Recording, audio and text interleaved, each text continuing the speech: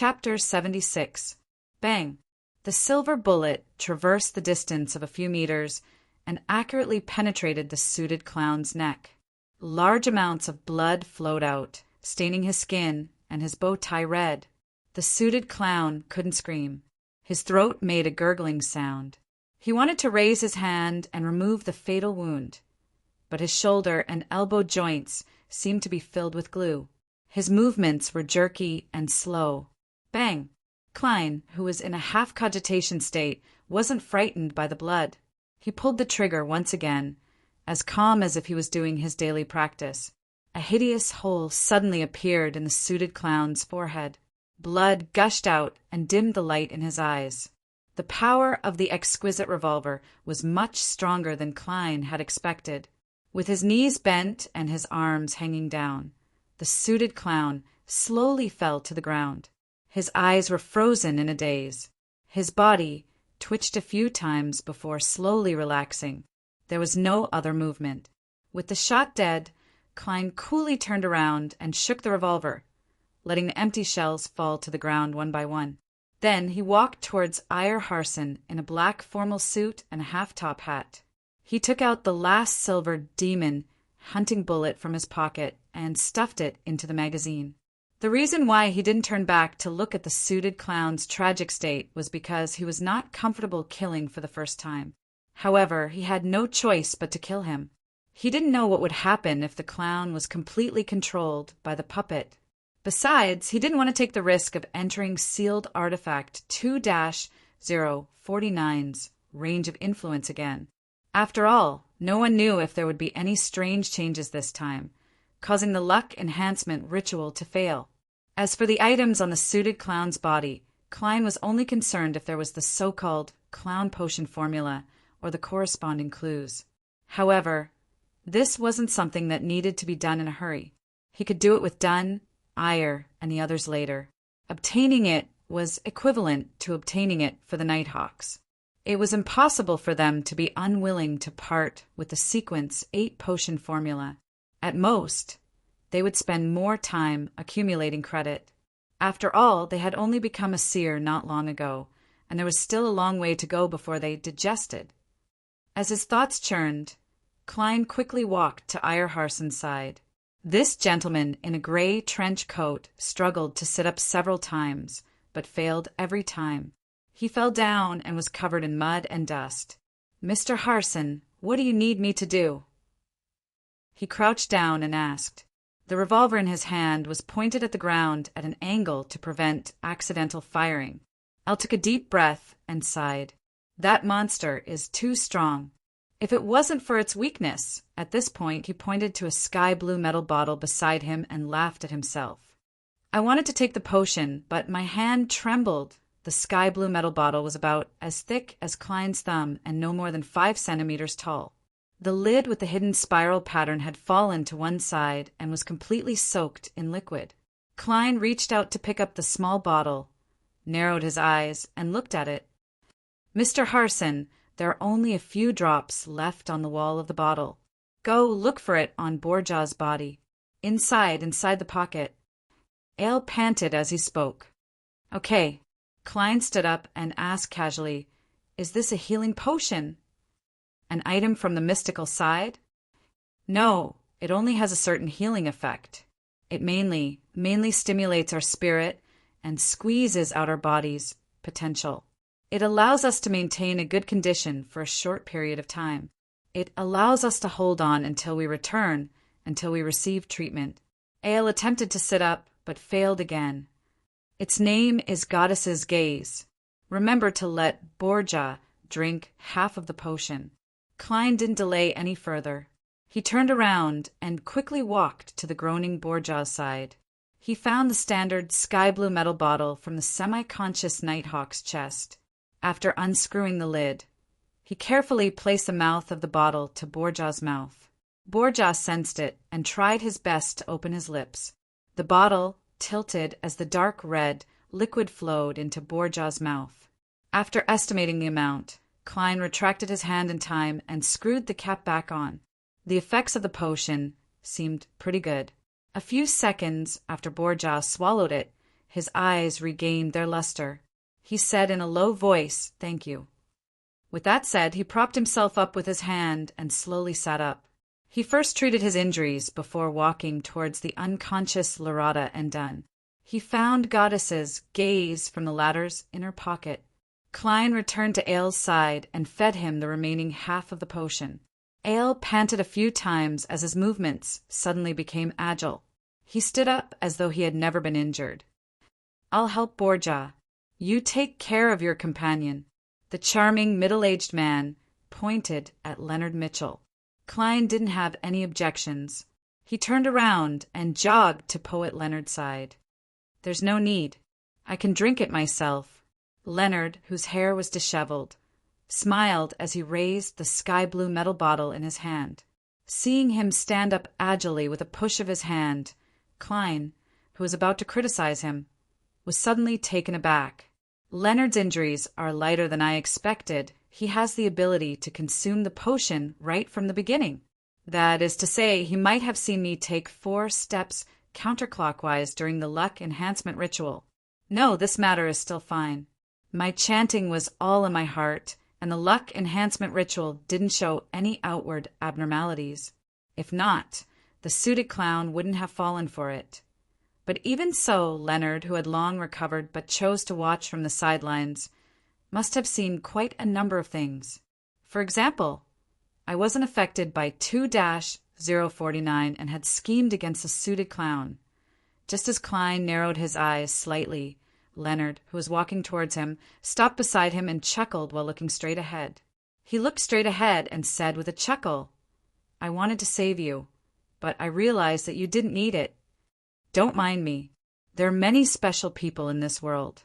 They can always do things that others can't, such as you." "Such as me." The corners of Leonard's mouth curled up as he walked past Klein and walked towards the awakened Dunn and Laurata. "Narcissist." Klein lampooned inwardly as he felt a lot more relaxed. From the looks of it, Leonard Mitchell is also hiding quite a number of secrets, he thought as he met up with the rest. He watched as Captain Dunn put on his gloves and picked up the Antigonus family's notebook that was stained with yellowish-brown and blood. The notebook's cover was made of dark black paper. It emitted an ancient and distant aura, showing no signs of softening or rotting. It was nearly identical to what Klein had seen in his dream. It made him begin to suspect that he would see the fool wearing a gorgeous headdress after opening it. But he soon realized that he was overthinking things. This was because Dunn had carefully flipped open the notebook to make a final confirmation. Klein could not see the words clearly due to his poor angle, but he was certain that there was no the fool wearing gorgeous clothes or a gorgeous headdress. Ahem, no problem. Dunn closed the notebook and held it tightly. Then he looked at Ayer and company and said, "Store it and sealed artifact 2-049 behind Tinjin City's Cheney's Gate for the next few days. Once you recover, or Bakelin send someone over." Upon hearing that, Klein was a little disappointed, but he also felt lucky.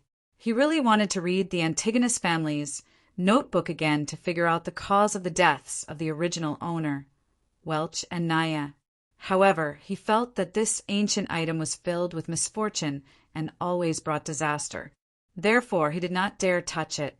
Handing it over to the church's headquarters and sealing it tightly is the best choice. He secretly heaved a sigh of relief. All right. Ayer, Harson, Borgia, and Laurata nodded and turned around at the same time. They came to the side of sealed artifact 2-049. They woke each other up and stuffed the puppet, which had regained its ability to move at some point in time, back into the cracked black metal box and monitored it closely. "Everything is normal." Ayer's tone sounded a little more relaxed. Inside the black metal box that only emitted a faint glow, the puppet that was wrapped in grease-stained cloth creaked as it flipped its body, aiming its clown-painted face at the light.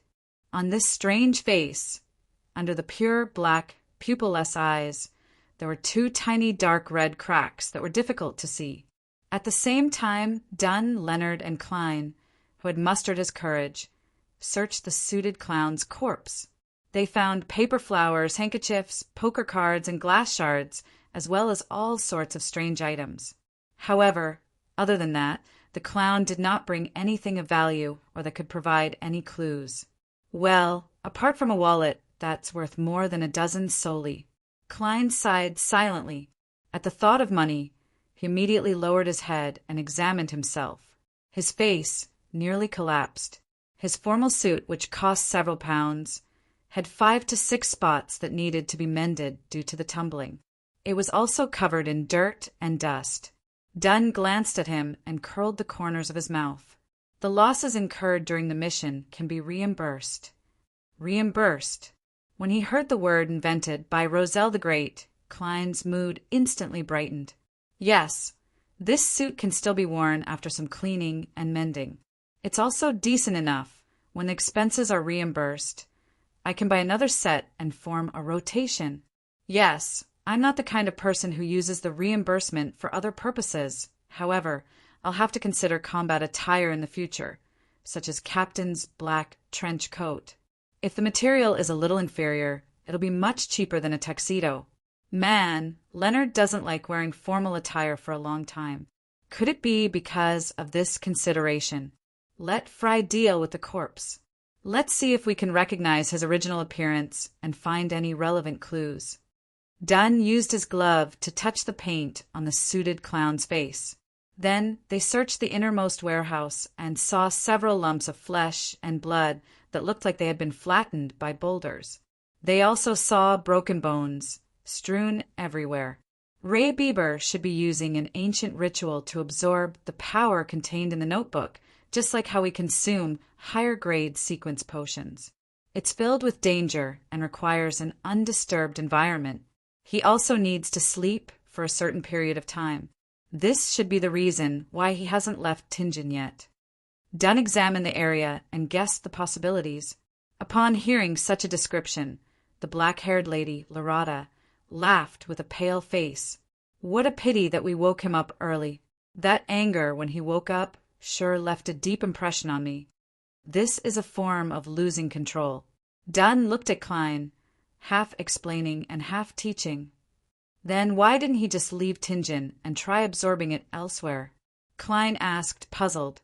Eyre Harson laughed and pointed at his head. Fellows who are affected by ancient powers or evil powers are usually not of much use here. At this moment, Dunn took a deep breath and said with a pained tone, "That's right." Chapter 77. All right, Leonard replied with a relaxed expression when he heard Dunn's suggestion. Next Klein, and the others walked out of the warehouse and approached the spot where Monster Bieber had self-destructed. With that as the center, they searched the area. Captain, what exactly are we looking for? Klein looked at the scattered rotten flesh and resisted the urge to vomit. He looked at Dunn Smith, puzzled. Dunn didn't look up.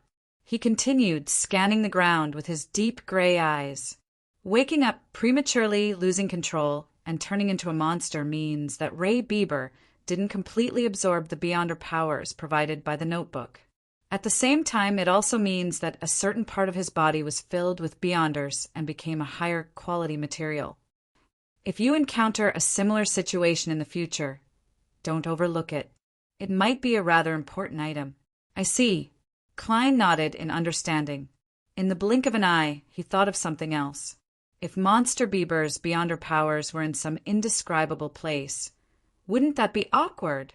Wouldn't it be disgusting to use it to concoct potions in the future? Just as Klein's thoughts wandered, Borja, whose eyes were as sharp as an eagle's, suddenly spoke. Found it. Cough. Dunn, Eyre, and the others immediately turned around and gathered around. Driven by curiosity, Klein also walked quickly towards Borja. Soon he saw the item in front of Borja. It was a grayish-white object the size of a fist. Its surface was covered in grooves, and it was soft and viscous, as though it was a brain that had been extracted from a living creature. Although Klein couldn't tell how extraordinary the grayish-white object was, he was certain that Borja had found the right item based on the fact that it had survived the violent explosion unscathed. Dunn sized it up carefully and squatted down. As he stretched out his right arm, He used his black-gloved left hand to carefully pick up the grayish-white object. The moment he touched it, the grayish-white object immediately spread out and turned into a viscous liquid. At that moment, Eyre Harson took out a tin-colored box from his pocket. He took out the cigarettes from inside and put them in his pocket. Then he passed the square metal box to Dunn and said with a smile, "I know you only love pipes." Dunn scoffed and took the square iron box. He poured the gray, sticky liquid into it and stored it temporarily. After putting away the item, he and Loretta did a rough search of the scene. After confirming that they had not missed anything, they left the place and went outside. They saw the horses anxiously digging the ground, almost breaking free from their ropes. "I know how to drive." Borja covered his mouth with his hand and coughed softly. "I know. You're good at comforting animals." Eyre nodded with a smile. After boarding the carriage, Dunn, Loretta, Eyre Harson, and Klein, who were maintaining their flexion and extension movements, fell into a momentary silence. When the horses' hooves clattered and the wheels rolled, Dunn looked at Klein and said after some deliberation, "I know that you must be very curious about the Antigonus family's notebook and want to understand what happened in the past." "No, not at all." Klein subconsciously denied it in his heart. That was an ancient object full of misfortune. Without giving him time to reply, Dunn continued, "However, I must first report this matter to the Holy Cathedral. Only after they have confirmed the confidentiality level of the notebook can they consider whether or not to let you have a look." "No problem," Klein answered briefly. Dunn flexed his arm and thought for a moment. "I once promised that once we confirm that Ray Bieber is a descendant of the Antigonus family, I would make you an official member of the Nighthawks. Now, not only have we confirmed Ray Bieber's identity, we have also eliminated this monster and foiled the Secret Order's plot. In this process, your performance was very outstanding. You personally killed a member of the evil organization. So I will fulfill my promise and immediately apply to the sanctuary, waiting for their reply. By the way, I forgot something important. I haven't asked if you're willing. Mr. Klein Moretti, are you willing to officially join the Tingen Nighthawks and become one of us? Your salary will immediately be doubled to £6 a week, and there will be an increase every year. Your salary will be split equally between the church and the Ottawa County Police Department. At the same time, you will obtain the status of a probationary inspector, which will be very useful at certain times. As a support-type Beyonder, you don't have to face enemies all the time, but you will need to be on duty at Cheney's Gate once a week. Without the team's approval, you're not to leave Tingen under any excuse, and try your best to keep this a secret from your family. After Dunn finished explaining the restrictions and benefits, Klein thought for more than 10 seconds. I hope to become an official Nighthawk. Only then would he be able to come into contact with more secrets, such as the situation of the Secret Order. After reading Roselle's diary that he had previously gathered, Klein had made some improvements to some of his thoughts. Being proficient in mysticism and finding a way to return home were his constant pursuits. As for further increasing his strength so that he could safely pry open the mysterious space above the gray fog and use it to return to his homeworld, that was a new goal. Just as Roselle the Great had said, it was very dangerous to rely solely on external forces. Furthermore, after becoming a seer and obtaining Beyonder powers, Klein also felt that he had a better grasp of the mysterious space. For example, he could pull another member into the gathering. This made him wonder if the mysterious space above the gray fog would undergo a more beneficial change when he became a Sequence 8, Sequence 7, or even a higher sequence Beyonder. Of course, Klein knew very well that all of this was under the premise that he had to completely resolve the hidden dangers of the seer potion. He couldn't be anxious or rash. Very good. When the Holy Cathedral approves of it, you will be one of us.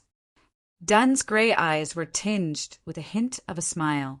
At this moment, Eyre Harson, who had been listening by the side, interrupted. Klein, I'll call you Klein. Your performance today was really outstanding. You actually managed to kill a Beyonder from the Secret Order, and I suspect that he has reached sequence 7. How did you do it? I can't believe it. As expected, here comes the question. Klein was already prepared to organize his words. He knew that killing a Beyonder who could deal with Dunn, Ayer, and Larada at the same time was indeed inconceivable and filled with mysteries. As long as Ayer and the others weren't blind or stupid, they would sooner or later ask about it. However, he never expected that they would hold back until now. That's right, the captain and Mr. Harson were previously injured, and their conditions could worsen at any time. At such a time, anything that could aggravate the conflict had to be suppressed. It was to prevent me from taking risks when my secret was exposed. Only when I expressed my stance and was willing to officially join the Nighthawks did they put down their worries and ask. They're all veterans. There was clearly no communication between them, but they tacitly made the same decision. Klein said thoughtfully, "This was a very fortunate matter. This is a very lucky thing." The clown in the tuxedo made a fatal error in judgment. Back then, sealed artifact 2-049 was thrown near me by the aftermath of the explosion. It was about 5 to 6 meters away from me, and from a cursory observation, it was easy to conclude that I was within the range of the sealed artifact's influence. And back then, I was affected by the explosion. My head was dizzy, and my movements were sluggish. It looked like I was being controlled. At some point in time, that suited clown had invisibly appeared near me. He used the words of saving me and giving me the corresponding sequence 8 clown for the seer potion to lure me in. He wanted me to help him retrieve the Antigonus family's notebook. Yes, he said that the secret order has the corresponding sequence, pathway to the seer potion, and he said that he was once a seer. Klein recounted the situation in detail. He even described the reasoning in his mind in an orderly manner, including how he believed that the suited clown had divined that taking the notebook would be extremely risky, thus changing his strategy. Of course, all the truth was to cover up the first lie. It was to hide the fact that he had been controlled by sealed artifact 2-049. He divined that taking the notebook would be extremely risky? Yes, there's indeed a huge risk, but the risk is actually with you. The black-haired lady, Larada, covered her mouth and chuckled. His divination wasn't wrong, but it ended up putting him in fatal danger. That's truly an interesting matter. Klein was taken aback as he nodded solemnly. Indeed, divination is never too clear, and a blur means that the interpretation might be wrong. Yes, I have to take note of that. How did you deal with him after that? Dunn stretched out his arm and leaned back slightly. Klein smiled. I pretended to agree to him and got him to wake me up. He didn't dare enter the range of the sealed artifact's influence, so he used a strange piece of paper to push me from 2 to 3 meters away. Seizing this opportunity, I pulled the piece of paper and pulled him into the range of 2-049's influence. Then, with a series of shots, I completed my goal. That's something I'm ashamed of. Back then, I didn't even have the confidence to hit him at a distance of 2 to 3 meters. Iron nodded slightly. With his dodging abilities, a distance of 2 to 3 meters isn't an absolute guarantee. You might be able to hit him, but you might not be able to hit his vital spots. That would be troublesome. Your choice back then wasn't wrong. In fact, it could even be considered outstanding. If it were me, I might not have done better than you. He didn't ask about what happened after that. This was because the suited clown who had fallen into the range of sealed artifact 2-049's control was destined to be a live target. The successor to Seer is Clown. How strange. Dunn suddenly sighed. Chapter 78. Ayer Harson echoed, indeed. It's hard to imagine that Seer's successor would be Clown. According to normal logic, no one would link them together. Is that strange? I remember that many pathways sequence potions lacked the necessary connection. The black-haired lady, Larada, covered her mouth as she yawned. It was obvious that her injuries were rather serious. Even the goddess's gaze was unable to maintain her exuberant energy. No, Larada, This is completely different. Even if the other sequence potions lack a connection, we can still find similarities in other aspects.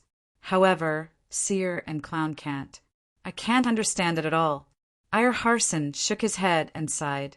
When Klein heard their discussion, he laughed and said, "No, there are still similarities." "No, they still have something in common." "What is it?" Ire asked out of curiosity.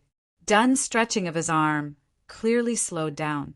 Klein answered in all seriousness, "Be it Seer or Clown, they can be found in a circus." Ire, Dunn, and Laurata were momentarily stunned. "Aft? Not a bad answer. I like young people like you." The black-haired lady, Laurata, was the first to snap out of her daze as she laughed. "Aft? Not a bad answer. I like young people like you." The black-haired lady, Laurata, was the first to snap out of her daze as she laughed. Ire revealed a smile as well and shook his head. In this day and age, there are fewer and fewer gentlemen with the spirit of self-deprecating. Fortunately, we met one today. "Do you think I like to self-deprecate?" "It's because I didn't think of any other similarities." Klein lampooned silently before replying with a slightly bitter smile. "I only wish that this sequence pathways potion would not have names like Beast Tamer, Acrobat, or Magicians. That would really form a circus.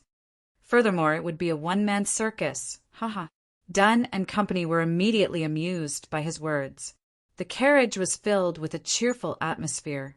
The carriage advanced all the way to Zitland Street. The uninjured Klein was the first to enter the Blackthorn Security Company. "Goddess, what happened to you? How did you end up like this?" Roshan took a casual glance and exclaimed.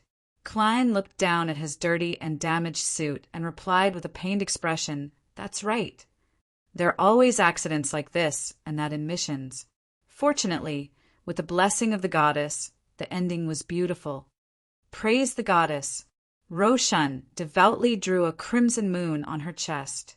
Without waiting for Klein to speak, she took the initiative to ask, "Do we need to hide on the 3rd floor again? Is that sealed artifact really that dangerous?" "Trust me, it's more dangerous than you think," Klein replied with lingering fear. If not for his even more mysterious luck enhancement ritual, he would have perished at 2-049's hands. "Goddess." Roshan's lips quivered, as though she had a lot more to say and many questions to ask. But considering that the captain was waiting downstairs, she finally resisted the urge. She called for Mrs. Oriana and company to head to the 3rd floor, the 2 floors next to the Blackthorn Security Company. The floors above and below were either properties of the church or were occupied by devout priests who were vaguely aware of the situation. After all the civilian staff had left, Klein didn't rush to the recreation room to inform the other Nighthawks. He immediately returned and helped the captain and company escort sealed artifact 2-049, Monster Bieber's remnant, and the Antigonus family's notebook to the 2nd floor. Passing through the partition, Dunn pushed open the recreation room's door and said to the 2 Nighthawks who were playing Gwent, "Fry Royale, immediately head to the dock area's Tyrell warehouse and assist Leonard in the aftermath." "All right." The raven-haired, cold-looking Royale was the first to stand up. The black-haired, blue-eyed, pale-skinned corpse collector Fry stood up as well. They put down their Gwent cards and walked out of the recreation room. When they passed through the partition, they paused for a moment. "Wait." Dunn didn't let everyone down as he shouted, "Is there anything else?" Sleepless Royale turned her head and asked without a change in expression, "Remember to inform the police and get them to seal off the road. Before you deal with the scene and move the corpses back, don't let anyone approach," Dunn said as he smacked his forehead. "All right." Royale turned around, took 2 steps forward, and then stopped. She turned around, blinked her eyes, and coldly confirmed. She confirmed coldly, "Captain, is there nothing else?" "No," Dunn answered firmly. Royale nodded indiscernibly and walked towards the door. As for Corpse Collector Fry, he maintained his unhurried pace with his cold and gloomy aura. At that moment, Dunn spoke again. Remember to tell Roshan and Mrs. Oriana that they can come down now." "No problem," Fry replied in a calm, almost emotionless manner. After watching the two Nighthawks walk out the door and climb up to the third floor, Klein heaved a sigh of relief. He followed the captain, Eyre, and the rest into the basement. They walked straight and arrived at Cheney's gate. "Go to the armory and get old Neil here. We need his ritualistic magic to treat us." Dunn instructed Klein as he gestured for sleepless Kenley to open Cheney's gate. As the effects of the potion faded, his mind gradually became sluggish. "All right." Klein didn't wait for the captain's reply as he continued. "I will watch the armory in place of old Neil. I will also request for at least 20 demon hunting bullets and wait for the Holy Cathedral's approval. I will hold back my curiosity about the Antigonus family's notebook." Dunn was momentarily at a loss for words. "Captain, there's nothing else, right?" Klein asked with a smile after he finished answering. Dunn shook his head, still unable to speak. Taking out his cane, Klein turned around and walked towards the armory. He told old Neil, who was drinking water, what had happened. "You became a monster that lost control. You even killed a Beyonder?" Old Neil quickly cleared the table. "It's like I'm listening to the script of a play." He walked around the table and headed straight for the corridor without waiting for Klein's reply. Klein asked out of curiosity, "What's the matter?" "Mr. Neil, doesn't the church have any true healing potions?" He actually needed the help of ritualistic magic. Potions concocted with ordinary ingredients cannot solidify the healing effect of the ritual for a long time. Extraordinary ingredients are rare, and most of them are not suitable for such things. Old Neil casually explained, "You should know about the goddess's gaze. When this potion is first made through the ritual, it's a standard, real healing potion. But every minute after that, the effect will evaporate until there's only a little left." "I see." Klein nodded in disappointment. As a former keyboard adventurer, he was also a game enthusiast. It was a matter of habit for him to yearn for healing potions. After watching old Neil leave, he sat down and felt the peace that he hadn't felt for a long time. In this peace, he recalled the tragic state of the suited clown before his death. He recalled his cold-blooded shooting, and he recalled the hideous wound and the blood that gushed out. Klein's body gradually trembled, and his heart was filled with discomfort. He first stood up, then sat down, and then slowly repeated the process. He even paced back and forth. Phew!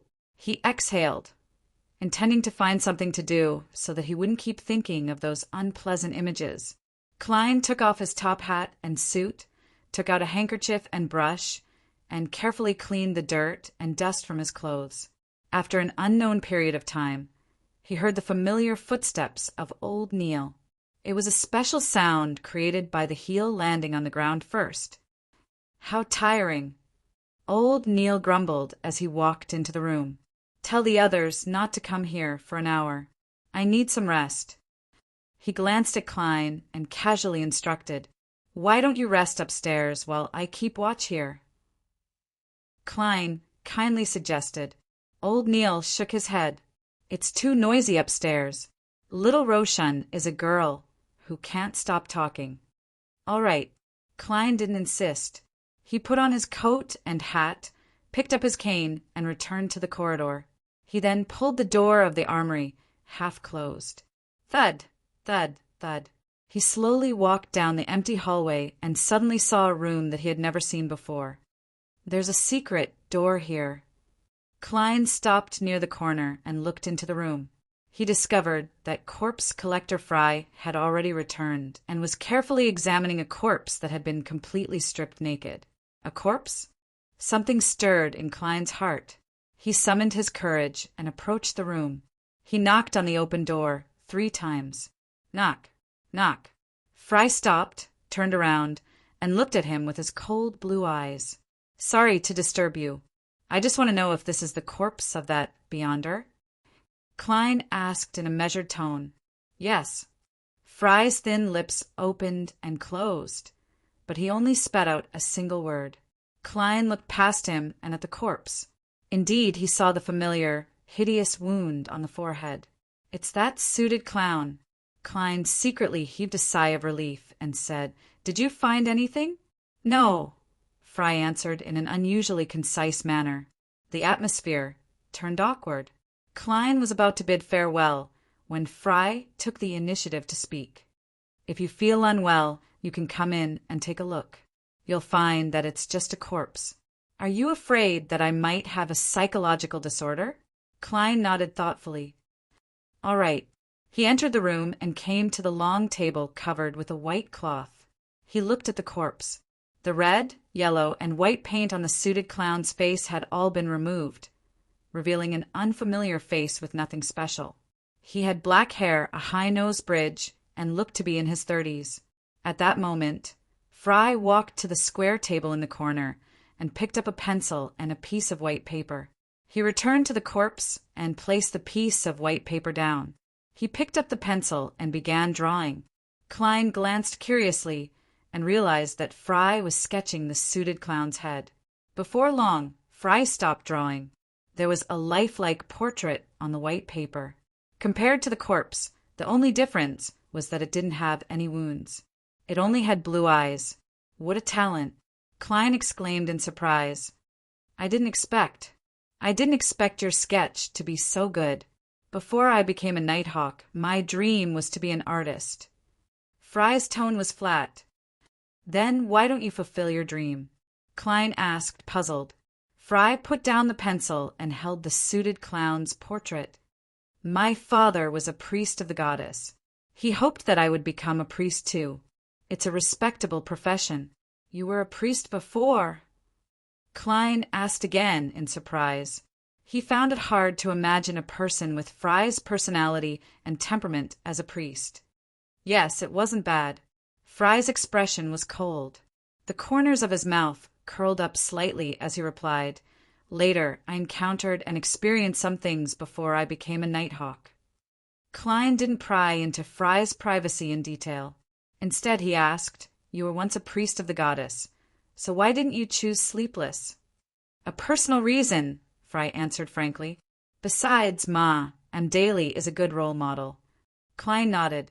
Just as he was about to change the topic, he heard Fry say, "Help me look after this place. I have to hand the portrait to the captain immediately.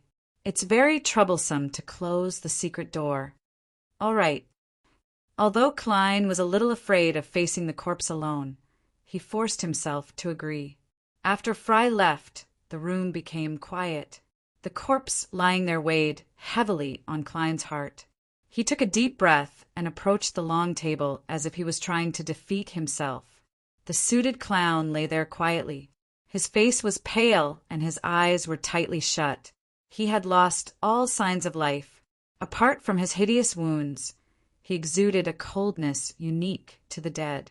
Klein stared at him for a while. His emotions gradually settled down, and he seemed to have calmed down. He swept his gaze and noticed a strange brand on the suited clown's wrist. He mustered his courage and reached out to touch it. He wanted to flip it over to get a better look. Just as the cold sensation traveled from Klein's fingertips to his brain, the pale, lifeless palm suddenly shot up and grabbed his wrist. It grabbed his wrist tightly. Chapter 79. The cold and painful grip of the 5 white-knuckled fingers made Klein's hair stand on end. He subconsciously retracted his hand and frantically tried to retreat. A heavy feeling came over as Klein used all his strength to pull at his forearm. Thump! The pale, naked corpse was pulled askew as it fell from the long table to the ground. However, the cold, pale fingers continued to grip Klein's wrist. Klein momentarily lost his ability to think. His mind was filled with thoughts of pulling out his gun and firing. However, as he couldn't retract his dominant hand, he threw away his black cane. He tried several times, but he failed to successfully retrieve his revolver from his holster. At that moment, the corpse's eyelids suddenly opened, revealing a pair of unfocused blue eyes. His mouth quivered as he muttered, "Hornacis? Hornacis! Hornacis!" After 3 murmurs, the flustered Klein felt the fingers that were gripping his wrist loosen. Following that, they drooped limply. The suited clown's eyes were tightly shut once again, as though nothing had happened. If not for the pale corpse lying on the stone floor, Klein might have believed that he had been hit by an illusion. He staggered a few steps back, feeling that many parts of his body were convulsing from the shock and anxiety. Phew! Phew! Klein panted heavily as he slowly regained his ability to think. He looked warily and fearfully at the corpse on the ground. He removed his revolver and cautiously retreated out of the room. After confirming that the corpse was motionless, he glanced at the wrist where he was holding his gun. There were 5 deep, dark red fingerprints there, and they were silently narrating the previous encounter. Klein calmed down significantly as he constantly cursed in his heart. F***K, you scared me to death. After panting for about 10 seconds, he began to visualize the items in his mind, allowing himself to quickly regain his composure. Carefully recalling, Klein replayed his encounter frame by frame. Although he still did not understand the reason for the suited clown's zombification, he acutely grasped the crux of the matter. It was the man's repeated muttering of Hornacius. It's Hornacius again. Klein frowned. The Antigonus family's notebook records the nation of the Evernight in the Hornacius mountain range. When I was in cogitation and spirit vision, I heard something I shouldn't have heard. I also heard the term Hornacius. And now, this dead man is using a strange method to emphasize Hornacius in my ears. Could it be that the answers to many questions lie in the Hornacius mountain range?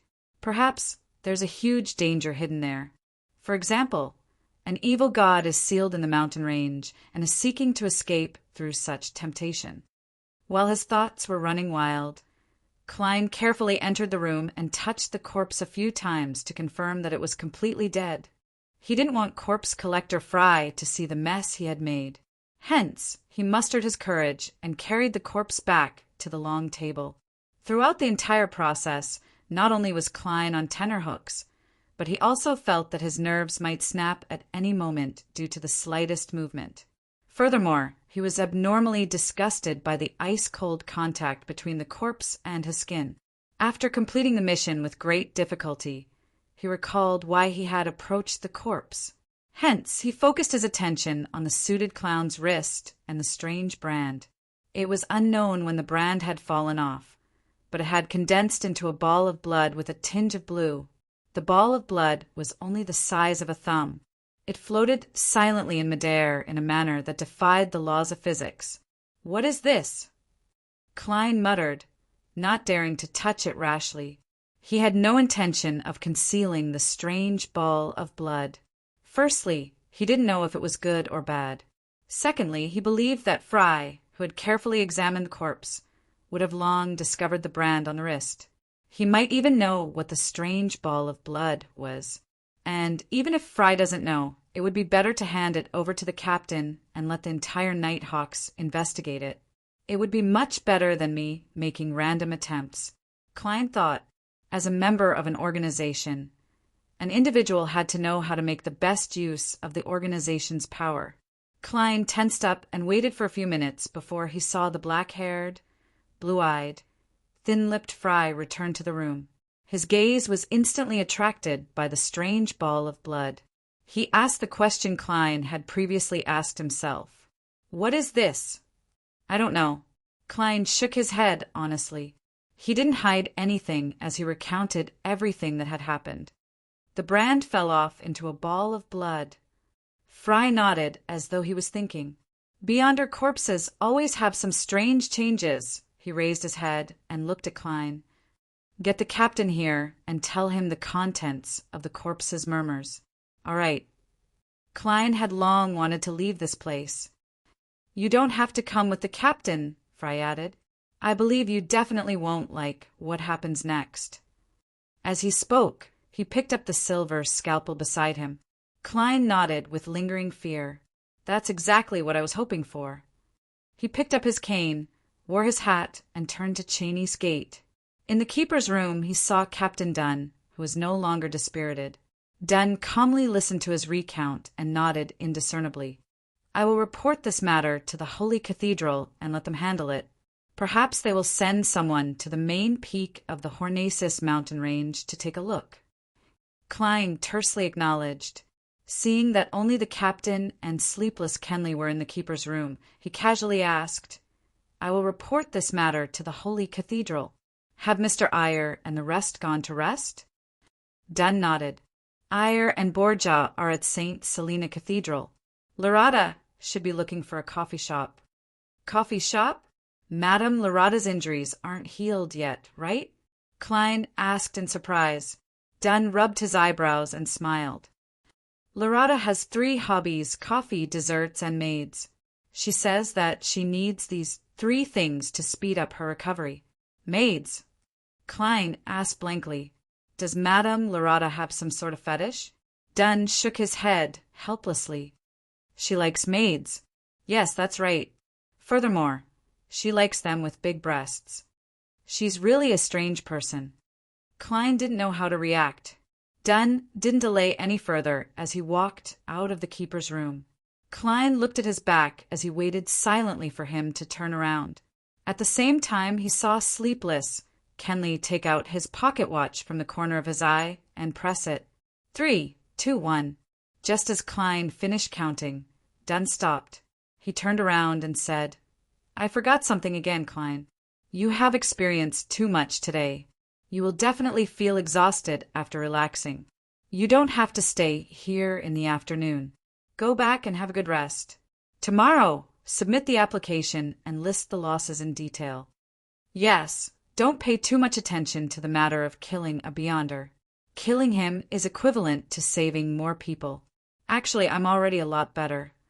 Klein exhaled silently. Dunn nodded slightly. Just as he was about to turn around, he suddenly smacked his forehead. "Also, I have already handed the Beyonder's portrait to Leonard. He and the police department will be in charge of the follow-up investigation. I believe that the Beyonder will definitely be riding carriage in Tingen City, enjoying food, and will definitely have a place to stay. Anyone who walks by will leave a mark. Emperor Rosel's words are indeed very reasonable."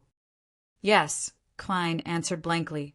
After the captain left, he left the guardroom and walked slowly to the 2nd floor. Along the way, he suddenly thought of something and felt an inexplicable sense of fear. The suited clown claimed that the secret order has the corresponding sequence pathway for seers. Even if it's an exaggeration and they don't actually have the formulas for high-sequence Beyonders, they definitely have plenty of low-sequence Beyonders. That means that they have quite a number of seers. Would he have divined that I was the one who killed the suited clown and secretly took revenge? If they can't deal with the Nighthawks, how can they deal with a seer like me who doesn't have any direct means to counter their enemies? Klein stopped on the stairs and thought about the problem seriously. Soon, he realized that he was worrying for nothing. First, the secret order doesn't even know who the Nighthawks are. Second, even if they know 1 or 2, it definitely doesn't include a civilian like me. Third, under such circumstances, unless it's a seer, it's impossible to divine who the murderer is. He heaved a sigh of relief and left the Blackthorn Security Company. He took a public carriage back to Daffodil Street. Although he hadn't eaten anything in the afternoon, he still lacked an appetite. Klein entered his bedroom and took off his damaged suit and his half-top hat. Then he lay on the bed and tried to sleep. His mind was still active, and he couldn't seem to relax. However, his mind wasn't repeating the scene of him shooting the suited clown, but the scene of him moving the corpse. It was that hair-raising sensation. He didn't feel as uncomfortable as when he had killed someone for the first time, but he felt more nauseous just thinking about it.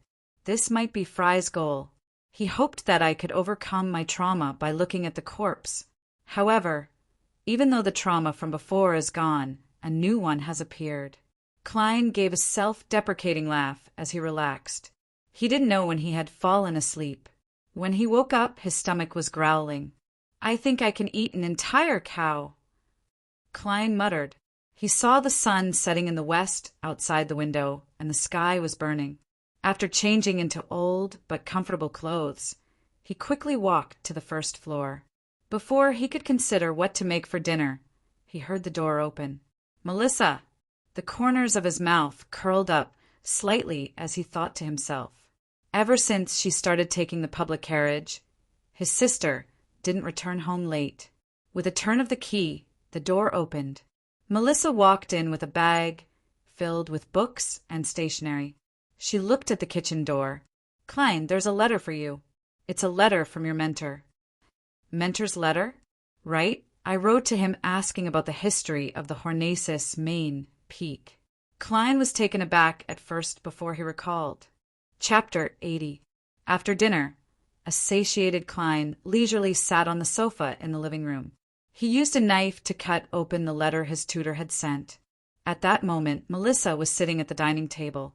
Under the light of the gas lamp, she was working hard on the exercises in her book. Banson was curled up on the sofa, reading Elementary Accounting Course. After opening the 3-page letter, Klein read it with anticipation and fear.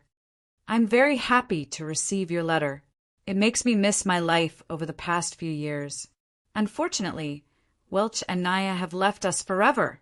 I attended their funerals and felt their parents' immense sorrow. These were 2 young people who should have had a glorious future. Fate is always unpredictable. No one knows what will befall us the next moment. The older I get, the more things I've seen, and the more I feel the fragility and helplessness of being human. As for the historical information on the main peak of the Hornacis mountain range that you mentioned, I remember that the archaeologist Mr. John Joseph once published a monograph detailing his experiences on the main peak of the Hornacis mountain range. He discovered a few ancient buildings that were more than 1,000 years old. What makes every historian and archaeologist feel ashamed is that we lack the means to accurately determine the age. We can only make a rough judgment based on the architectural style, the characteristics of the murals, and a small number of recognizable words. It's hard to believe that there would be a human settlement on such a high mountain. Mr. Joseph has sufficient evidence to prove that those humans developed a civilization of their own, a unique civilization. It's difficult to describe the details in the letter. I suggest that you try to borrow that monograph from the Deweyville Library. Believe me, the library donated by Sir Deweyville has more books than the one set up by the city government. The monograph is called Research on the Ancient Ruins of the Hornacis Mountain Range. It was published by the Rouen Publishing House. In addition, there are some papers that mention the relevant situation. They were published in journals such as New Archaeology and Archaeology Review. The specific title and issue number are... Klein read it word by word, repeating the names of the monograph and the thesis that his mentor had mentioned several times in his mind.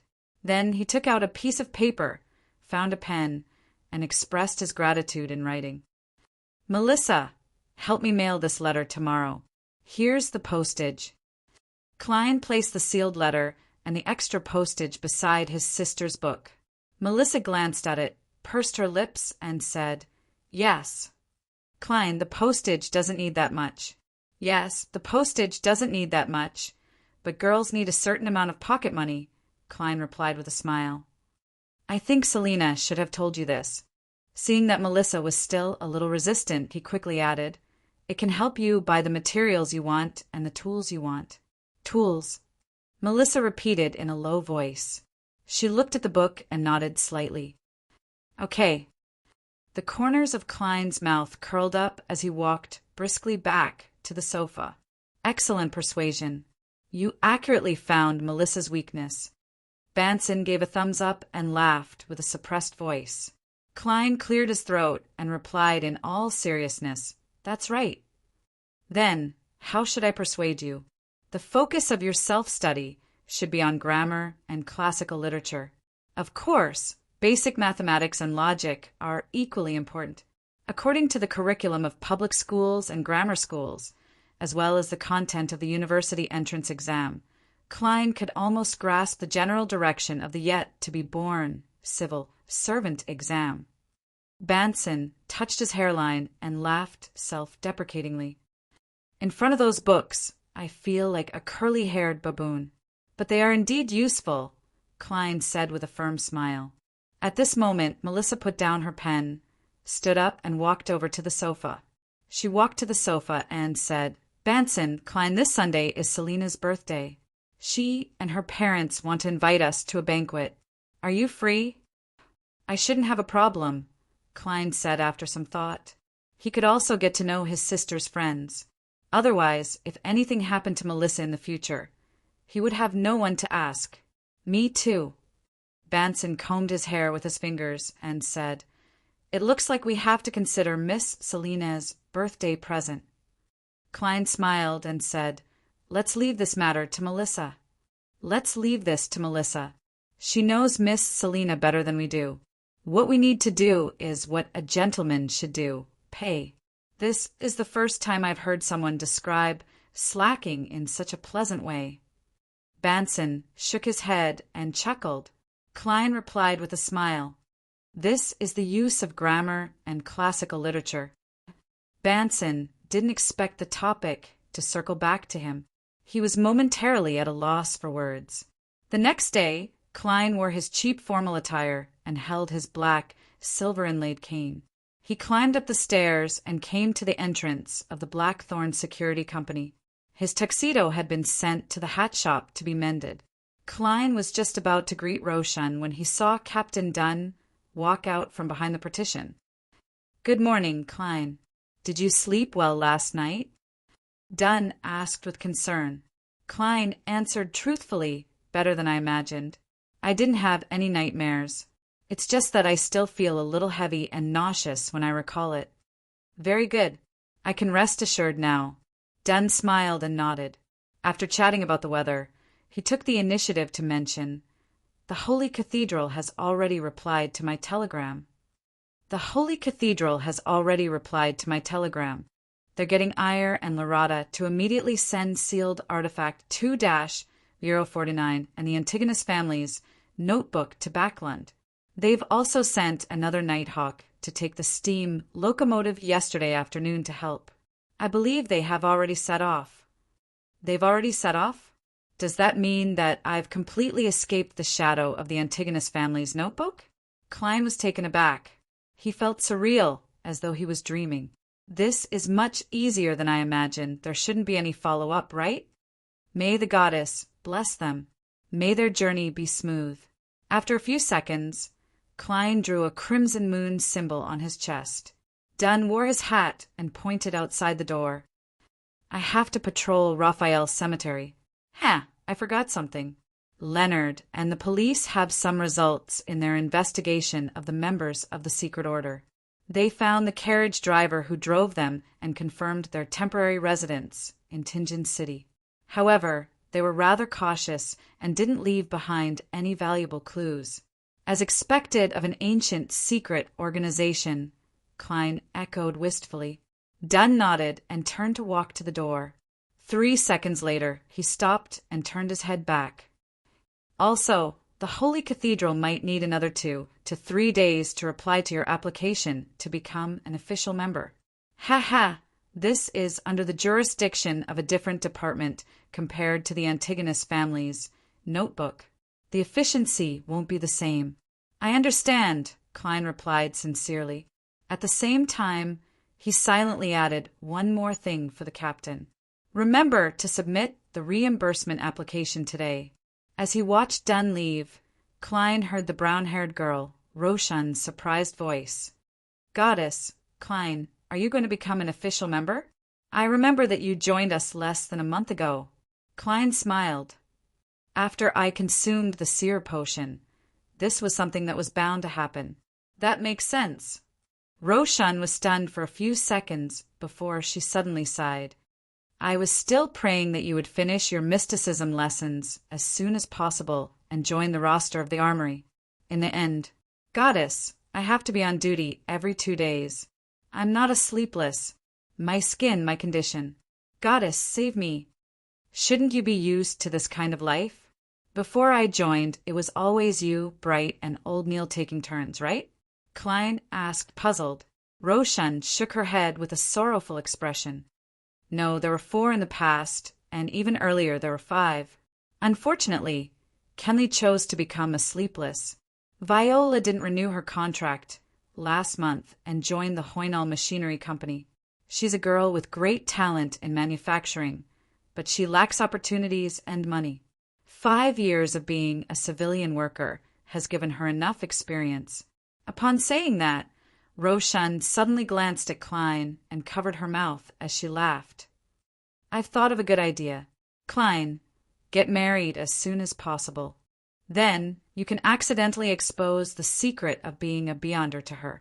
This is a very minor leak, and there won't be any severe punishment. After all, no one can hide it from someone who sleeps in the same bed for long. When the time comes, you can introduce her to us and make her a civilian worker. A perfect plan. The corners of Klein's mouth twitched. Miss Roshan, you can also find a husband as soon as possible. That should be easier. I believe you have the means to leak the secret to him. When Roshan heard that, her eyes widened and her mouth gaped. How can I do that? Marriage is a very serious matter. It requires careful observation, careful selection, and a certain period of time to verify it. That's not what you said just now. Klein didn't reason with Miss Roshan. After exchanging a few pleasantries with her, he bade farewell and went underground. When he arrived at the armory, he saw old Neil fiddling with the hand-ground coffee. Hence, he sat down and waited patiently. You should be an official member soon, right? Old Neil asked casually as he filtered the information. Captain said that it will take another 2 to 3 days, and I'm not sure if the Holy Cathedral will approve it, Klein answered frankly. Huh. Old Neil laughed. The Holy Cathedral will not object to such matters, especially when you have already become a Beyonder. Upon saying that, he turned his head and looked at Klein with a chuckle. You have to be mentally prepared. Every official member of the Nighthawks has to go through a ritual, and that is to independently complete a mission. Of course, Dunn will definitely choose the easiest and simplest mission for a rookie. Furthermore, you are a support-type seer. Chapter 81. I have to complete a mission independently to become an official member. Klein was taken aback. But we might not even have 1 mission a week, and it might not be easy. Doesn't this mean that I'll need about a month or 2 to officially become a Nighthawk before I can get a promotion and a raise? Old Neil took a whiff of the coffee and glanced at him. This is just a ritual between Nighthawks. After all, we stand at the forefront of fighting against Beyonder dangers. We definitely don't want our teammates to be children that need to be taken care of at all times. And this doesn't affect you from receiving the salary of an official member, obtaining the corresponding rights, and fulfilling the necessary obligations. So, it's a ritual to obtain the recognition of other Nighthawks. But, Mr. Neal, why did you emphasize that it doesn't affect my salary as an official member? Did I make it that obvious? Klein touched his face and smiled awkwardly. He then asked, does it have to be a mission of Beyonder nature? That should be the case, but your performance yesterday was rather outstanding. You cleverly killed a Beyonder that's at least a sequence 8. I believe Fry and Royale have already acknowledged you. Therefore, Dunn might just assign you an ordinary mission. Old Neil suddenly sighed. Doubling my salary? I'll never encounter something like that again in my life. Klein laughed and took the initiative to mention his sequence pathway. Mr. Neal, do you believe that the corresponding sequence 8 of Seer is the real clown? In fact, recalling the description on the confidential information, it was quite consistent. A job that's good at skill-based combat. I can't guarantee you, but I think it's very likely. First of all, it matches the information. It's characterized by agile movements and skill-based combat. Second, other sequence pathways have similar situations. Do you know what the corresponding sequence 8 for Mystery Prior is? Old Neil asked with a chuckle. I don't know. It's not on the church's information. Klein shook his head frankly. Old Neil chuckled. I'm acquainted with the two old guys from the machinery hive mind. They jokingly mentioned that the corresponding sequence 8 potion for Mystery Prior is Combat Scholar. Did you hear that? Combat Scholar? Goddess, I don't like combat at all. It doesn't match the image of a Mystery Prior at all. It's understandable. Mystery Priors seek the secrets behind things, and combat is one of them, Klein said after some thought. All right, don't waste time. Continue with the mysticism course. You still have a lot of ritualistic magic to master. You still need to learn how to make charms and amulets. Old Neil finished making the coffee. All right. Klein sat down and arranged the time for today in his mind. In the morning, he would study mysticism, read through all kinds of historical materials, and submit a reimbursement application. After lunch, he would go to the shooting club to practice. Then he would head to the Deweyville Library in the Golden Indus Borough to see if he could borrow academic monographs and corresponding journals related to the Hornacius main peak. After doing all this, if he had time, he would go to the Divination Club. He couldn't slack off in the slightest when acting. When the application was approved and he received the fees, he would buy a formal suit on the way home. Yes, I'll apply for the materials tomorrow morning and attempt to make an amulet for Melissa and Banson that can avert disaster. In an elegantly decorated dining room with a chandelier hanging from the ceiling, a few friends were congratulating Joyce Mayer on his escape from disaster and his return to Tingen. We've all seen the newspapers. Just the description is frightening. A man with a short beard said wistfully. A man with a short beard said emotionally, Joyce, it's hard to believe that you've experienced such things and suffered such hardships. Cheers, the bad luck is gone. The sun shines on us and the steam above. Joyce and his fiancée, Anna, raised their glasses in unison and clinked them with their friends. Then they downed the remaining champagne in one gulp. Anna has been extremely worried these past few days. I suspect that she's been crying every night. When I invited her for afternoon tea, her mind would wander off. Thankfully, you have finally returned.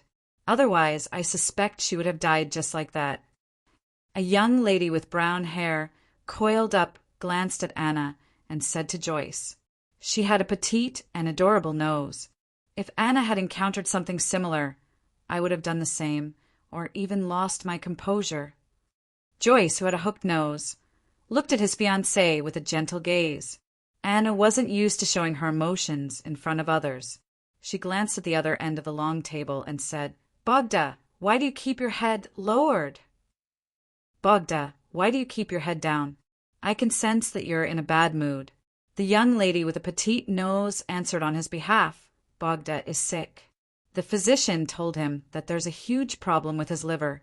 Medicine can only reduce the pain, but it can't really be treated. He needs to undergo surgery. Lord, when did this happen? Anna and Joyce asked in surprise and concern. Bogda was a young man with light, short hair. His face was sallow, and his usually shrewd red eyes were tainted with dullness. It happened last week. As Joyce hasn't returned yet, I told Aaron and the rest not to tell you, Bogda explained with a bitter smile. Joyce asked in a staid manner, Have you decided when you want to undergo the surgery? Bogda's expression fluctuated a few times. No, I haven't made up my mind.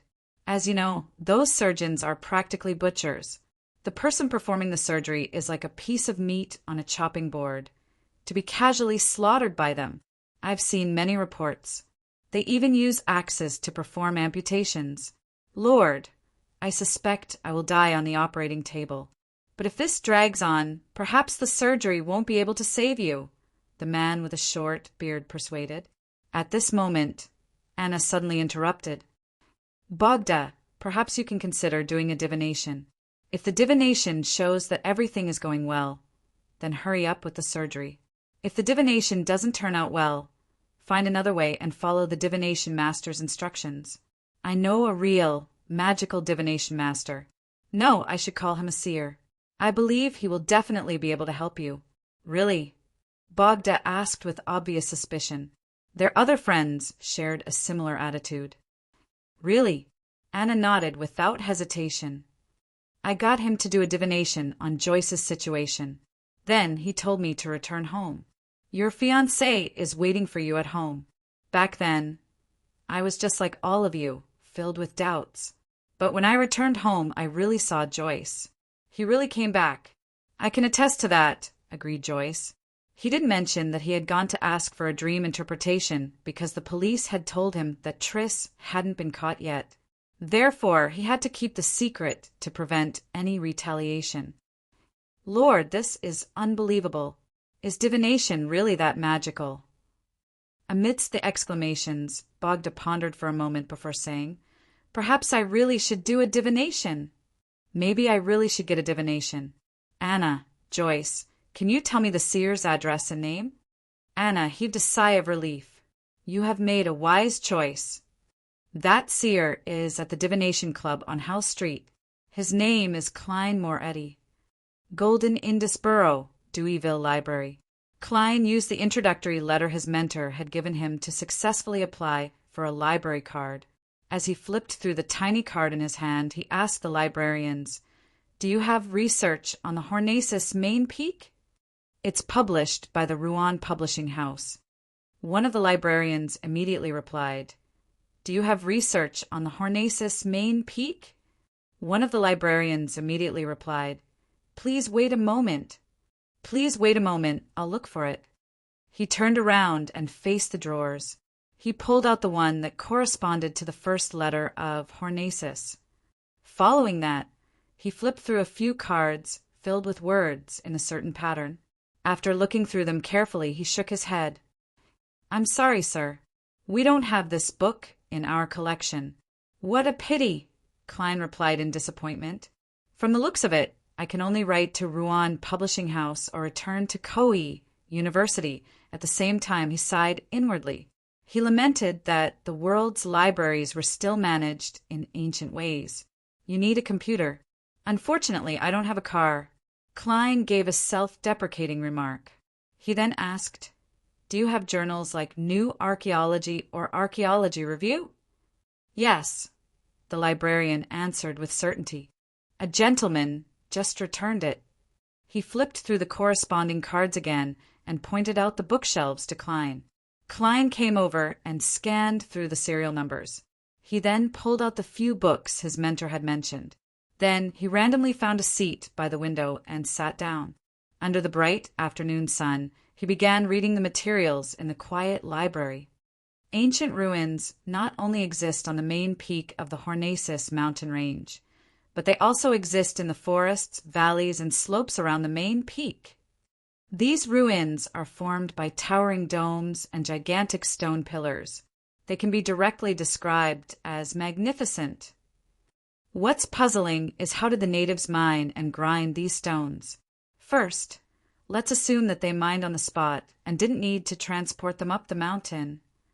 There's a strange pattern. The closer one is to the mountain peak, the grander the ruins. But what's surprising is that there are no ruins on the mountain peak. According to our inference, there should be a palace that doesn't look like it was built by humans. It should be a temple used for sacrifices. A palace that doesn't look like it was built by humans. A temple used for sacrifices. Could it be the one I saw in my dream? Amidst his thoughts, he suddenly heard a few footsteps approaching from afar. He looked up and saw a familiar face, a face that often appeared in the newspapers. He had a squarish face, thick eyebrows, a sharp nose, short dark blonde hair, blue eyes, and tightly pursed lips. All of these belonged to a famous person in Tingen. He was a philanthropist, an entrepreneur, and the owner of the library, Sir Deweyville. Beside Deweyville was the middle-aged butler that Klein had seen before. Chapter 82. Various colors appeared as his aura reflected in his eyes. Klein casually observed Sir Deweyville's condition. His body is very healthy and there are almost no hidden problems. His mood is terrible, and there's a hint of weakness amidst the gloom. Mental weakness? Poor sleep? But the problem is that there's nothing wrong with the purple on his head. As Klein muttered to himself, Sir Deweyville and company walked further and further away from the library. Retracting his gaze, Klein pinched his forehead and sighed to himself. It's not easy being a tycoon. He didn't pay much attention to the matter as he cast his gaze back onto the magazines in front of him. After reading one article after another, Klein didn't find any useful clues. He only confirmed a few things. First, there was indeed an ancient kingdom around the main peak of the Hornacis mountain range. Second, the history of this ancient kingdom could be traced back to at least 1,500 years ago. Third, their architectural style was majestic, and they left behind all sorts of murals. From the murals, it could be seen that they believed that after death, people would protect their loved ones in the night. Lastly, there were symbols that symbolized the night in the ruins, but they were clearly different from the Evernight sacred emblem. Even if there's a chance, I won't go there. Klein gritted his teeth and muttered. He decided to stay away from courting death. He packed up the magazines and placed them back in their original positions. Then he wore his top hat, picked up his cane, and left Deweyville's library. Divination Club. Bogda looked at the beautiful lady in charge of reception. I would like to have a divination. Angelica smiled politely. Do you have a designated fortune teller? Or you can flip through our introductions and choose the one most suitable for you. Bogda pressed the right side of his abdomen and took a silent breath. I wish to seek Mr. Klein Moretti's help in divination. But Mr. Moretti isn't around today, Angelica answered without needing confirmation. Bogda fell silent as he paced back and forth. When will Mr. Moretti be here? No one knows. He has his own matters to attend to. According to my observations, he comes most often on Monday afternoons, Angelica said as she thought. All right. Bogda's expression darkened as he turned to leave. Sir, you can also choose other fortune tellers, such as the famous Mr. Hannas Vincent in Tingen City. Angelica tried her best to salvage the business. Bogda stopped in his tracks and hesitated for a moment. No, I only trust Mr. Moretti. Can I wait here for a while? Maybe he'll come over after he's done with his business.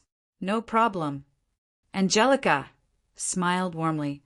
Bogda came to the sofa and sat down.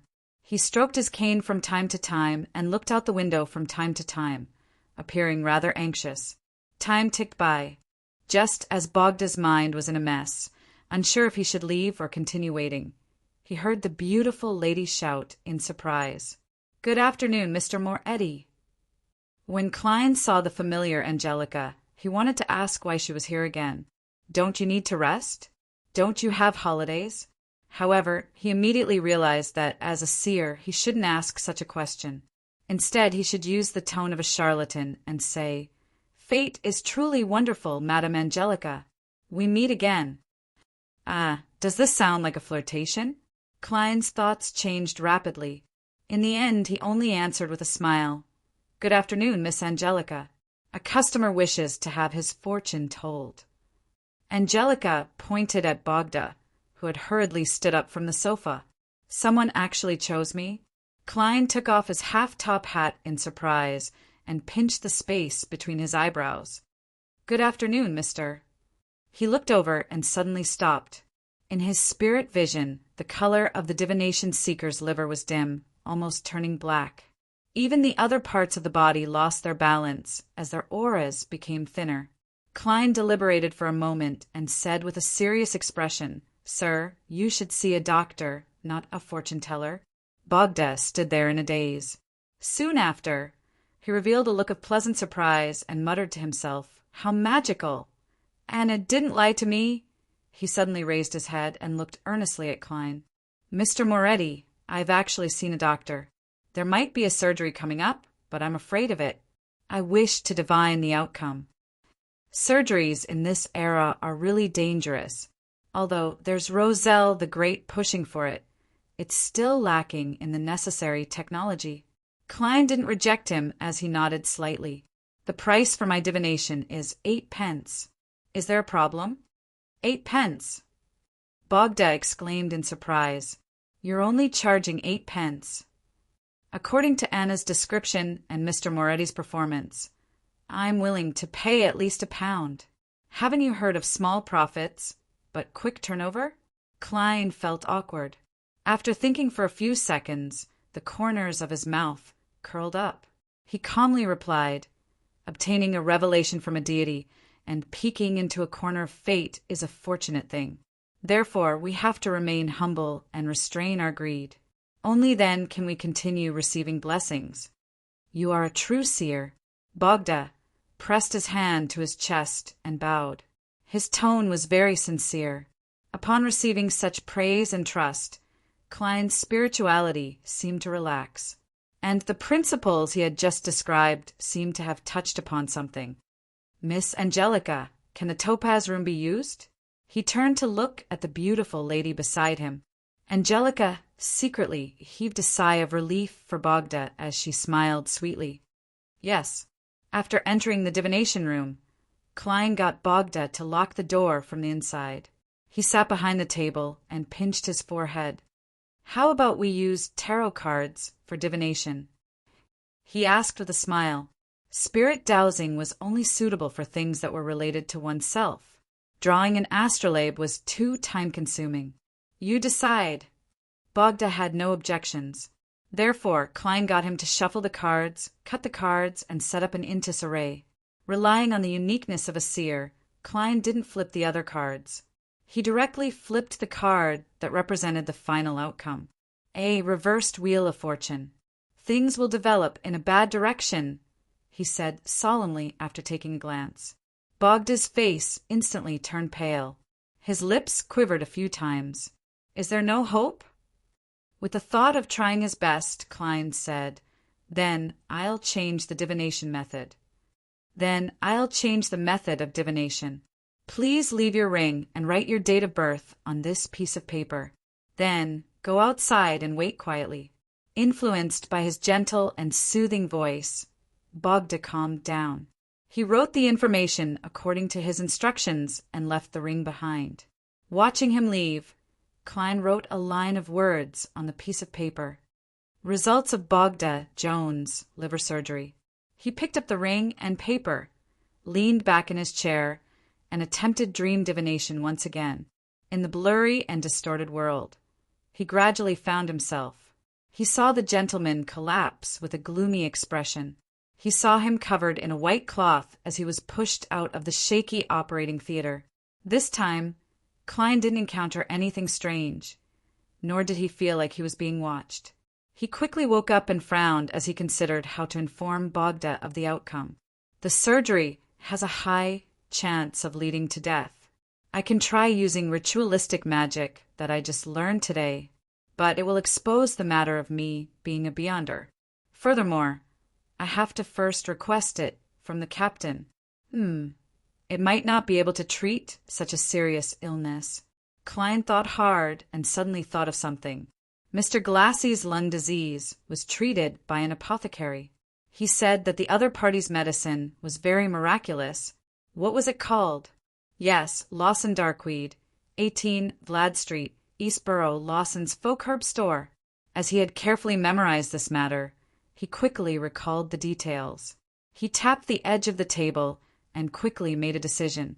Using spirit dowsing to quickly determine whether the idea was good or bad, Klein opened the door and looked at Bogda, who was standing up in a panic. As he returned the ring, he smiled warmly. "I see hope in you." "Really?" Bogda asked in pleasant surprise. Klein didn't reply as he continued, "Your hope is in East Borough on Vlad Street. Your hope lies in the East End, in Vlad Street, and in connection with the word Lawson. If you don't find it, come find me here after 4 in the afternoon on Monday." All right. Bogda nodded immediately as he took out his wallet in excitement. He counted out 5 pence and 3 pennies. He had followed Klein's instructions completely and didn't use the tip to corrupt the real seer. The corners of Klein's mouth twitched as he received it. He smiled warmly and said, "I hope you find hope as soon as possible." After Bogda left, he did the same thing as the previous time. He handed over the commission and tipped Angelica, pretending that he only received one solely. Eastborough, Vlad Street. Bogda walked from one end of the street to the other. He walked a total of 3 times until his liver started hurting again. Finally, he confirmed that there was only one thing on this street that had anything to do with Lawson. It was Lawson's folk herb store located at number 18. He mustered his courage and walked in. He caught a whiff of all sorts of herbs and saw the shop owner. He was a man in his 30s or 40s with short black hair and a round face. The boss was dressed in attire that resembled a village witch doctor. His robe was deep black and embroidered with all sorts of strange symbols. "Hello, do you have medicine that can treat my illness?" Bogda asked politely. The boss raised his head and swept a glance at Bogda with his deep blue eyes. The corners of his mouth curled up slightly. As he said, "Your liver illness is very serious, but everything depends on whether you have the money to pay for the medicine." "He can tell?" Bogda suddenly felt a little more confident as he hurriedly nodded. "How much is your medicine worth?" £10. That's very fair. The boss took out a bag of herbs from under the counter and said, "Add water. Add enough water to boil it into medicine. After it's done, add 10 drops of fresh rooster blood and drink it immediately. This bag of herbs can be cooked thrice. After 3 times, there shouldn't be any problems." As he spoke, he tore open the yellowish-brown paper and threw a few strange herbs inside. "That doesn't sound very believable." Bogda swallowed his saliva and said, "That's it?" The boss stared at him and suddenly revealed a smile. "Do you want anything else? How about this bag? When your liver illness recovers, I guarantee that you and your wife will be satisfied." He chuckled as he took out another bag of black paper herbs. He suppressed his voice and said, "There's mummy powder added inside. Believe me, many nobles consume such things. They put it in tea or boil it into soup." Bogda's confidence in the boss was completely shaken. He even felt disgusted. Chapter 83. Holding the herbs wrapped in yellowish-brown paper, Bogda left Lawson's folk herb store in a daze. While waiting for the tracked public carriage, he suddenly came to a realization. I spent £10 just to buy a bag of things? That's close to a month's salary. If not for his trust in Anna and Joyce, he wouldn't have brought so much cash to the divination club. Could it be that Mr. Moretti is working with the black-hearted boss of Lawson's herb store to earn more profits by only charging 8 pence for a divination?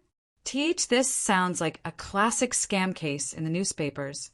Bogda connected the dots and began to suspect Klein. He even suspected Joyce and Anna. The tracked public carriage stopped. He looked at the herbs in his hand, but he couldn't shamelessly return. All he could do was enter the carriage with a heavy heart. Inside Lawson's folk herb store, the boss watched as Bogda's figure disappeared into the distance. He suddenly turned his head and shouted towards the back door where the herbs were stacked.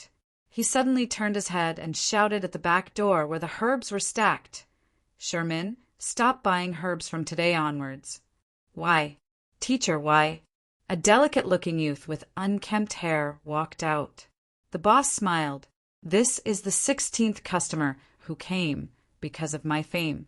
If this continues, I believe the Nighthawks, mandated punishers, and machinery hive mind will all notice me. It's time to consider moving to another city." "Then, does this shop need to be transferred?" Sherman nodded in enlightenment and asked with concern. The boss chuckled. "If you wish to stay, you can be the boss of this shop. In terms of identifying herbs and concocting medicine, you are already capable enough. Of course, remember to deposit 50% of your monthly profits into my anonymous account at the Backland Bank. But I haven't learned what you are truly good at." Sherman was tired of living in a city for less than a year, but he was also reluctant to part with the magical formula his teacher was good at. The boss sat on a recliner and leisurely rocked back and forth. "That's not something you can learn just because you want to." A cup of boiling dark green liquid appeared in front of Bogda. The smell of smelly socks and the color that made him want to vomit made him deeply doubt his every move today. The rooster's blood that had just flowed out was dripped with medicine. Bogda's father looked at his son worriedly. I think surgery is the best choice. The small amount of rooster blood tumbled in the boiling liquid a few times before disappearing. Bogda took a deep breath and said, "If this medicine doesn't work, I'll consider surgery. The Lord will protect you." Bogda's father drew a triangular sacred emblem on his chest. When the boiling liquid cooled down, Bogda raised his right hand, closed his eyes, and tilted his head, gulping down the entire potion with the thought of not wasting 10 pounds. The stench of blood lingered in his mouth, almost making him vomit everything he had just drunk. That night, Bogda realized that he had eaten something bad. He went to the bathroom 6 times and only fell asleep when the crimson moon was about to disappear. After an unknown period of time, he suddenly woke up because he dreamed of being reprimanded by his boss. Thankfully, I applied for 3 days of annual leave. I don't have to rush to the office." Bogda heaved a sigh of relief. He suddenly realized that he was in high spirits. This was in stark contrast to the gloomy state he had been in for the past few weeks. Bogda subconsciously reached out his hand and pressed on the right side of his abdomen. He felt that the region, which would sting him to the point of unbearable exertion, had become normal. There was only ordinary pain from pressing on it. It can't really be effective, right? That apothecary is clearly fooling me. Bogda was surprised, delighted, and puzzled as he got out of bed. He stretched his body and felt his long-lost sense of health return. He pondered for a long time and muttered to himself, "According to that apothecary's instructions, I still need to drink the medicine twice. After I'm done, I'll head to the hospital to find a physician to take a look. That apothecary didn't mention how many times I need to drink the medicine a day. I still feel that he's a little like a cheat." In the office of the Blackthorn Security Company's clerical staff, Klein had requested ahead of time to obtain an undisturbed environment. He held a carving knife and expressed his spirituality as he seriously carved incantations and symbols on 2 pieces of silver accessories. They were Hermes, which prayed to avoid calamity. They were 2 mysticism symbols that represented the Evernight goddess and the Empress of calamity and horror. Apart from that, Klein had also added the goddess's corresponding spirit number, 7, as well as the relevant magical labels. In addition, both sides of the charm and amulet had to be carved. As for the symbols, incantations, and labels on each side, their respective positions, and what special format they had, all of these belonged to the advanced category of mysticism. It was filled with falsehoods that were spread among ordinary people. At that moment, Klein's right-hand side had quite a number of scrap carving materials. After repeated practice and confirming that he had mastered it, he dared to create amulets for his brother, Banson, and sister, Melissa. His psyche settled as spirituality surged out from the tip of his carving knife. He outlined the number 7 on the surface of the silver accessory. He had already finished carving the incantations and symbols on the other side of the silver accessory. All that was left was to finish this side. When the last carving was done, all the spirituality was strung together. Klein suddenly felt a strange, majestic, and terrifying power surge in the room. The surge quickly disappeared, and the incantations on both sides of the silver accessory formed a hole in Klein's spirit vision. They emitted a serene and peaceful black color. He put down his carving knife and rubbed the silver accessory that formed a circle and a vertical. He felt that it was warm to the touch with a hint of coolness. "It's done." He happily put the amulet he had previously created and the newly completed piece into his pocket. He planned on giving it to his brother, Banson, and sister, Melissa, when the opportunity arose. Such amulets created by Beyonders had certain effects. They could allow the wearer to avoid a certain degree of calamity without realizing it, but it wouldn't be too exaggerated. Furthermore, their spirituality would slowly dissipate. Unless they used high-level ritualistic magic and prayed for a complete solidification, a year was the limit.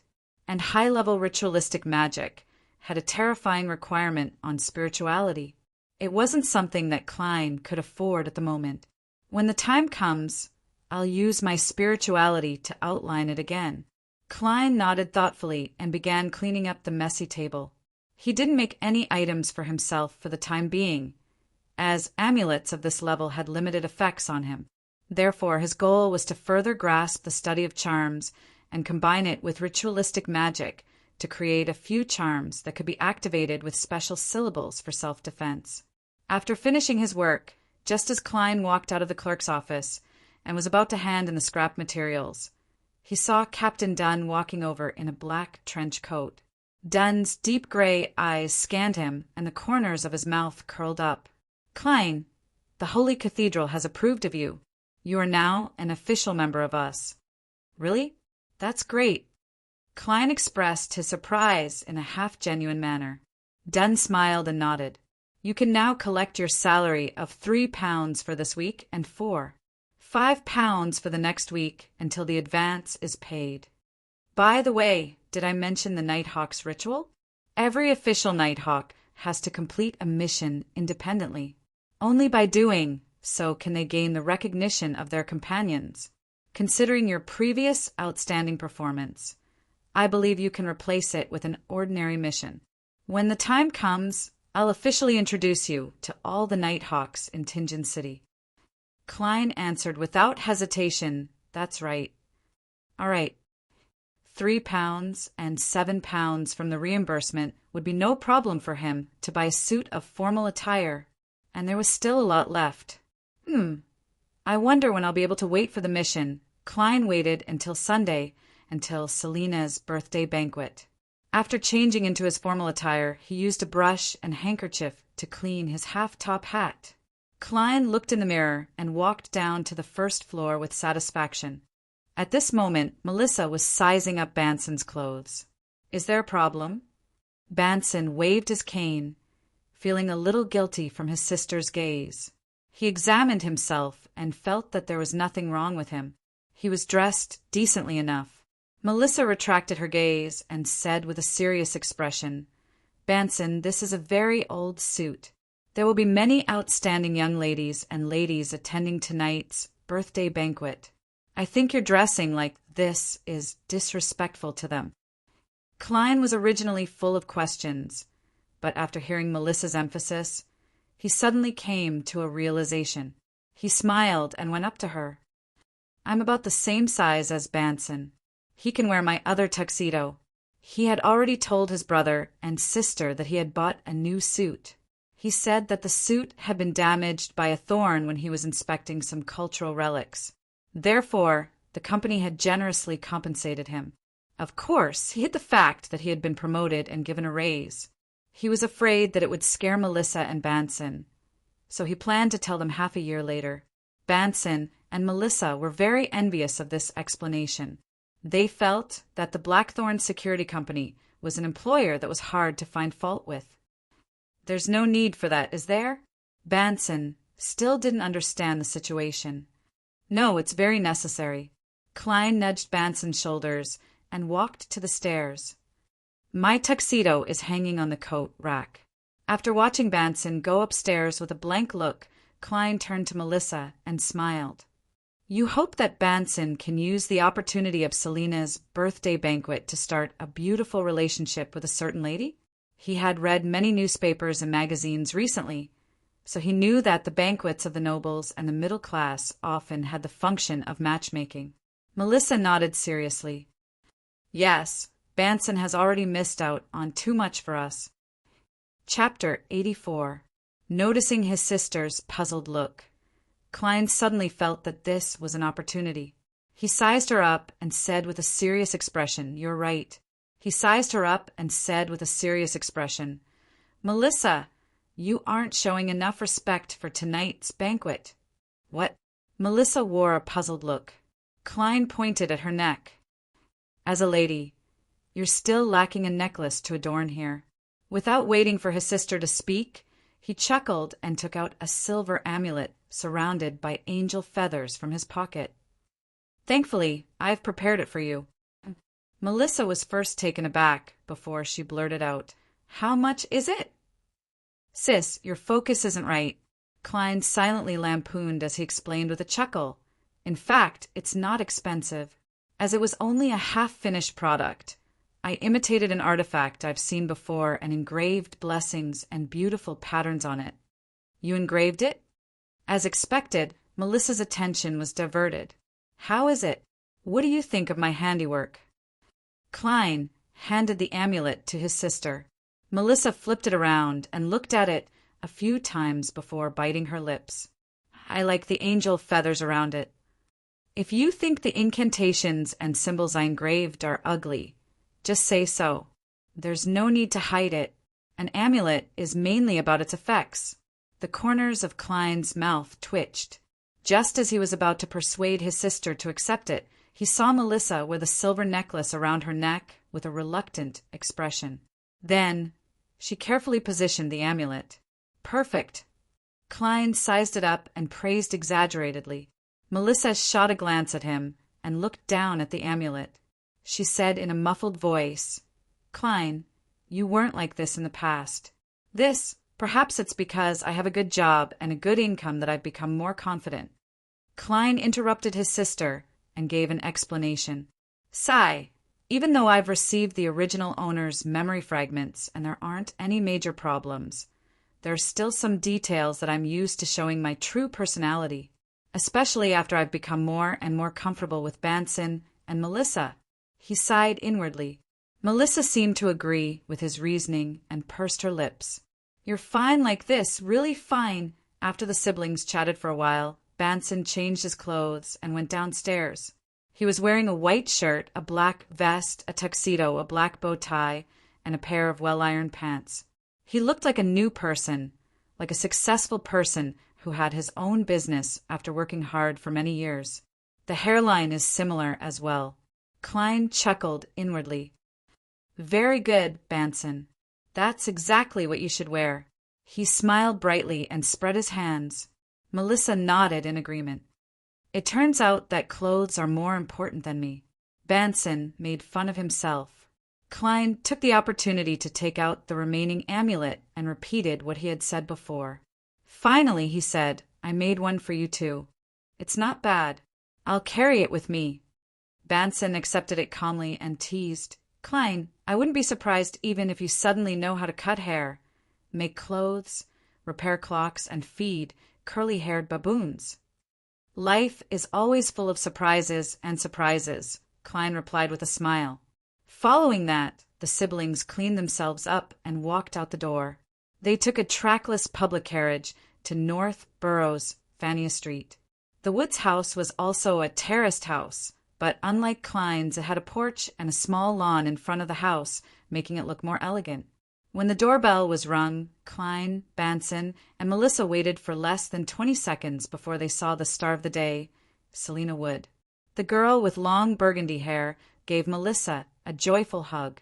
I like this dress of yours. It makes you look especially beautiful. Beside Selina was her father, Mr. Wood Sr., a senior employee of the Bakeland Bank's Tingen branch. Welcome, our esteemed elder brother. Welcome, our young historian. He deliberately greeted Banson and Klein in an exaggerated manner. Young historian. Why didn't he add a description of a conscientious person? Klein lampooned inwardly, took off his hat, and replied with a smile, Mr. Wood, you are more spirited and younger than I imagined. His compliment had unknowingly leaned towards the foodie empire. Banson extended his hand and shook old Wood's hand. I know quite a number of bank employees, but they are all equally arrogant and stiff, like the latest models of machines. None of them are as gentlemanly as you. If you had seen me at the bank, you might not have given me such an evaluation. Old Wood smiled happily. After exchanging pleasantries, Selina, who was wearing a new dress, led the siblings inside. At times she would say in a normal voice, Elizabeth has arrived. At other times she would say to Melissa in a suppressed voice, Your two brothers are more handsome than I imagined. Hey, my hearing is very good, even though you're complimenting me. Klein looked helplessly at the two 16-year-old girls walking side by side in front of him. That's not right. I'm still far from being handsome. Hey, Miss Selina, how ugly did you think of me and Banson previously? One is reserved and gloomy, slovenly, pale and listless. The other has sparse hair and looks prematurely old. Klein pinched his glabella and diligently practiced his spirit vision. Miss Selina is healthy, excited, and very happy. Mr. Wood Sr. has a small problem with his lungs. Yes, I saw his pipe. Klein scanned the crowd in a good mood. Elizabeth, Melissa is here. At that moment, Selina called out in a brisk tone. A girl in a blue lace dress walked over. She had naturally curly brown hair and cute baby fat. Klein was taken aback for a moment because he knew this girl. He had even helped her choose an amulet at the underground market. Elizabeth first greeted Melissa before looking at Banson and Klein. She stood there in a daze, frowning slightly as though she was thinking about something. Soon, Elizabeth smiled and greeted them politely as though nothing had happened. Klein pretended not to recognize her. Under old Wood's lead, he came to the sofa in the living room and was introduced to Selina's brother, Chris, and the other guests. Klein couldn't help but feel envious when he saw Banson happily chatting with Chris and the other solicitors, using his neighbor, Mr. Shoud. I don't have such social skills. He picked up a glass of aperitif from the table in the corner and listened quietly. From time to time, he would nod and laugh in agreement. Not long after, all the guests arrived, and the banquet officially began. As there were too many guests, the Wood family's dining table couldn't handle it. Therefore, the banquet was a buffet. The maids served steaks, roast chicken, fried fish, mashed potatoes, and other food on different tables. The serving men were in charge of cutting them to fit the portions. When Klein saw the elegant, glazed plates and silver knives and forks, he couldn't help but be speechless. He felt that the middle-class Wood family was too extravagant. Since they're so rich, why did Chris prepare for the wedding for a few more years? He thought of what his sister had once said. Perhaps it's to accumulate such cutlery that they had to prepare for a few more years. For such a family, dignity is very important. Amidst his thoughts, Klein picked up a porcelain plate, came to the dining table, and forked a piece of roasted meat smeared with honey. At this moment, Elizabeth, who had cute baby fat on her face, came over and looked at the food. She looked at the food and whispered, "So you're Melissa's brother? Thank you. Selina really likes the amulet I gave her. She said that she felt healthy the moment she put on." Selina, amulet. Klein suddenly recalled the reason the girl beside him had chosen the amulet. It was a birthday present for a friend who liked mysticism. That friend is Selina? Selina likes things in the mystical domain. Klein frowned slightly and smiled politely. That might just be a placebo effect. After saying that, he waited for her to praise Roselle the Great.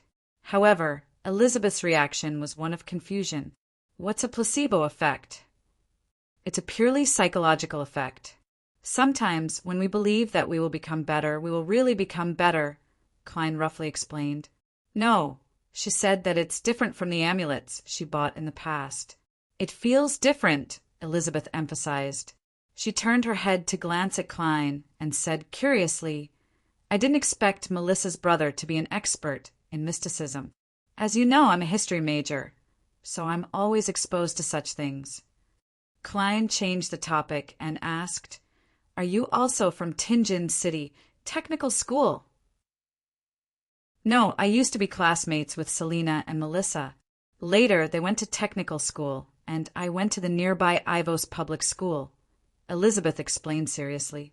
Public schools weren't public schools, but schools that accepted students from the public. They had evolved from good grammar schools, and their goal was to nurture graduates who could enter university. The tuition fees were rather expensive, and they would consider the student's family background. Even the typical middle class couldn't afford it. She didn't chat further. After choosing her food, she returned to Selina's side. After congratulating the main character on her birthday, the banquet gradually came to an end. Klein and Banson were invited to join the ranks of Texas Hold'em. The small blind bet was half a penny, and the big blind bet was 1 penny. As for Melissa, Elizabeth, Selina, and the other friends, they went to the second floor. It was unknown if they were chatting or playing other games. Klein's luck wasn't good today. He played more than 20 rounds, but he didn't get a good hand. All he could do was watch and discard his cards, acting as a spectator. He flipped the corner of his card again and realized that it was a 2 of hearts and a 5 of spades. Should I try to bluff him? Klein considered it for a moment, but he still couldn't muster the courage to do so. He resisted the urge to cheat with divination. He covered his cards and knocked on the table, indicating that he wasn't calling. Then he got up and left the long table for the bathroom. Roselle is also a person with obsessive-compulsive disorder. He actually found a strange reason to continue naming the game Texas. Klein shook his head as he walked forward. At that moment, he suddenly stopped, and his pupils constricted. Chapter 85. A strange, distorted, and faint fluctuation flashed past. It was so fast that Klein almost suspected that he was hallucinating. If it wasn't for his proficient grasp of spiritual perception, he might have overlooked this anomaly. Thinking of his sister upstairs, Klein frowned. He gripped his cane tightly, circled around the washroom, and turned towards the stairs of the woodhouse. He quickly walked up, and based on his spiritual perception's grasp of the remnant traces, he arrived outside the living room near the balcony. It should be here, Klein muttered as he raised his hand to tap his glabella twice. Auras penetrated the walls and the wooden door and entered his eyes. Most of them had normal colors, but their outlines were blurry. However, one of them was rippling with a sinister black-green color that was slowly corroding inwards. There's indeed a problem. Klein's expression turned abnormally serious as he reached out with his right hand to remove the silver chain around his left wrist. He held the silver chain with his left hand and let the topaz pendant hang down naturally in front of him. When the pendant stopped swaying, he outlined the ball of light and chanted inwardly. The room in front of me contains danger caused by a beyonder. Typically speaking, spirit dowsing was only suitable for divination on matters related to oneself, as well as a small-scale objective situation. Therefore, Klein was rather particular in his description. Danger would cause him to be affected, and the room would be right in front of him. The room in front of me contains danger caused by a beyonder. After repeating this a total of 7 times, Klein opened his eyes and saw that the topaz pendant was spinning clockwise at a rather fast speed. This meant that there was danger caused by a beyonder in the room, and the level of danger wasn't low. Selina was a mysticism enthusiast. She had brought her friends to play a certain ritual, and something had gone wrong? What should I do? Klein rubbed his brows, wrapped the topaz pendant around himself, and knocked on the door. Knock, knock, knock. He knocked 3 times rhythmically, a friendly smile plastered on his face. With a creak, the door opened, and Melissa appeared in front of Klein in a new dress. Klein, what's the matter? The girl didn't expect her brother to come over and was rather surprised. Klein smiled without a hint of gloom in his voice. I heard that you were having fun, so I was a little curious. Sorry for disturbing you. Melissa lowered her head in embarrassment and apologized. We were playing magic mirror divination. Selina knows a lot. It's fun. Magic mirror divination. Sis, why don't you go play pen spirit and disc spirit? Klein shook his head in exasperation and amusement. He looked past Melissa and into the living room, where he saw Selina with a bright smile and deep dimples. However, in his spirit vision, the girl with long wine-red hair who was holding a silver-plated mirror was being corroded by the sinister blackish-green. As his thoughts raced, Klein deliberated over his words. Hee, I won't disturb your game anymore. Oh, right, where's Elizabeth? I was chatting with her about ancient Faysac grammar, and she said that she had questions for me. Elizabeth? Melissa looked her brother up and down and emphasized in a strange tone, She's only 16. Hey, what are you thinking? Klein immediately explained, This is a normal academic discussion. Elizabeth is very interested in history and ancient languages. Melissa gave her brother a deep look before saying, "She's inside. I'll get her to come out." "All right." Klein took a step back and left the door. As he watched his sister turn around, he heaved a sigh of relief. He was glad that the person in danger wasn't Melissa. He only waited for about 20 seconds before a confused Elizabeth walked out. She asked in puzzlement, "Mr. Moretti, what's the matter?" "I never said that I'm interested in history and ancient languages." At that moment, her words were interrupted by Klein's stern and solemn expression. Her entire body tensed up as though she had smelled something ominous. Klein took a few steps to the side and gestured for Elizabeth to come over from behind the half-closed door. The girl with cute baby fat on her cheeks was affected by the sudden heavy atmosphere and subconsciously followed. "As you know, I'm a mysticism enthusiast." Klein stopped in his tracks, turned around, and said directly. Elizabeth nodded slightly in response. "Yes, I even believe that you're an expert in mysticism." "No, I'm just an enthusiast. But that doesn't stop me from discovering that there's a problem with your magic mirror divination," Klein said with a heavy tone. "A problem?" Elizabeth nearly raised her voice as she hurriedly covered her mouth. Klein thought for a moment and said, "I know it's hard to convince you with words alone. Return to the activity room now, and when Selina isn't paying attention, take a peek at the front of the mirror that she hasn't shown you." "How do you know that she won't show us the front of the mirror?" Elizabeth blurted out. According to the records of the Nighthawks, more than 90% of the cases involving magic mirror divination that involve evil will have similar situations. Klein smiled.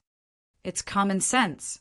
When the puzzled and fearful Elizabeth re-entered the room, his calm smile vanished, and worry was written all over his face. Although it's all in Northborough, it's at least a 15-minute public carriage ride from Fania Street to Zitland Street. By the time the captain and the others arrive, the situation will probably be out of control. If only Banson and Melissa weren't here. But I can't deal with those hidden and unknown existences. Is there a way to temporarily contain it? Right? Selina is a mysticism enthusiast. Her room shouldn't be lacking in extract, essential oils, herbs, and other items. Just as Klein was trying his best to come up with a solution, Elizabeth found an excuse to discuss something and sat beside Selina. "Help me divine when I'll meet a romantic, handsome gentleman this time." A girl opposite her drank a mouthful of wine. Under everyone's teasing gazes, she mustered her courage and said with a blushing face. Selina coughed lightly and rubbed the back of the mirror in all seriousness. "Mirror, mirror, tell me, when will the gentleman in Yanina's heart appear?" After repeating herself thrice, she picked up the mirror and brought it in front of herself. Seizing this opportunity, Elizabeth suddenly turned her head to the side and took a glance. According to her expectations, she felt that she would see Selina's face in the mirror. She would see half of her face. However, what she saw was only Selina. There was only Selina in the small mirror, and it was a full-body Selina. It was pitch black in the mirror, and in the middle was a cold-looking Selina. Elizabeth trembled as she suddenly leaned against the back of the sofa, momentarily forgetting to breathe. She couldn't help but tremble. Without bothering to find an excuse, she got up abruptly and stumbled to the door. She didn't dare turn back to look at the beaming Selina. "Yanina's gentleman will appear on the second Sunday in half a year's time." Amidst the giggles, Elizabeth opened the door and saw Klein in his tuxedo and half-top hat standing in the shadows of the wall lamps. "Mr. Moretti, She stuttered, unable to say a word. Klein calmly laughed. "Don't disturb the young ladies inside." Infected by his smile, Elizabeth calmed down a little. She reached out to close the door and quickly walked to the wall lamp. "I saw it. I saw only Selina in the mirror, the demonic Selina," she said in a low voice. "Indeed." Klein's expression turned solemn as he asked in a deep voice, "Do you know where Selina's bedroom is? Do you know where her mysticism items are?" "It's there." "The mysticism item is there too." Elizabeth pointed at the room diagonally opposite without hesitation. With his cane in hand, Klein walked over and opened the unlocked wooden door. Under the light of the street lamps and the crimson moonlight in the sky, he opened the valve and lit the gas lamp. In the dim yellow light, he swept his eyes over it. He saw bottles of pure dew, flower essences, boxes of medicinal powders, candles, and talismans. These items were either placed on the desk or neatly arranged on the shelves. They were all labeled with their names. After confirming it, Klein said to Elizabeth, who was behind him, "Don't worry. Do you want to save Selina?" "Yes." Elizabeth subconsciously nodded before asking in a daze, "Is it dangerous?" "There's a certain level of danger. After all, I'm only a mysticism enthusiast," Klein answered frankly. "A certain level of danger." Elizabeth pursed her lips for a few seconds. "What do you need me to do?" Klein smiled warmly and consoled her. "There's no need to be nervous. All you need to do is pretend that nothing has happened and return to the activity room. Return to Selina's side. 5 minutes later. Remember, 5 minutes later. Use the excuse of giving Selina a surprise and bring her here. Knock on the door gently, 1 long knock and 2 short knocks. After that, yes, leave it to me." Elizabeth silently recalled and nodded solemnly. "All right." As he watched her return to the activity room, Klein glanced at his pocket watch and closed the door to Selina's bedroom. Then he quickly cleared the desk and placed the items he needed on the chair. Right on the heels of that, he picked up 2 candles with a faint fragrance and placed them on the top left and right corner of the desk. This was the symbol of the Lady of Crimson, the Empress of Calamity and Horror. Klein wanted to hold a ritual here and use the Evernight goddess's power to resist the mysterious and unknown existence that was affecting Selina. As he was only a sequence 9, the ritualistic magic he knew wasn't powerful enough. To succeed, he had to get Elizabeth to lure Selina into the seal circle and into the vicinity of the altar. Therefore, he had to consider the possibility of her noticing and resisting. Chapter 86. So-called interruptive ritualistic magic meant that when a Beyonder was performing a ritual, they could interrupt it according to the situation and complete other matters first. When they were done, they could return to continue and still achieve the desired effect. This was a technique derived from the development of ritualistic magic over 1,000 years. After all, many high-level rituals required many steps. It could take an hour, 2 hours, or even half a day to complete. It was difficult to guarantee that there would be no disturbances or accidents during the process. After the lessons learned through the blood and tears of the ancestors and the feedback of repeated failures, the ability to interrupt ritualistic magic became mainstream at the higher levels. It also indirectly affected the lower levels. However, being able to interrupt didn't mean that it could be interrupted at any time or however one wanted to. One had to follow the mysticism theory and master the corresponding technique. Otherwise, the failure of the ritual was an unavoidable outcome. It might even lead to a terrifying backlash. According to Klein's understanding, when you successfully obtain the attention of a certain deity, and he was waiting for you to say the contents of your prayer, and you suddenly said, "Wait, I'm going to the bathroom," then, congratulations, you would never need to go to the bathroom again. Phew! Klein exhaled and forced himself to remain calm. Although he had held many luck enhancement rituals and had designed the corresponding procedures for justice and the hanging man to attempt, this was the first time he was using real ritualistic magic that conformed to the rules. Looking at the silver-inlaid cane leaning against the side of the bed, Klein picked up the 3rd candle and placed it in the middle of the desk to symbolize himself. Then he placed Selina's ritual silver bowl in front of the 3rd candle, replacing the cauldron with the sacred emblem. On the left was the extract and essential oil from the moonflower, slumberflower, and other plants. On the right was a plate of salt, a small silver dagger, a piece of fake parchment, and a quill dipped in water. Thankfully, Selina's things were more complete. Otherwise, it would have been impossible to complete the setup. And old Neil's fast ritual isn't something a seer can do. From the looks of it, Selina is a rather experienced mysticism enthusiast. Yes, if she wasn't, she wouldn't have caused such a disaster. She's only 16, and she's been in this for at least a year. Who introduced her? As Klein's thoughts raced, he picked up Selina's cup from the bedside table, poured some water into it, and placed it beside the coarse salt. He took out his pocket watch, opened it, and glanced at it. Without further delay, he outlined layers of light spheres in his mind and quickly entered meditation. An invisible wind suddenly swirled in the room, filled with the fragrance of flowers. Klein, who had already put away his pocket watch, suddenly turned his eyes deep, from brown to black, as if he could see the souls of everyone who was staring at him. He stretched out his palm and pressed it against the candle in the upper right corner. Evernight Goddess, you are the Lady of Crimson. As he chanted, Klein extended his spirituality and rubbed the candle wick. After a few times, the candle was ignited, and the dim yellow light had a hint of tranquil blue. Evernight Goddess, you are also the Empress of Misfortune and Horror. Following the same method, Klein successfully lit the second candle in the upper left corner. I am your loyal guard, your shield against danger in the dark, and your spear against evil in the silence. Tung! The third candle that symbolized Klein began to burn. Under the flickering candlelight, he picked up the silver knife and imitated old Neil's actions.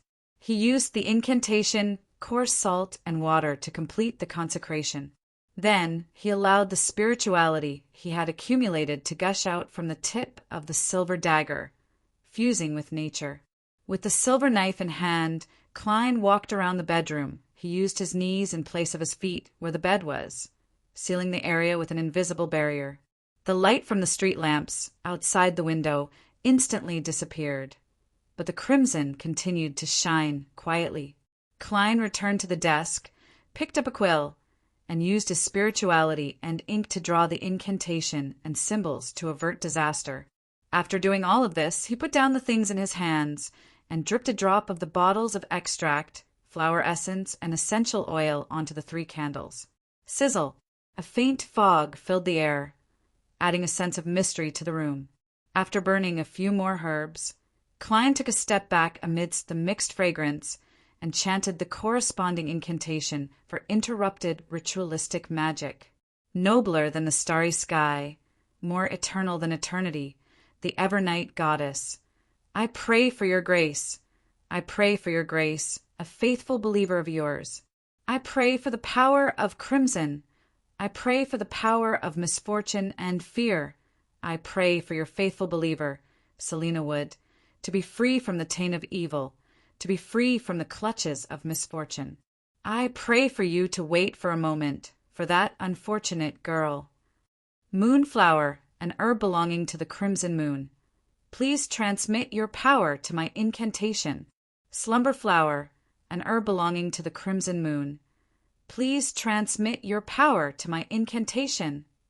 After chanting the incantation, Klein closed his eyes and repeated it 7 times in his heart. Seeing that there were no abnormalities on the altar, he gripped the silver dagger again and retreated step by step until he reached the door of Selina's bedroom. He tapped his chest 4 times and drew the crimson moon. Then he turned around and raised the silver dagger. Spirituality spewed out from the tip of the dagger once again, cutting out the shape of a door on the invisible wall. Klein knew that even if he opened the door now, it wouldn't affect the tranquility and holiness of the altar. He took out the silver vine-patterned pocket watch, checked the time, and rehearsed the subsequent process.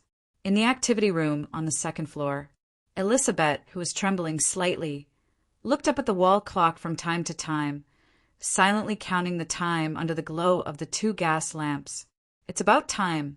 As she muttered silently, she turned to look at the lively girl with long burgundy hair. She had deep dimples, a bright smile, and was able to converse well with every friend around her. But the more she was like that, the more terrified Elizabeth felt. The cold and terrifying Selina in the mirror seemed to always exist in her mind, and she couldn't forget it. I can't wait any longer. I have to take action. Elizabeth suddenly stood up. Under everyone's astonished gaze, she stammered with a smile. "Selina, I have a surprise for you. Come out with me for a while." "Really? Didn't you give me a birthday present?" Selina held the mirror upside down and stood up with Elizabeth in astonishment. "There won't be any surprise. There won't be any sign." Elizabeth felt that she had no talent for acting. She didn't say anything else and walked to the door of the living room. Selina followed behind her with a puzzled smile. Melissa watched her two friends leave, and she could not help but frown. Elizabeth is acting weird today. After she met Klein, she found it even stranger. She suddenly ran out just now, saying that she was in a hurry to go to the bathroom. But why did she look so flustered? In front of Selina's bedroom, Elizabeth took a deep breath and said to the girl in front of her, "Let's go into your room." "Elizabeth, I feel that you're very nervous and scared." "Why?" Selina looked at her friend in confusion and realized that her body was trembling uncontrollably. Excited, yes, excited. Glancing at the mirror in Selina's hand, Elizabeth turned around and knocked on the door. One long knock and two short knocks. "Why did you knock on the door?" Selina was even more confused. Her bedroom door creaked open, and Klein, who was wearing a black tuxedo and half-top hat, appeared in front of the two girls. Surprise? This is the surprise? Selina's mouth was agape, her mind in a daze. At that moment, Klein suddenly reached out, grabbed her wrist, and pulled her into the room. Elizabeth was stunned on the spot. At the same time, Klein pointed his silver dagger and surged with spirituality, quickly mending the door-shaped passageway that he had sliced open. An invisible wall of spirituality sealed the room once again, hiding Selina's screams inside. Bang! Klein slammed the door shut and rushed back to the desk without even looking at Selina. The girl with long burgundy hair stopped screaming, raised her head and surveyed the room. Her gaze quickly turned cold, and her skin turned pale. Her 10 fingers quickly grew sharp, white fingernails. At that moment, Klein had already returned to his cogitation state. As he dripped a drop of essential oil extracted from moonflower on each of the 3 candles, he chanted loudly, "The exalted Lady of Crimson, the great Empress of misfortune and horror, I pray for your favor. Bless your lost lamb, Selina Wood." Amidst the chanting, he picked up the fake goatskin parchment and placed it near the candle that symbolized the supplicant. Whoosh! He felt the cold wind behind him, and he felt a heavy force coming at him. The goatskin was ignited, and Klein threw it into the silver bowl. He was already prepared to crouch down and avoid the fatal claw. Whoosh! The sound of the wind became abnormally intense, and Klein felt his spirituality surge out like a tidal wave. He couldn't contain it at all. He saw the goatskin in the silver bowl burn into a serene black color, and he heard a heavy object fall to the ground behind him. Thump! Bang! There was almost no gap between the 2 sounds. Wisps of black and green invisible gas entered the small silver bowl and disappeared into the illusory darkness. Klein rolled to the side, got up, and pulled out the revolver from under his armpit. But when he focused his gaze, all he saw was the cute girl with wine-red hair, Selina, collapsing to the ground. The silver-plated mirror had shattered into countless pieces on the carpet. The shards didn't reflect Selina anymore. They were displayed on the ceiling, showing Klein's silhouette. At that moment, Klein, who hadn't deactivated his spirit vision, saw that the sinister black and green in Selina's aura had completely disappeared. Everything had returned to normal, but it appeared much weaker. Phew! Just as he heaved a sigh of relief, he felt a stabbing pain in his glabella and in his head. The stabbing pain spread through his entire body, making him want to roll on the ground. Klein clenched his fists tightly, and the veins on the back of his hands protruded. They were completely black, like living maggots. At the same time, he heard a soundless scream, a murmur that tore at his mind. It took him more than 10 seconds to recover, and his forehead and back were covered in cold sweat. The ritualistic magic, just now, drained my spirituality, and nearly caused me to lose control of my beyonder powers? Klein made a rough judgment of the situation, and this matter also made him realize that he seemed to have digested quite a bit of the remnant psyche from the potion. This was because if he were to estimate the initial strength after consuming the potion, he felt that he wouldn't have been able to hold on and would have directly collapsed into a monster. The acting method is quite useful after all. Klein tapped his glabella and wiped his sweat. He turned to face the altar, tapped his chest 4 times, and said loudly, "Praise the lady!" Following that, he extinguished the candles and quickly tidied up the altar. After casually placing the items back on the desk, he used his silver dagger to remove the sealed wall of spirituality. Whoosh! The sound of the wind reverberated as the silence receded.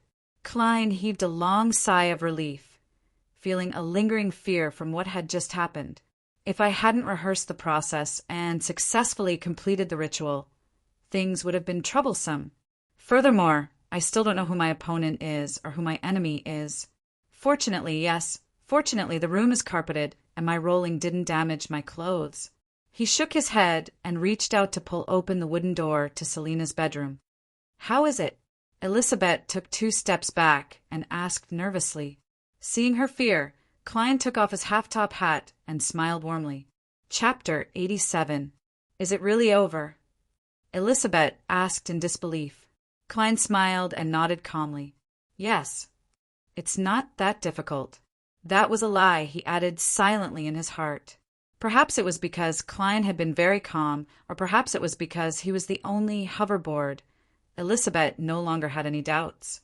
She patted her chest and heaved a sigh of relief. "Thank you. You are a trustworthy gentleman. I was so scared. How's Selina? Is she all right?" "She may fall asleep for a few minutes, but there are no other problems." "Well, it's normal for her to be weak for 2 to 3 days." At this point, Klein suddenly straightened his face and said solemnly, "Who is her mysticism studies teacher? Didn't you tell her about the basic taboos?" Elizabeth immediately stood up straight, like a student who had been scolded by a teacher. She pondered. Selina mentioned before that her mysticism teacher is Hannas Vincent. A year ago, she went to the divination club on House Street for a divination and got to know this gentleman, Hannas Vincent. On the surface, he's guiding the magic mirror divination, but in secret he's teaching black divination. If I had known, I would have reported it to the captain earlier and checked his gas meter. Klein felt a little vexed as he asked in a deep voice, "Selina's magic mirror divination was also taught by him?" To Klein, the thing that scared him the most was that it almost affected his sister, Melissa. Elizabeth nodded cautiously. "Yes, but Selina's previous attempts with the magic mirror didn't succeed." "Ah, she told me today that she peeked at her teacher's secret incantation. There's definitely no problem. Little expert at courting death." Klein pinched the sun acupoint with a headache. "Do you remember the spell she chanted?" Although Hannas Vincent didn't take the initiative to teach Selina about the dangers, it was obvious that he was trying to do so. It was only a matter of time before something happened to provoke an unknown, hidden existence. It had to be dealt with as soon as possible to prevent the situation from worsening and affecting others. I remember part of it. Elizabeth recalled. She used Hermes in mysticism. As you know, I've only been in contact with it for a short period of time. I only remember the words wandering, heroic spirit, creator, and kin. Creator? The true creator? Many underground mysticism enthusiasts did indeed believe in this ancient existence that was revered by many secret organizations. Yes, an ancient existence that appeared more than 1,000 years ago in the early 5th epoch. Klein nodded thoughtfully. When Selina wakes up, remember to ask her about the complete incantation and find a chance to tell me. All right, Elizabeth answered readily, but soon after she asked doubtfully, "Mr. Moretti, why don't you ask her directly? I don't want Melissa to know that I'm interested in mysticism. Can you keep it a secret for me?" Klein replied with a question. Elizabeth bit her lower lip and her eyes lit up. No problem. Melissa does prefer machinery over mystery and rationality over intuition. Klein pressed the hand, holding his hat to his left chest, and bowed like a gentleman. Thank you for your understanding. As for Selina, you know that she's not a person who keeps secrets. A more accurate description would be that she likes to share secrets with others. Elizabeth agreed. Klein wore his hat and thought for a moment. When Selina wakes up, remember to tell her that she suddenly fainted and smashed the mirror. I believe that her memories must have stopped at the time when she first started the magic mirror divination. Seeing Elizabeth nod, he turned serious again. Remember, be it divination or attempting other mysticism knowledge, do not pray to existences other than the 7 deities. If you see any incantation that doesn't belong to that type, immediately burn it and stay away from the provider.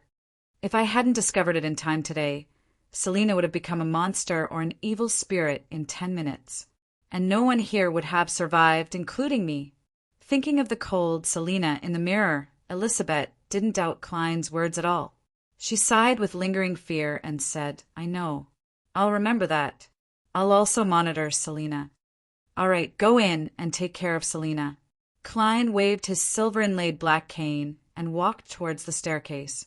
As he walked, his eyes darkened and he looked inward. He took out a penny with his right hand and flicked it into the air. There's no problem with Selina anymore. There's no problem with Selina anymore. Klein quickly repeated the statement and reached out to catch the falling copper coin. He saw that it was George the Third head facing up. This wasn't a simplification of spirit dowsing, but a simplification of dream divination. In that instant, Klein had used cogitation to force himself to sleep and spiritually wander the spirit world. The front and back of the coin were symbolic symbols. The head was correct, but the numbers were wrong. Very good, there's no problem.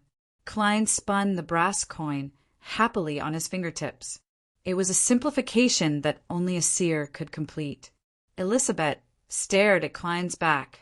She saw the flying penny and how he caught it. Only when Klein disappeared down the staircase did she turn around and enter the bedroom. She saw Selina sleeping on the floor with glass shards all around her. She held her breath and tiptoed to look at the mirror shards. She confirmed that there was no longer a cold Selina in it and that it reflected the ceiling. Phew! Elizabeth was completely relieved as she heaved a long sigh of relief. However, she failed to help Selina onto the bed despite trying a few times. Instead, she woke her up. Elizabeth, what happened to me? Am I drunk? Selina asked weakly. Her bright eyes had dimmed and were filled with confusion. Elizabeth thought for a few seconds and replied in an abnormally serious manner, No, Selina. No, Selina, there's a problem with you. Your magic mirror divination has attracted a bad existence. Is that so? With Elizabeth's help, Selina weakly sat on the edge of the bed and massaged Sun's acupoint. I only remember that I just started using the magic mirror divination. Elizabeth said half-truthfully, You seem to have changed into a different person. You were like a completely different person just now. The you in the mirror was even a little different from the real you. I was so scared, so I used the excuse of giving you a surprise, took you into the bedroom, snatched your mirror, and smashed it on the carpet. Then you fainted. Goddess bless you. You're normal now. I don't remember. Selina muttered with a pale face. The more she thought about it, the more her mind went blank and the more afraid she felt. Subconsciously, she looked up at the desk and realized that the arrangement was clearly different from before. What exactly happened? Selina thought hard, but she could only vaguely remember a person wearing a black tuxedo and a half-top hat. He wasn't strong or tall, but he had a rather straight back. Selina, Elizabeth said solemnly, the last time I went to the underground market to buy an amulet, I met a mysticism expert. He told me that no matter what, I should never pray to an existence other than the 7 deities. Otherwise, I would definitely attract a calamity. Promise me, don't try again. I didn't even know if I could save you, just now. Selina was also frightened out of her wits as she hurriedly nodded. No, I'll never try again. Oh, what did the incantation you used during the magic mirror divination mean? If I have the chance to meet that mysticism expert again, I'll help you consult him, Elizabeth said, feigning casualness. Selina rubbed her sun acupoint and thought for a moment. The heroic spirit that lingers, the true creator's kin, the eyes that stares into fate. Tap, tap, tap. As Klein walked down the stairs, he carefully adjusted the creases on his clothes and patted off the dust on them. Then he took off his half-top hat and slowly returned to the long dining table with his silver-inlaid black cane. Where did you go? It's almost been 10 minutes. Selina's brother, Chris, happened to fold his cards as he turned his head and asked. Klein smiled. The bathroom. Then I went to the second floor to meet a few ladies and ladies. I admire your directness, Chris praised.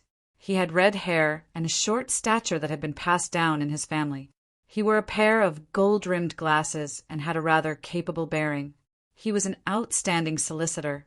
If you knew that I knocked out your sister on the second floor, you definitely wouldn't say that. Klein humbly said, we were just discussing some academic issues. In the field of mysticism, he put down his hat, returned to his seat, and waited for the next round to begin. He had 2 cards up his sleeves. Tilting the corner, he saw a king of spades and an ace of diamonds. My luck has turned for the better. Is this my reward for doing a good deed? Klein took out a copper coin and prepared to place his bet. Since the incantation wasn't revealed to Selina by Hanas, there's no need to be in a rush to inform Captain, he thought. In the subsequent rounds, he maintained a tight hand and only bet when he had a good hand. He didn't try to bluff someone he wasn't confident in. Overall, he didn't win much. By the time it ended at 10:30, he had won 6 pence. I won 2 soldi and 8 pence. Banson played with the notes and pence in his hand. I didn't expect you to be an expert at poker, Klein praised with a smile. No, I don't really play cards. But I know that this is the same as negotiating. I have to hide my cards and see through the other party's cards. Then, I have to use all sorts of methods to scare or lure them. Before Banson could finish his sentence, he saw Melissa and the others come down from the second floor. It's time to go home. Klein glanced at his sister and her friends as he massaged Sun's acupoint. The throbbing pain in his head was still present. Following that, Klein went to the bathroom and, by brushing past her, learned the complete incantation from her. When he returned to his brother and sister, he smiled. Chapter 88. What's the matter? Banson asked in passing. Melissa looked at her brother seriously because she felt that Klein's behavior tonight was equally odd. He was only slightly better than Elizabeth and Selina. Klein had already thought of an excuse as he chuckled. There's a mistake in a certain description of a document, and I've already instructed my colleagues to submit it the moment they arrive at the company tomorrow morning. Therefore, I'll either head over to make changes now, or wake up at least half an hour early tomorrow. Without a doubt, I'll choose the former. I always felt that you weren't focused enough while playing cards, so you were thinking about work. Banson was enlightened as he smiled. No, I apologize. I should have said that playing cards helps me think. All right, we'll wait for you. Melissa retracted her gaze and adjusted the ruffled edges of her goatskin sleeve. As it was long past the operating hours of the public carriages, the siblings had no choice but to hire a rental carriage nearby after bidding farewell. It cost 2 soldi for 45 minutes. I heard that every carriage driver will randomly increase the price. Benson grumbled in a low voice after he paid most of the money he had won with his heart aching. Klein smiled and said, I think it's acceptable. It's almost 11 o'clock. I was just joking. What I'm thinking now is that we can actually do joint hiring. Together with other customers, we can reach many places in 45 minutes. Banson said as he looked out the window at the people who were hiring carriages. I get it. It's carpooling. Klein rubbed the silver-inlaid patterns on the tip of his cane. "We don't have a problem, but the other customers do. Banson, haven't you noticed? They're very concerned about their image and are very concerned about decency. I think this might be a common trait among the middle class." "Yes." Banson nodded seriously. "The Wood family is more extravagant than I imagined. However, old Wood's salary is only £4 a week." Decency might be the biggest difference between some middle-class people and curly-haired baboons. Did the curly-haired baboon provoke you? Klein almost couldn't hold back his laughter. Melissa did not join in their discussion.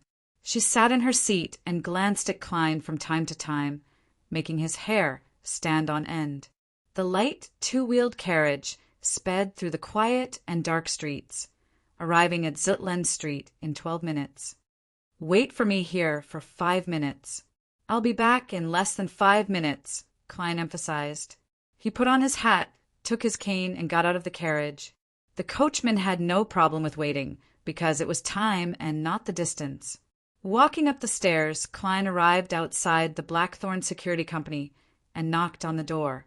In less than 10 seconds, the door opened and Leonard Mitchell in a vest and shirt appeared before him. "You don't have to be on duty tonight," Leonard emphasized in surprise. Klein only needed to be on duty at Cheney's Gate for 1 day a week. The rest of the time, he could still maintain his normal schedule. As for sudden incidents at night, they would be handled by the sleepless who liked the night. But sleeping only 2 to 3 hours a day would cause hair loss and memory loss. Every time he thought of this, Klein could not help but mock Captain Dunsmith. "I have something to report," he said simply. "A mission." Leonard gave up his spot at the door and asked casually. Klein had just entered the reception hall when he saw Dunn walk out in a black trench coat. His gray eyes were as deep as ever. "Captain, I encountered a transcendent incident." "What's the specific situation?" Dunn asked directly. Klein told him everything that had happened and how he handled it. "So, I think there's a need to investigate," Han asked Vincent. Back then, he believed that since the evil being invited by the magic mirror divination hadn't caused a tragedy and hadn't given him any warnings of extreme danger, it meant that the other party still needed time and wasn't willing to awaken or control Selena ahead of time. Therefore, as long as he didn't directly expose his motives, the evil being would definitely choose to wait and see. Under such circumstances, it wasn't too difficult for Elizabeth to lure Selena to the bedroom door. You handled it well. You seized the moment before the evil spirit completely descended and possessed you. Dunn nodded slightly. "Leave the rest of the investigation to us. You can go back and rest." Klein heaved a sigh of relief and chuckled. "I thought you would make this a mission for me to join the team and let me complete it alone, Captain." From the incantation provided by Elizabeth, Han Vincent was definitely dangerous. "That's because you already have a mission to join the team." The casual Leonard chuckled. "What?" Klein jumped in fright. The corners of Dunn's mouth curled up as he explained in a mellow voice. "Around 7 in the evening, we received a case from the police station." At around 7:00 in the evening, we received a case from the police station. Initially, it was confirmed that the case was not dangerous or urgent, so we plan to let you complete it alone tomorrow. All right, don't ask what the case is. Have a good sleep tonight. Move your rest day to Tuesday or Wednesday.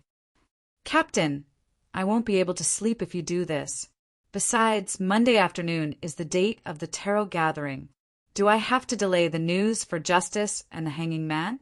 Klein shook his head with a wry smile and bade farewell. When he reached the stairwell, he suddenly sensed something and looked up at the carriage he had hired.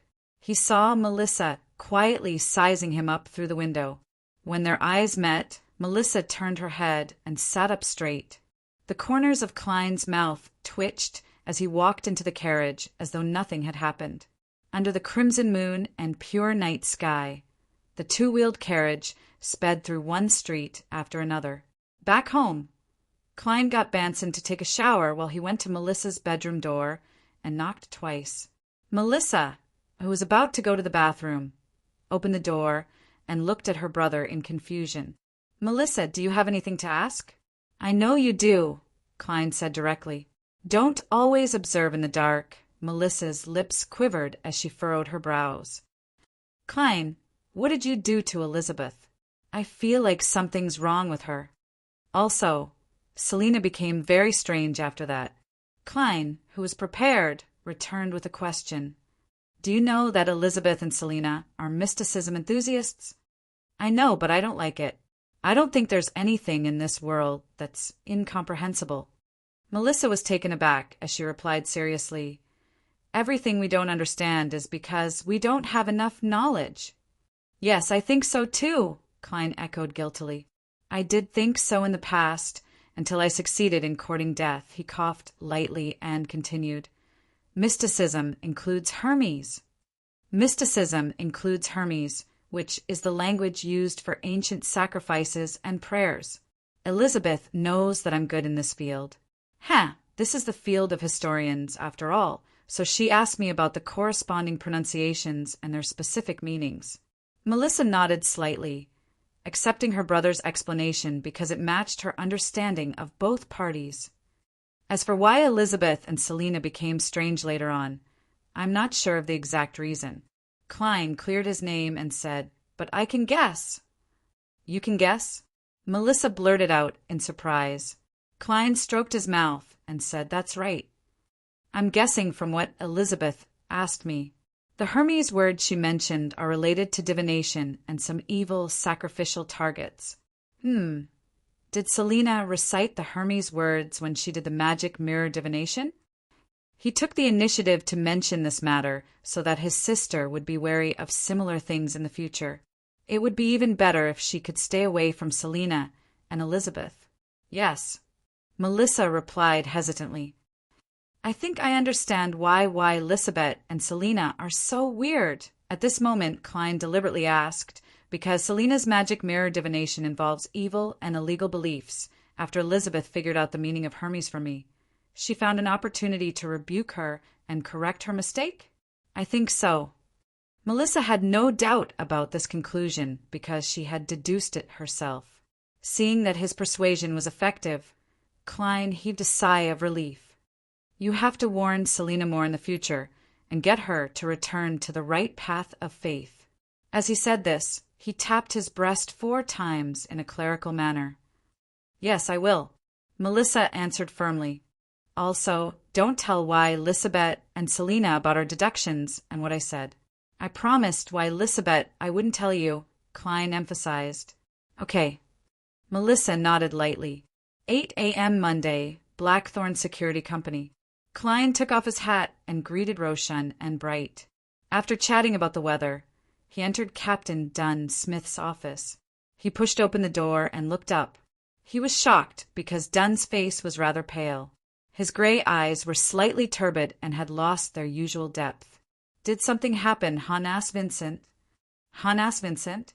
Klein asked in surprise and concern. Dunn rubbed his forehead, took a sip of coffee and smiled wryly. He smiled bitterly and said, Han asked Vincent is dead. Killed by who? Klein held his cane and sat opposite Dunn. Dunn did not answer directly. He sighed and said, Leonard and I went to look for Han asked Vincent last night. As he didn't show any signs of abnormality, and there wasn't anything strange at home, I decided to enter his dream to search for clues. In his dream, Dunn repeated it twice. His eyes unconsciously revealed fear as he said, In his dream, I saw a cross, a huge cross that filled the sky. On this cross, there was a naked man nailed by black iron nails. His arms were spread out, and his feet were on them. His head was hanging down like a pendant, and his body was covered in bloodstains. When I saw this scene, I fainted and left Han asked Vincent's dream. When I woke up, Leonard told me that Han asked had died in his sleep. A huge cross, hanging upside down, a man covered in blood. This is similar to the true creator that a few secret organizations believe in, but it's also very different. Klein speculated in puzzlement. The secret organizations that believed in the true creator had only appeared in the past 2 to 3 centuries, such as the Aurora Order and the Iron and Blood Cross. But in the past 1,000 years, similar images had never disappeared. Dunn rubbed his forehead again. Chapter 89. Klein nodded and said, "All right, but I still don't know what my mission is." "A mission that isn't dangerous. At least, there aren't any signs of danger yet. A mission that isn't dangerous.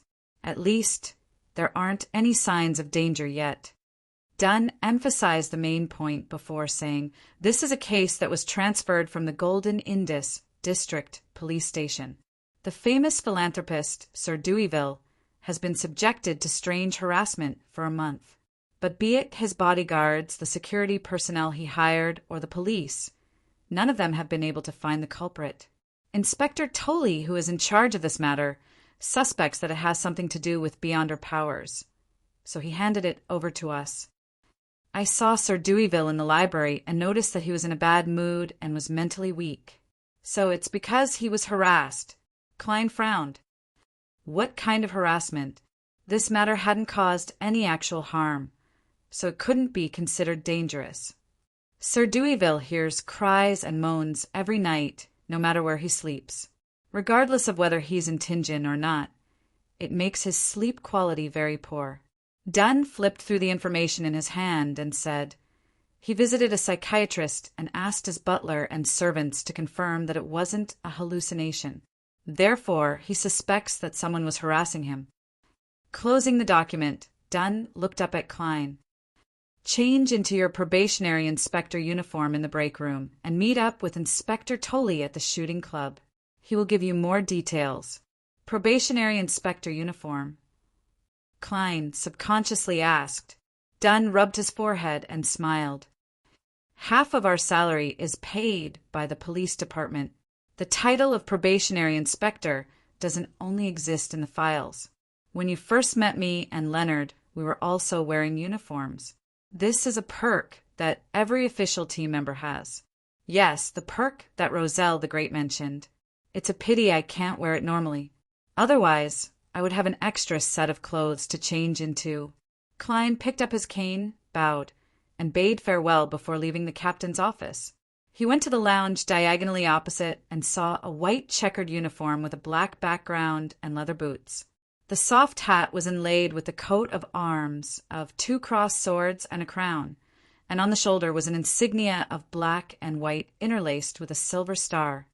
"This is a probationary inspector?" Klein glanced at it and found a string of inconspicuous numbers below the silver stars on the epaulette. 06-254. At present, he had a preliminary understanding of the police hierarchy in the Kingdom of Rouen. He understood that at the top were the Minister of Police and the Chief Police Secretary. Below them were the superintendents, deputy superintendents, and assistant superintendents of the various police departments. In the middle were the superintendents and inspectors, and at the bottom were the sergeants and constables. After closing the door, Klein took off his formal attire and hat and changed into the uniform. After hanging up his clothes, he pushed the door open and entered the office of the clerical staff. He looked at the full-length mirror that Roshan had fought for. The young man in the mirror had black hair and gentle brown eyes. His uniform made him look more heroic than usual. Not bad. Klein happily praised himself.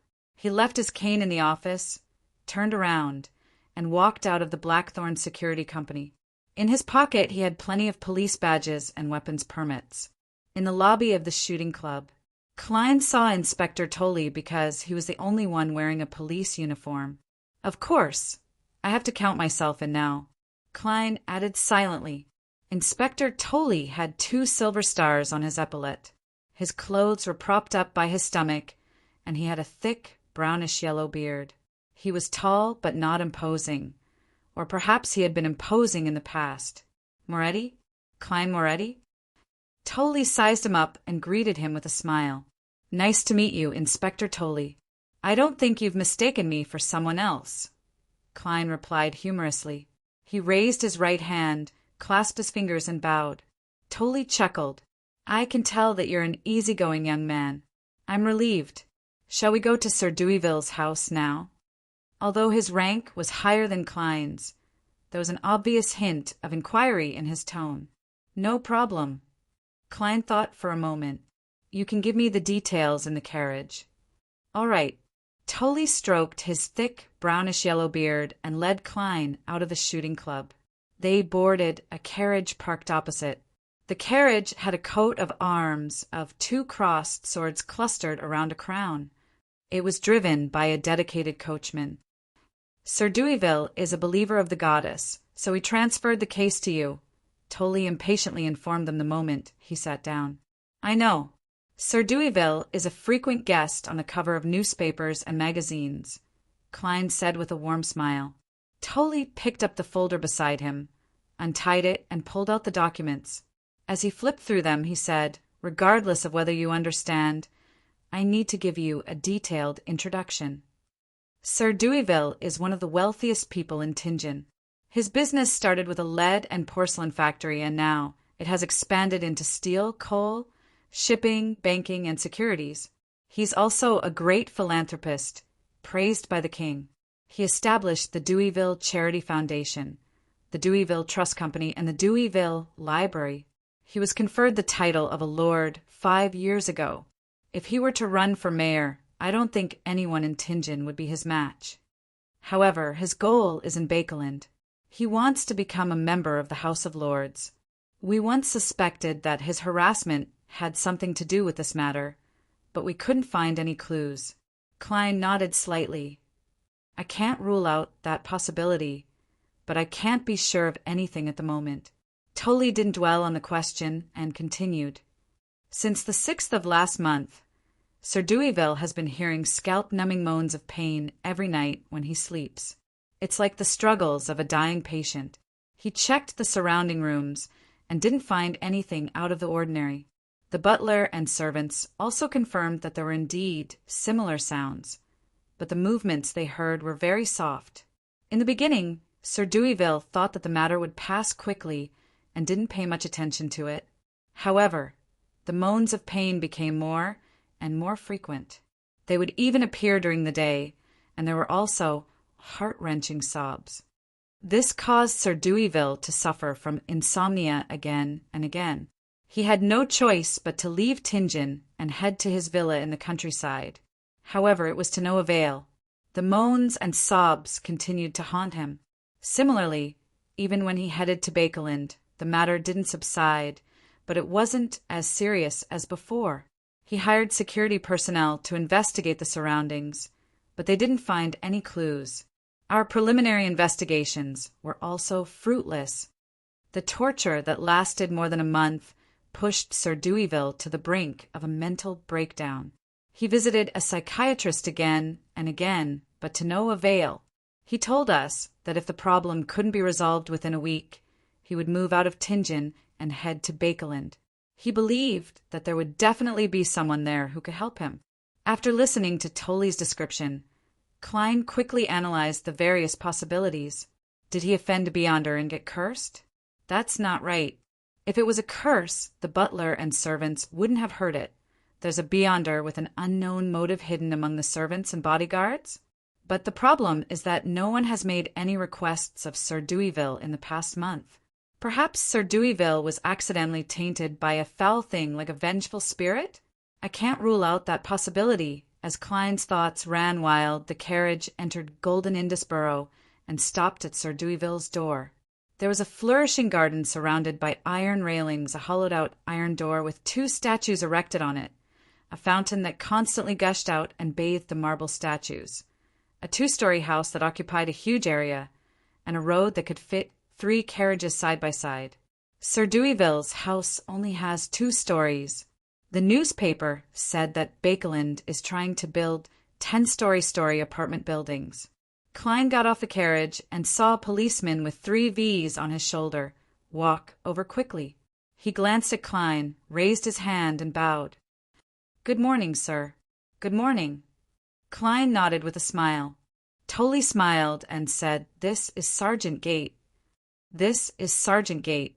You can order him if you need anything." This is Probationary Inspector Moretti, a history and psychology expert from the county police. Tully introduced him to Gate. I can't afford it. Klein felt ashamed. After exchanging pleasantries, Gate pointed to the 2-story house behind the fountain. Sir Deweyville is waiting for us. All right. Klein reached out to touch the revolver by his waist. This was what he could rely on to deal with his enemies at the moment. As he had changed into his police uniform, he could openly place his gun holster by his waist, making it easier for him to draw his weapon. As they spoke, the trio walked along the wide path, circled around the fountain, and arrived outside the main door. At that moment, a servant had already opened the door and was waiting respectfully. Before they entered the house, Klein pretended to adjust his hat, pinched his glabella, and activated his spirit vision. In the bright living room, the square-faced Sir Deweyville was rubbing his forehead. He appeared to be in low spirits. His dark blonde hair and blue eyes were either dry or dim. He looked as though he had aged a full 5 years.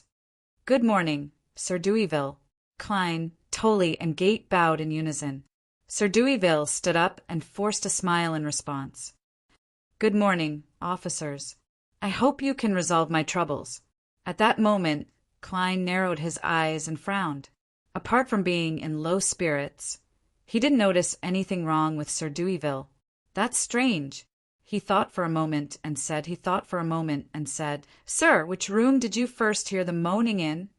My bedroom. Sir Deweyville shook his head. Can we take a look? Klein asked. Haven't you checked it a few times already? The middle-aged butler beside him asked with a frown.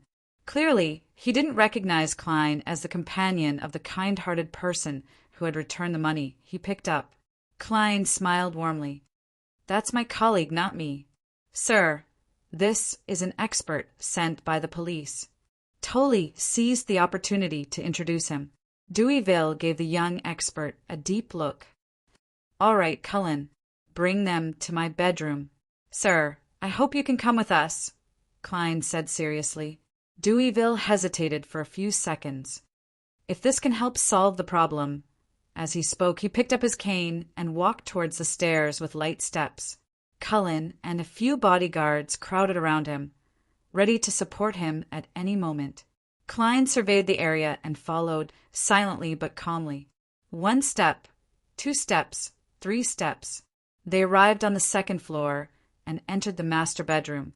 Before he could observe his surroundings, Klein's hair stood on end. Chapter 90. Sir Deweyville's bedroom was bigger than Klein's living room and dining room. It was made up of a bed, a living area, a changing area, a bathroom area, a bookshelf, and a desk. The furnishings were exquisite and extravagant. However, Klein felt that the room was dark and the temperature was at least 50% lower than outside. At the same time, he seemed to hear sobs and moans that sounded like they were on their deathbed. Klein was in a daze, but everything returned to normal. Bright sunlight shone through the window, illuminating the entire bedroom. The temperature was neither too high nor too low. The surrounding policemen, bodyguards, and butler were silent. He turned his head to look at the classical and gorgeous bed. He saw pairs of blurry eyes hovering in the shadows, like fearless moths beside a gas lamp. After taking a few steps closer, Klein's spirit vision lost the scene he had just seen. It's not a standard vengeful spirit, much less an evil spirit. What could it be? Klein frowned as he recalled the mysticism knowledge he had recently gained. From his point of view, it wouldn't be difficult to hand the mission to a corpse collector, a grave digger, or a spirit medium. However, this was clearly not his area of expertise. Resisting the urge to divine the direction of the investigation, Klein slowly looked around, searching for other clues to confirm his guesses. Sir Inspector, Sir Deweyville hesitated. Did you discover anything? If it were that easy, I don't think my colleagues would have waited until now, Klein said as he subconsciously glanced at the philanthropist. Just as he was about to retract his gaze, he suddenly saw a pale figure reflected in the mirror behind Sir Deweyville.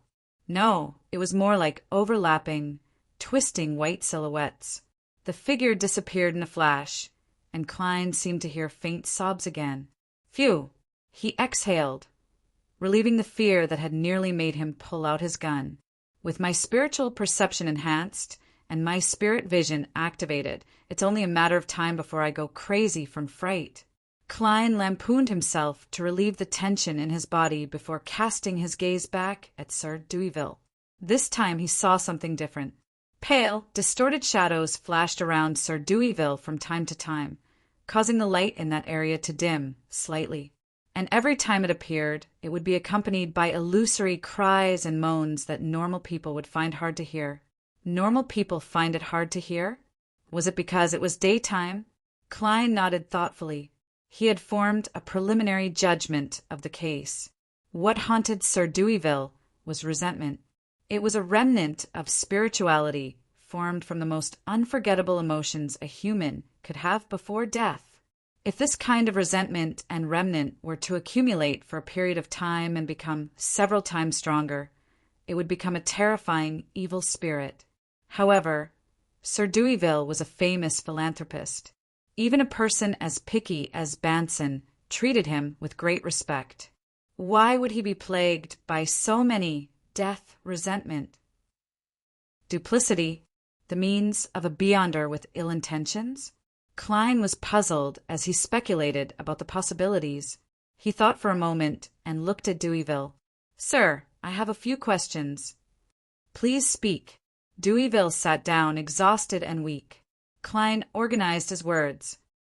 When you leave this place and go to a new place, such as the countryside or Bakeland, do you get at least a short period of peace for the middle of the night?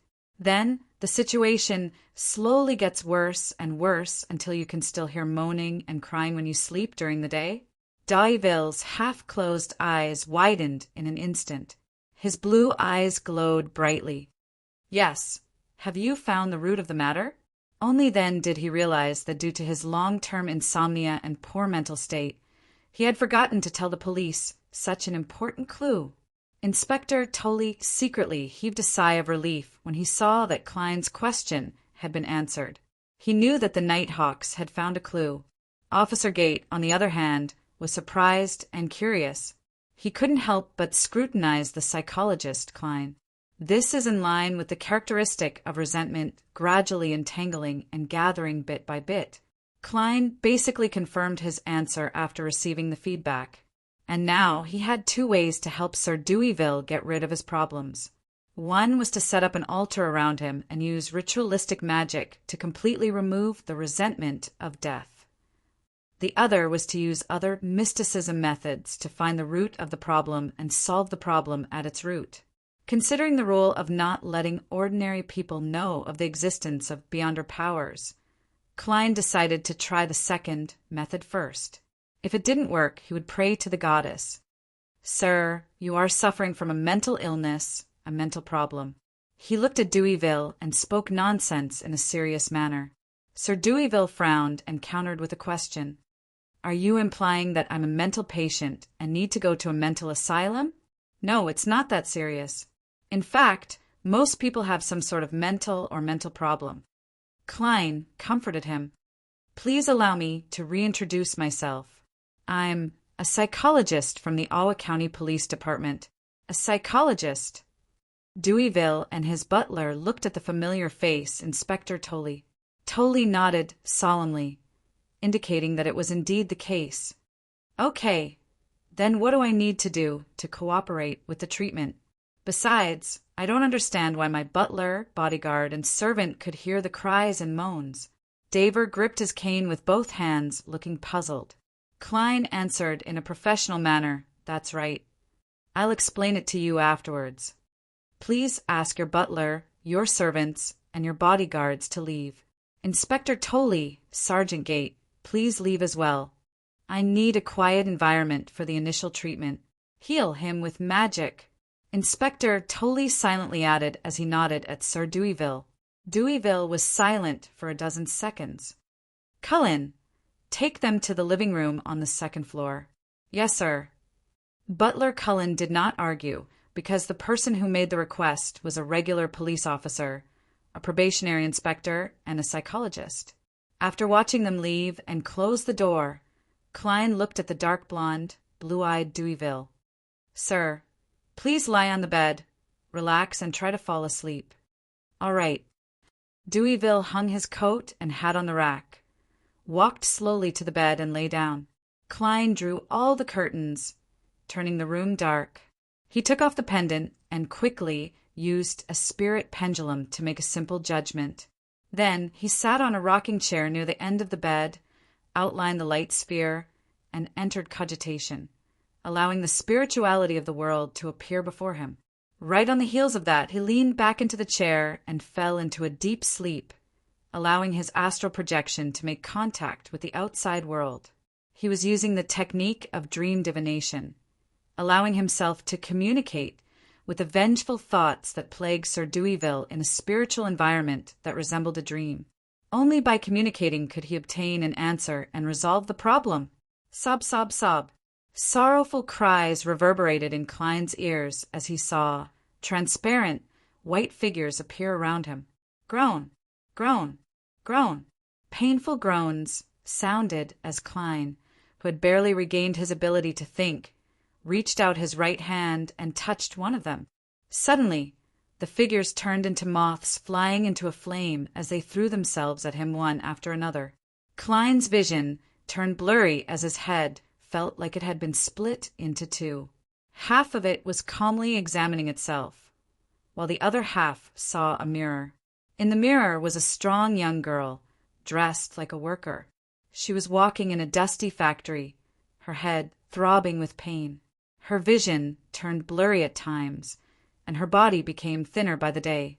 She fancied she heard someone calling her Charlotte and saying that she was suffering from general hysteria. Hysteria? She looked into the mirror and saw a faint blue line on her gums. The camera turned, and Klein seemed to see a girl named Mary again. She was also walking in a lead factory, young and lively. Suddenly, one side of her face began to twitch, followed by her arm and leg on the same side. "You're suffering from epilepsy," she heard someone say as her body convulsed. She convulsed and collapsed, becoming more and more intense until she lost consciousness. It was another girl. She was sulking and wandering around the streets like an idiot. She even had a language barrier. Her headache was very bad, her gums had blue lines, and she would twitch from time to time. She met a doctor, who said, "Lafferty, you're affected by lead." The doctor looked at her pitifully, watching her convulse again, several times in a row, watching her eyes lose all light. Images appeared in Klein's mind. Half of him was immersed in them, and the other half was observing calmly. Suddenly, he understood what had happened to these girls. They were female workers who had been exposed to lead white and dust for a long time. They died of lead poisoning. Coincidentally, Sir Deweyville owned a lead factory and 2 ceramic factories. All of them employed relatively cheap female workers. Klein watched everything in silence. He felt that there was only one thing that he had not figured out. Such death vengeance was negligible.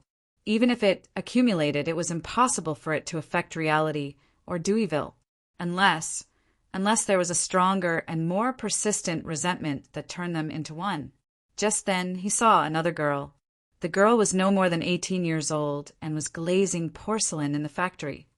"Haley, how have you been recently? Do you feel any headaches? If it's serious, remember to tell me. Sir Deweyville has stipulated that people with severe headaches are not allowed to come into contact with lead. They have to leave the factory," an elderly lady said with concern. Haley touched her forehead and replied with a smile, "That's right." "A little bit. It's okay." "Then tell me tomorrow if it's serious," the older woman urged. Haley agreed. When she got home, she pressed her forehead from time to time. She saw her parents and brothers coming back from outside and saw their faces full of sorrow. "Your father and brother lost their jobs," her mother said, wiping away her tears. Her father and brother lowered their heads and whispered, "We'll find something to do at the docks. But we don't even have money for bread the day after tomorrow. Maybe we have to move to the innermost part of Lower Street." Haley's mother looked at her with red eyes. "When can you get your salary? It's 10 soldi, right?" Haley pinched her forehead again. "Yes, Saturday. Saturday." She didn't say anything else and was as quiet as usual. The next day, she returned to the factory and told her supervisor that her headache was gone. She smiled. Every day, she walked 5 kilometers to work and another 5 kilometers home. She rubbed her head more and more frequently. "Haven't you found a job yet?" Haley looked at the black bread boiling in the soup and couldn't help but ask her father and brother. Her father said in distress, "The economy has been bad recently. Many places are retrenching. Even the docks are working one day and resting the next. They only get 3 soldi and 7 pence a week." Haley sighed and didn't say anything else. She was as quiet as ever, but she hid her suddenly convulsing left hand behind her back. The next day, she walked to work again. The sun was shining brightly, and the number of people on the streets gradually increased. Suddenly, she convulsed. Her entire body was convulsing. She collapsed to the side of the road, foaming at the mouth. She looked at the sky, and her vision began to blur. She saw people coming and going, people approaching, a carriage passing by, and the white dove coat of arms of the Deweyville family spreading its wings. She tried her best to open her mouth, but no sound came out. Therefore, she didn't say anything and was as quiet as usual. Chapter 91. The scene began to distort, turn illusory and disappear. Klein left the dreamlike experience as his vision adjusted to the darkness of the bedroom. He knew that his brother, Banson, earned £1 for 10 soldi, which was equivalent to 30 soldi a week. According to the standards of a normal commoner, it was tough for him and Melissa to raise them. He believed that most workers earned 20 soldi a week. He had heard Melissa mention before that in the lower streets of Iron Cross Street, there were families of 5, 7, or even 10 people living in the same room. He learned from Banson that in the past few months, the kingdom's economy had been in a slump due to the situation in the southern continent. He also learned that maids who did chores, including food and lodging, earned 3 soldi, 6 pence, to 6 soldi a week. Klein reached out and pinched his glabella. He didn't speak for a long time until Sir Deweyville, who was lying in bed, spoke. "Officer, aren't you going to say something?" The psychiatrist I hired in the past would chat with me in such an environment and ask me questions. However, I do feel peaceful. I was about to fall asleep, but I didn't hear any moans or cries. "How did you do it?" Klein leaned against the back of the rocking chair and answered with a question instead of an answer. "Sir, do you know about lead poisoning? Do you know about the dangers of lead?" Deweyville, who was lying on the bed, was silent for a few seconds before he said, "I didn't know in the past, but I found out later. Are you saying that my psychological problem, or rather my mental illness, is due to guilt?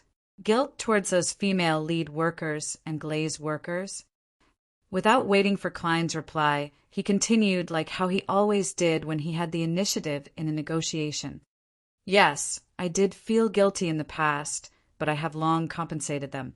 In my lead factory and porcelain factory, every worker's salary is much higher than in similar places.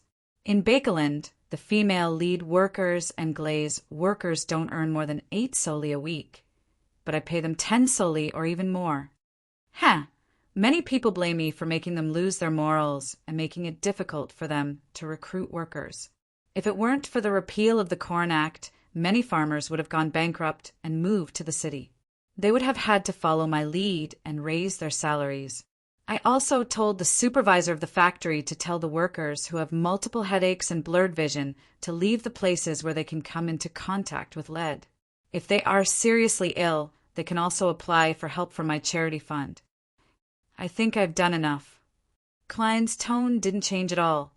"Sometimes, sir, you can never imagine the importance of a wage to a poor man. Even a week or 2 of unemployment can cause irreversible and tragic damage to his family." He paused for a moment before asking, "I'm very curious. Since you're so kind, why didn't you add anti-dust and lead poisoning equipment to the factory?" Deweyville looked at the ceiling and laughed bitterly. That will make my cost unacceptably high, and I can't compete with other lead and porcelain factories at all.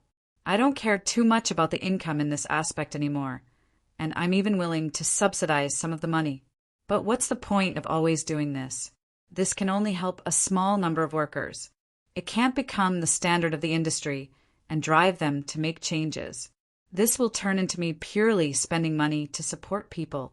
I've heard that some factories even secretly use slaves in order to save costs. Klein crossed his hands and remained silent for a moment. Sir, your psychological problems stem from the accumulation of guilt, even though you think that it has already faded and disappeared. Originally, this shouldn't have had any obvious effects, but something triggered you, igniting all the problems in an instant, all of them. Something triggered me? I didn't know of such a thing, Deweyville said with doubt and certainty. Klein allowed his body to sway gently with the rocking chair as he calmly explained, You just slept for a few minutes. You actually fell asleep for a few minutes just now, and you told me something. Hypnosis treatment? Deweyville habitually made guesses and came to a conclusion. Klein didn't give a direct answer. He directly said, You once saw a female worker who died on the way to work in a carriage. She passed away due to lead poisoning, and she was glazing your porcelain. Deweyville rubbed his sun acupoints and muttered with uncertainty, There seems to be such a thing, but I can't remember it clearly. Prolonged insomnia had left him in a poor mental state. He could vaguely recall seeing such a scene. He thought for a moment and stopped squeezing his poor brain. Instead he asked, What's the female worker's name? What I mean is, what should I do to treat my psychological problems? Klein answered in a low and concise manner. 2 things. First, the female worker's name is Haley Walker. That's what you told me. She was the most direct trigger, so you need to find her parents and give them more compensation. Second, publicize the dangers of lead in newspapers and magazines. Let your charity fund help more workers who have been harmed.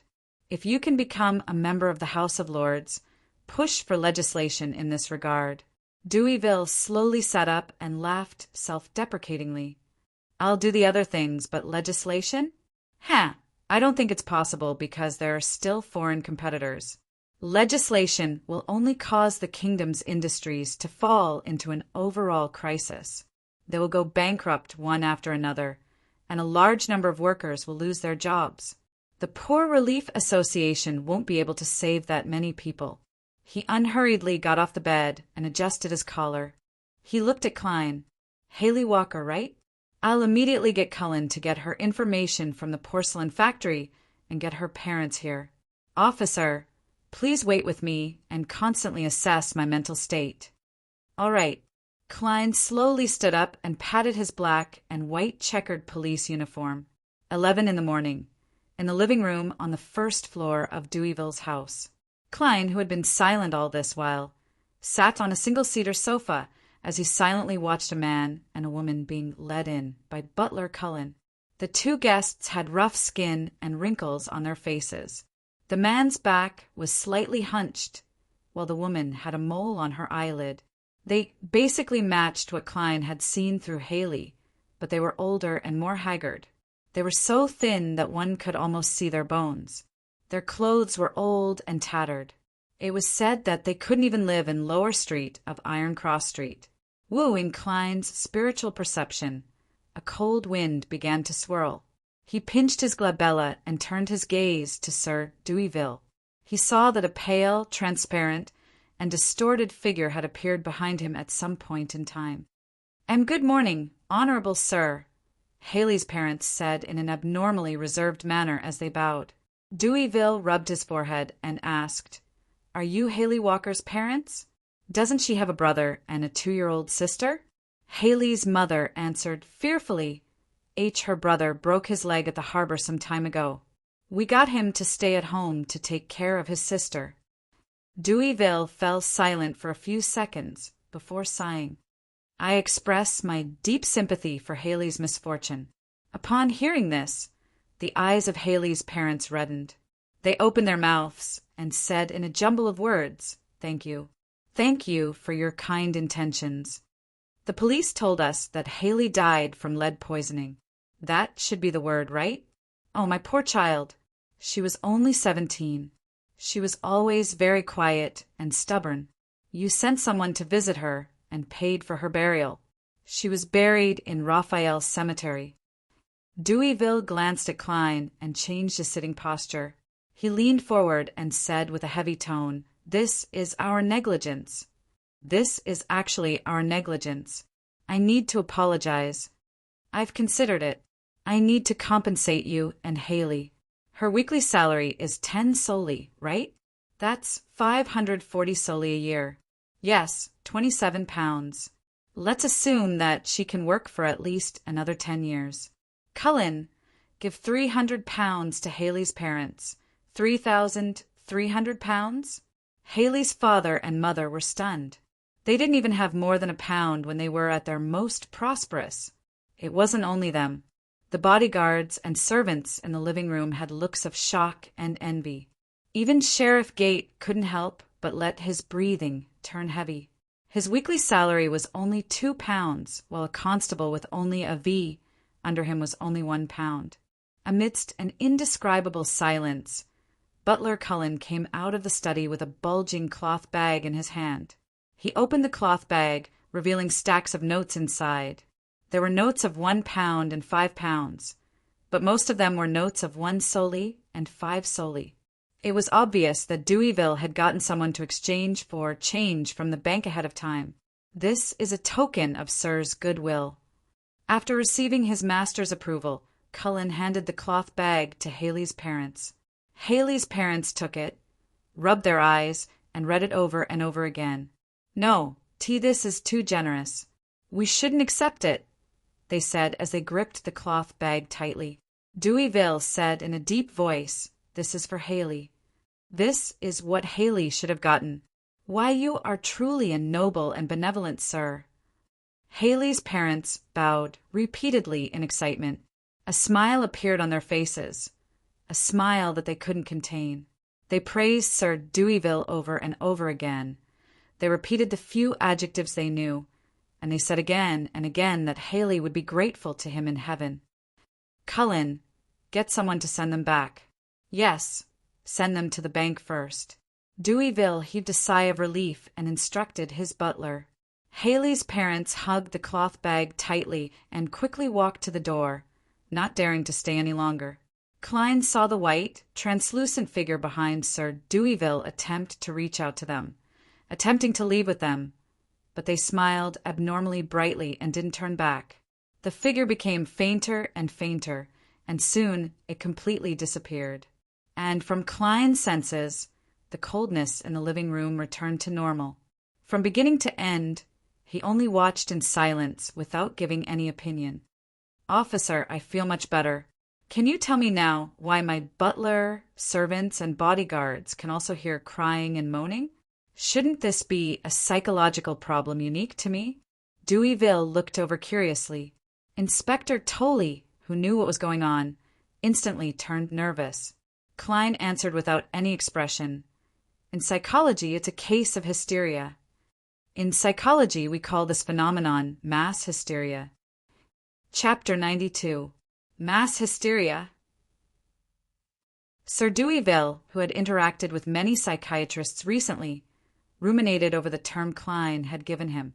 His butler, bodyguards, and servants didn't make a sound without his permission, no matter how curious they were. Instead, it was Sergeant Gate who looked at Klein with a puzzled expression, as though he had never heard of such a concept before. Klein controlled his habit of tapping the sofa's armrest and explained in a soothing voice, "Humans are creatures that are easily deceived by their own senses. Humans are creatures that are easily deceived by their own senses. Group hysteria is a psychological problem caused by mental tension and other factors affecting each other in the same group." His string of professional terms left Sir Deweyville, Sergeant Gate, and the others confused. They subconsciously chose to believe him. Let me give you a simple example. This is a case I once handled. A gentleman held a banquet and invited a total of 35 guests. During the banquet, he suddenly felt nauseous and vomited on the spot. It was followed by severe diarrhea. Once, twice, thrice. He began to believe that he was suffering from food poisoning. As he headed to the hospital, he shared his guess with his guests. In the next 2 hours, more than 30 of the 35 guests had diarrhea and 26 vomited. They filled the emergency ward of the hospital. The doctors conducted a detailed examination and comparison and concluded that the gentleman wasn't poisoned. The cause was gastrointestinal inflammation caused by the change in the weather and the ice-cold alcohol. What was most surprising was that none of the guests who came to the hospital were poisoned. In fact, none of them were really sick. This is mass hysteria. Deweyville nodded slightly and exclaimed, "I understand now. Humans are indeed prone to deceiving themselves. It's no wonder Roselle the Great said that a lie repeated 100 times would become the truth." "Sergeant, how should I address you? You are the most professional psychiatrist I've ever seen." "Inspector Moretti." Klein pointed at his epaulette. "Sir, your problem has been resolved. You can try to sleep now, and let me confirm if there are any other problems. If you can have a good dream, please allow us to bid you farewell and not wait for you to wake up." "All right." Deweyville rubbed his forehead, picked up his cane, and walked up the stairs to his bedroom. Half an hour later, the carriage with the police coat of arms left the fountain in front of Lord Deweyville's door. When Sergeant Gate got out of the car and returned to his station, Inspector Tolley looked at Klein and said half-jokingly and half-complimented, "Mister, I actually thought you were a real psychologist." He didn't finish a sentence because he saw that the young man in the black and white checkered uniform didn't show any expression. His eyes were dark and deep, and the corners of his mouth barely curled up. "I've only come into contact with some before." Inspector Toller was silent until the carriage stopped outside 36 Zutland Street. "Thank you for helping Sir Deweyville get rid of his troubles and regain his sleep."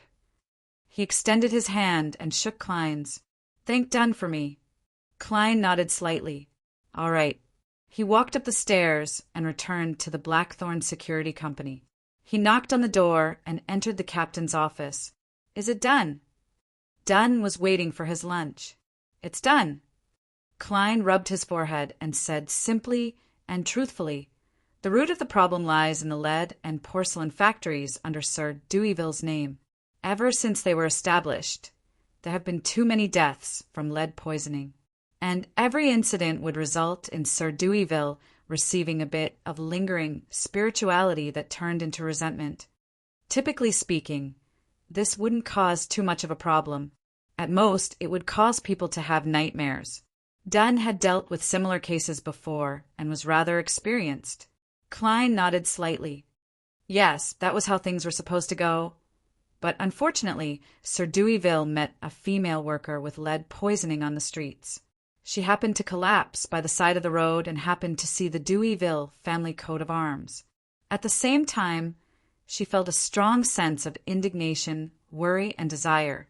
Only when Sir Deweyville gave her parents, brother, and sister a sum of 300 pounds did these emotions dissipate. This is a societal problem. In this era of steam and machinery, it's not uncommon." Dunn took out his pipe and took a whiff. He sighed and said, "Because the workers who make the flax will wet the materials and themselves, they will generally suffer from bronchitis and joint diseases. In a factory with heavy dust, even if there isn't any poisoning, it will still accumulate into lung problems. Phew, we don't have to talk about this. With the development of the kingdom, I believe that these problems will be solved. Klein, tonight, let's find a restaurant to celebrate you becoming an official member?" Klein thought for a moment and said, "Tomorrow night, Captain." "Tomorrow night.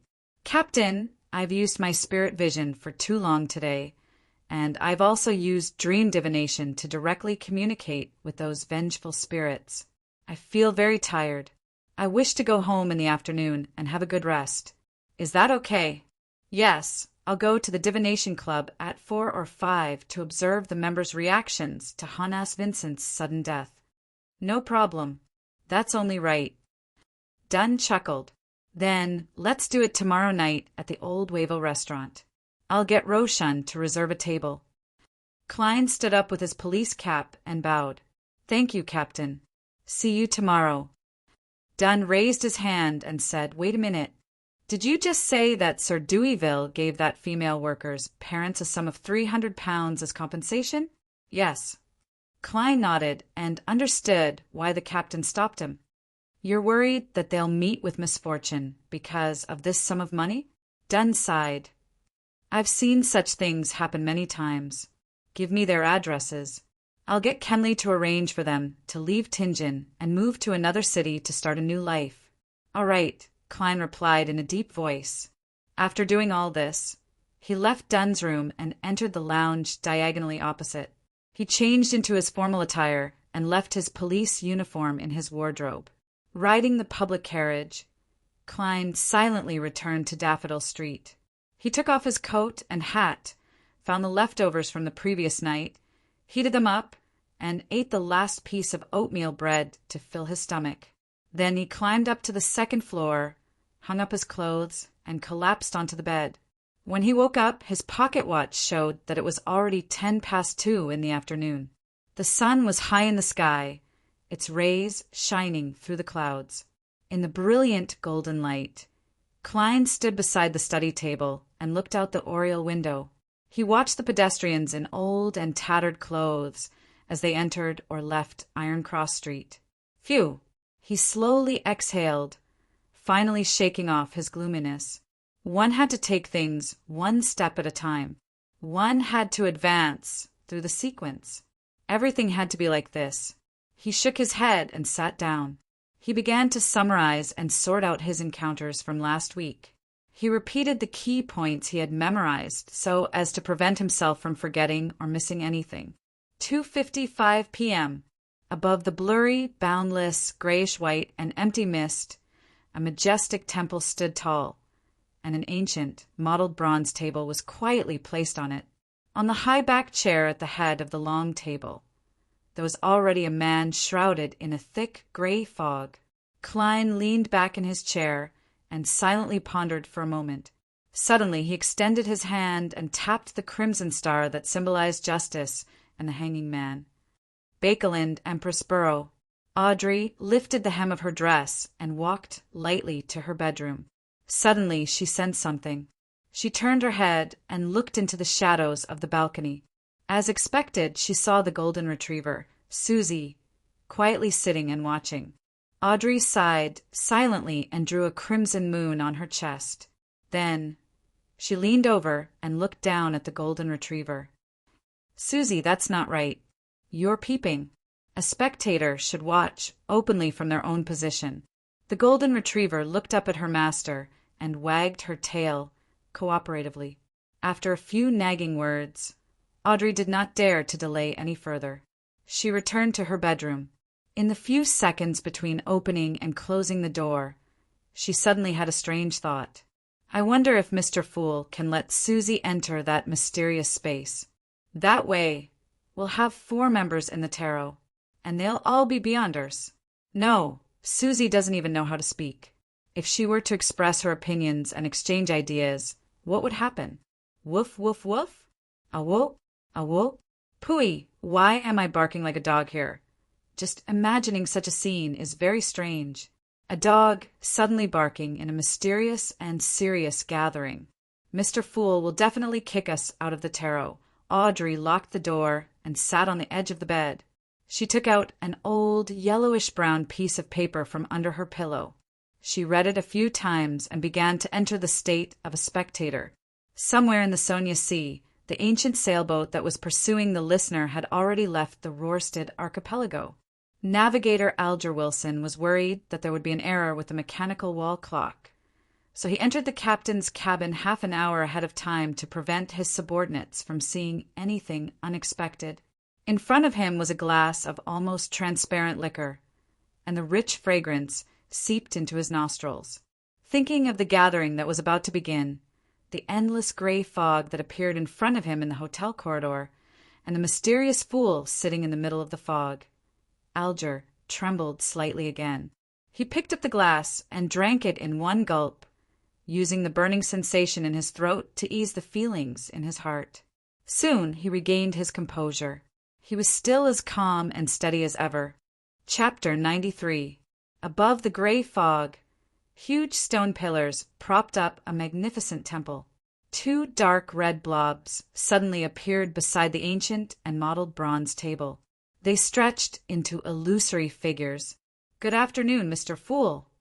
Audrey, who seemed to have a hazy effect, bowed and smiled. "It's a pity that there's no good wine here. Otherwise, I would be able to toast to your successful attempt." She was referring to the matter of ritualistic magic. "Your strength far exceeds our imagination," Alger Wilson praised as well. Klein's body was still shrouded in an extremely thick gray fog. He pressed his right hand down and spoke as though he was answering an ordinary question. "Very good. This shows that we are on a fruitful path. In the future, if you have something on and can't leave on Monday afternoon, hold the ritual ahead of time and inform me. Yes, you just need to change the contents of the incantation, such as pray for a sweet dream, to a specific reason." "All right." Audrey nodded her head briskly. "Mr. Fool, I've obtained another page of Roselle the Great's diary. I should still be missing a page. This week I've been far from land, so I haven't been able to find a new one." Alger pressed his right hand to his chest and bent forward to express his apology. "Don't worry about it. This matter is destined to take a long time." Klein leaned back in his chair and tapped his index finger on the armrest. He looked at Miss Justice and said, "You can express the diary now." Audrey bowed, slightly. "By your will."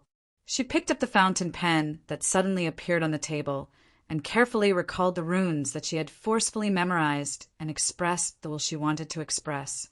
In just a few seconds, she saw that the goat skin in front of her was filled with dense, neat, and orderly content. After checking it, she put down the fountain pen and said, "It's done." Klein gently raised his hand, and the goat skin suddenly appeared in his palm. His gaze moved down, and he began reading without any emotions. 9th July. I suddenly thought of an interesting question. Since the sequence pathways are also known as the grace of God, the pathway of God, why is the slate that records the complete 22 sequence pathways called the blasphemy slate? Blasphemy, what a loaded term. Who exactly has it blasphemed? And who created the blasphemy slate? Why can they grasp all the sequence pathways? What else is recorded on it? I really want to take a look. July 12th. Today I learned a fact. Sealed artifacts are an important part of the Church's strength, even if some of them are extremely dangerous. Among the 7 churches, the Church of the God of Craftsmanship has the fewest sealed artifacts, so the relative danger is also the lowest. Did I join an organization with no future? No, I should think of it this way. Only a piece of paper is good for drawing. A weak organization is best. July 14th.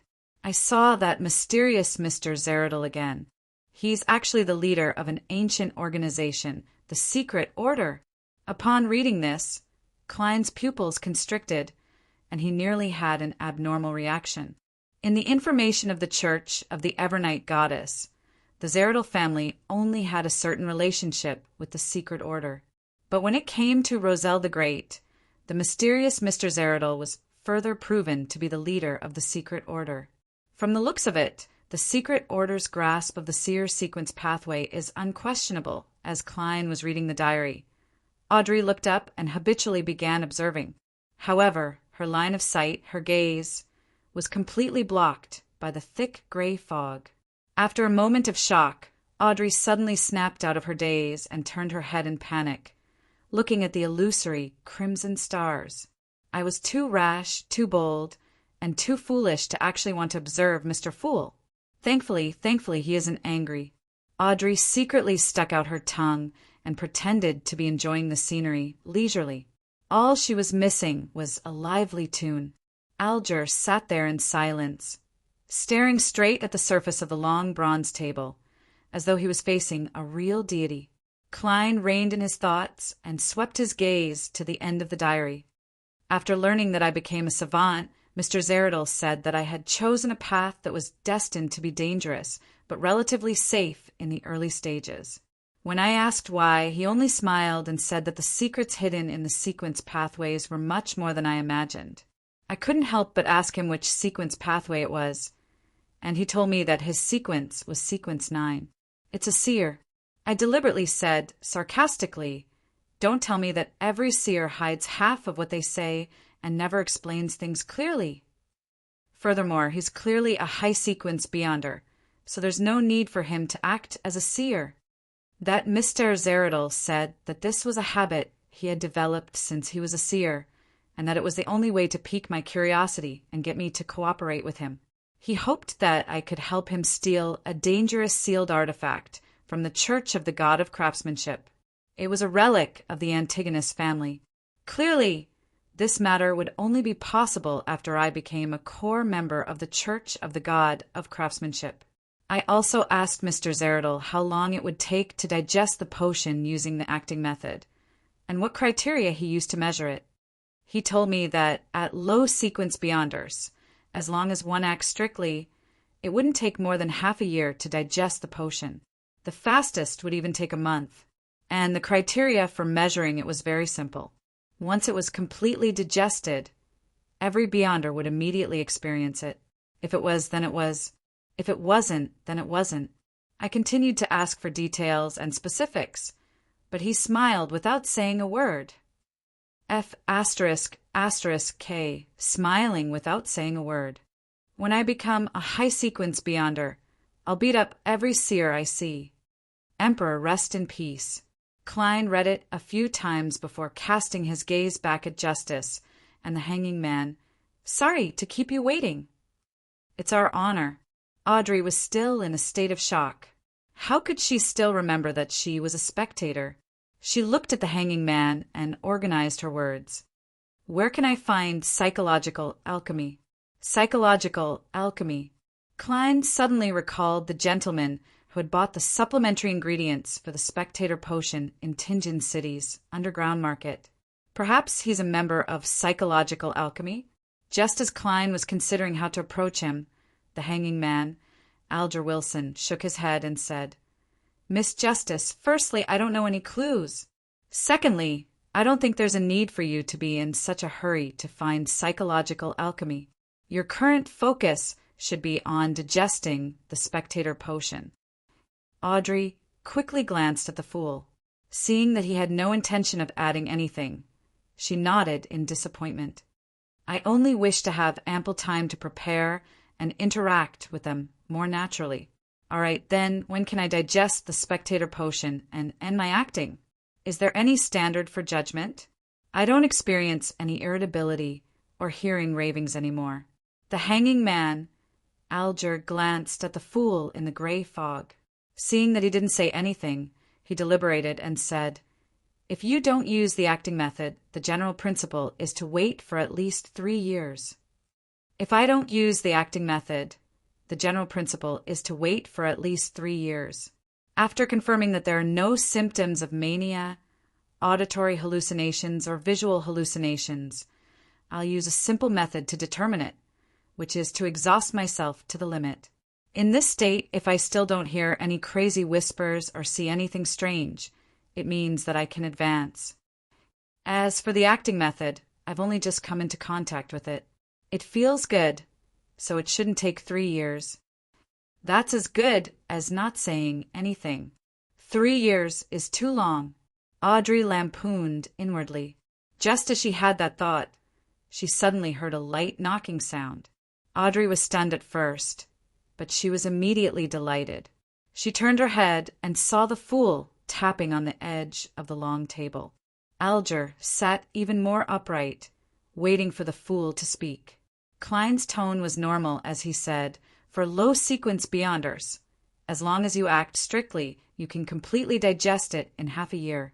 It's not impossible for you to do it in a month. He looked at Justice and added, It's a sign of complete digestion. When the time comes, you will naturally understand without needing anyone to teach you. A month? That's great. Thank you, Mr. Fool. Audrey's joy was beyond words. Miss Justice, don't think that you're the chosen one. The point is that it'll take half a year. Klein raised his right hand and placed it by his mouth. Half a year, Alger repeated softly. From his tone, Audrey acutely sensed joy, relief, and strong doubts. What's he doubting? Audrey said thoughtfully, Mr. Fool. Do you have any plans to add new members? Klein relaxed and leaned back. He had already prepared a reply. In the beginning, it was just an experiment. There weren't many considerations. But now, as a regular gathering, the members have to be strictly selected. Secrecy is our aim. Audrey nodded slightly. In other words, there needs to be observation, recommendation, and assessment procedures. Yes, procedures. You're not wrong to understand it that way. Klein gave an affirmative answer. He was thinking about how to ask the secret order about the clown potion and the secret order. How should I ask in a way that matches my identity? Klein fell into a dilemma. At this moment, seeing that Justice didn't have anything else to do, Alger took the initiative to speak. I heard that a listener from the Aurora Order is searching for traces of the true Creator, which is also the holy sanctuary that they promote. The true Creator? Audrey asked in puzzlement. That's an ancient existence that many mysterious organizations and sects believe in. They believe that the Creator isn't completely dead, and that his remnant core is the true Creator. Alger gave a rough explanation. Since the fifth epoch, the true Creator has appeared in many forms, such as the Hanging Giant, the Eye Behind the Shadow Curtain. Ha! Many people believe that when Roselle the Great invented the tarot cards, he referred to the image of the true Creator, which resulted in the card the Hanging Man. Having said that, he looked at Klein. There's nothing wrong with what I said, right, Mr. Fool? Is this a test of my opinion of the true Creator? Klein recalled the bloody naked man nailed to a cross in Captain Hannas Vincent's dream, and he immediately had an idea, be it hanging upside down or shadows. Don't they all have an evil aura? Hence, he chuckled. I prefer to call him the Fallen Creator. Chapter 94. The Fallen Creator. Fallen. The Hanging Man Alger ruminated over the fool's words, as if he was deep in thought. But in his heart, what echoed was the other party's relaxed, natural, and nonchalant attitude. That was a kind of equal attitude. If not for the previous ritual, Alger might have thought that the fool was just bluffing, using the means of elevating himself to shock himself and Justice. But now he would rather believe that even if the fool wasn't as good as the true Creator, he was at least close to that level. It's dangerous, but also an opportunity. Alger muttered silently before saying with a smile, Mr. Fool, your description is indeed more appropriate. Mr. Fool, your description is indeed more appropriate. According to our observations, any Beyonder who believes in the true Creator, the fallen Creator, has a higher percentage of people losing control than normal. The rest are mostly lunatics. This is also mentioned in the Nighthawk's internal information. And the so-called lunatics don't mean that they've lost their rationality, but that their worldview has become abnormally distorted. Klein maintained his sitting posture and didn't respond to the Hanging Man's words. He was still considering how to ask the secret order and the clown potion, but he couldn't find a way that matched his identity. Unfortunately, this place is still fundamentally different from online dating platforms. Otherwise, I could create a SMUF account to join and be in charge of asking questions that are inconvenient for me to ask. Maybe one day I'll learn something similar to mirror magic and I can give it a try. For example, making half of the members be my SMUF account. There are 22 chairs here and 22 tarot cards.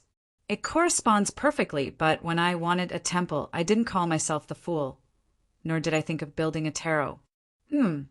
This symbolizes the 22 sequence pathways. I wanted a shrine, so a shrine appeared. I wanted a SMUF, so would a SMUF appear, seeing that the Fool, who was shrouded in a thick gray fog, didn't speak again, Audrey sighed and said curiously, "It sounds terrifying." "That sounds terrifying. Well, Mr. Hangman, can you tell me in detail about the various mysterious organizations and sects? It's difficult for me to come into contact with these things in my daily life, so I can only learn about them through you. I'll pay you. What do you want?" "Good question. Miss Justice, you've taken on the responsibility of my Smuff account to a certain extent. This way, the hanging man will definitely mention the secret order. You're the best sidekick."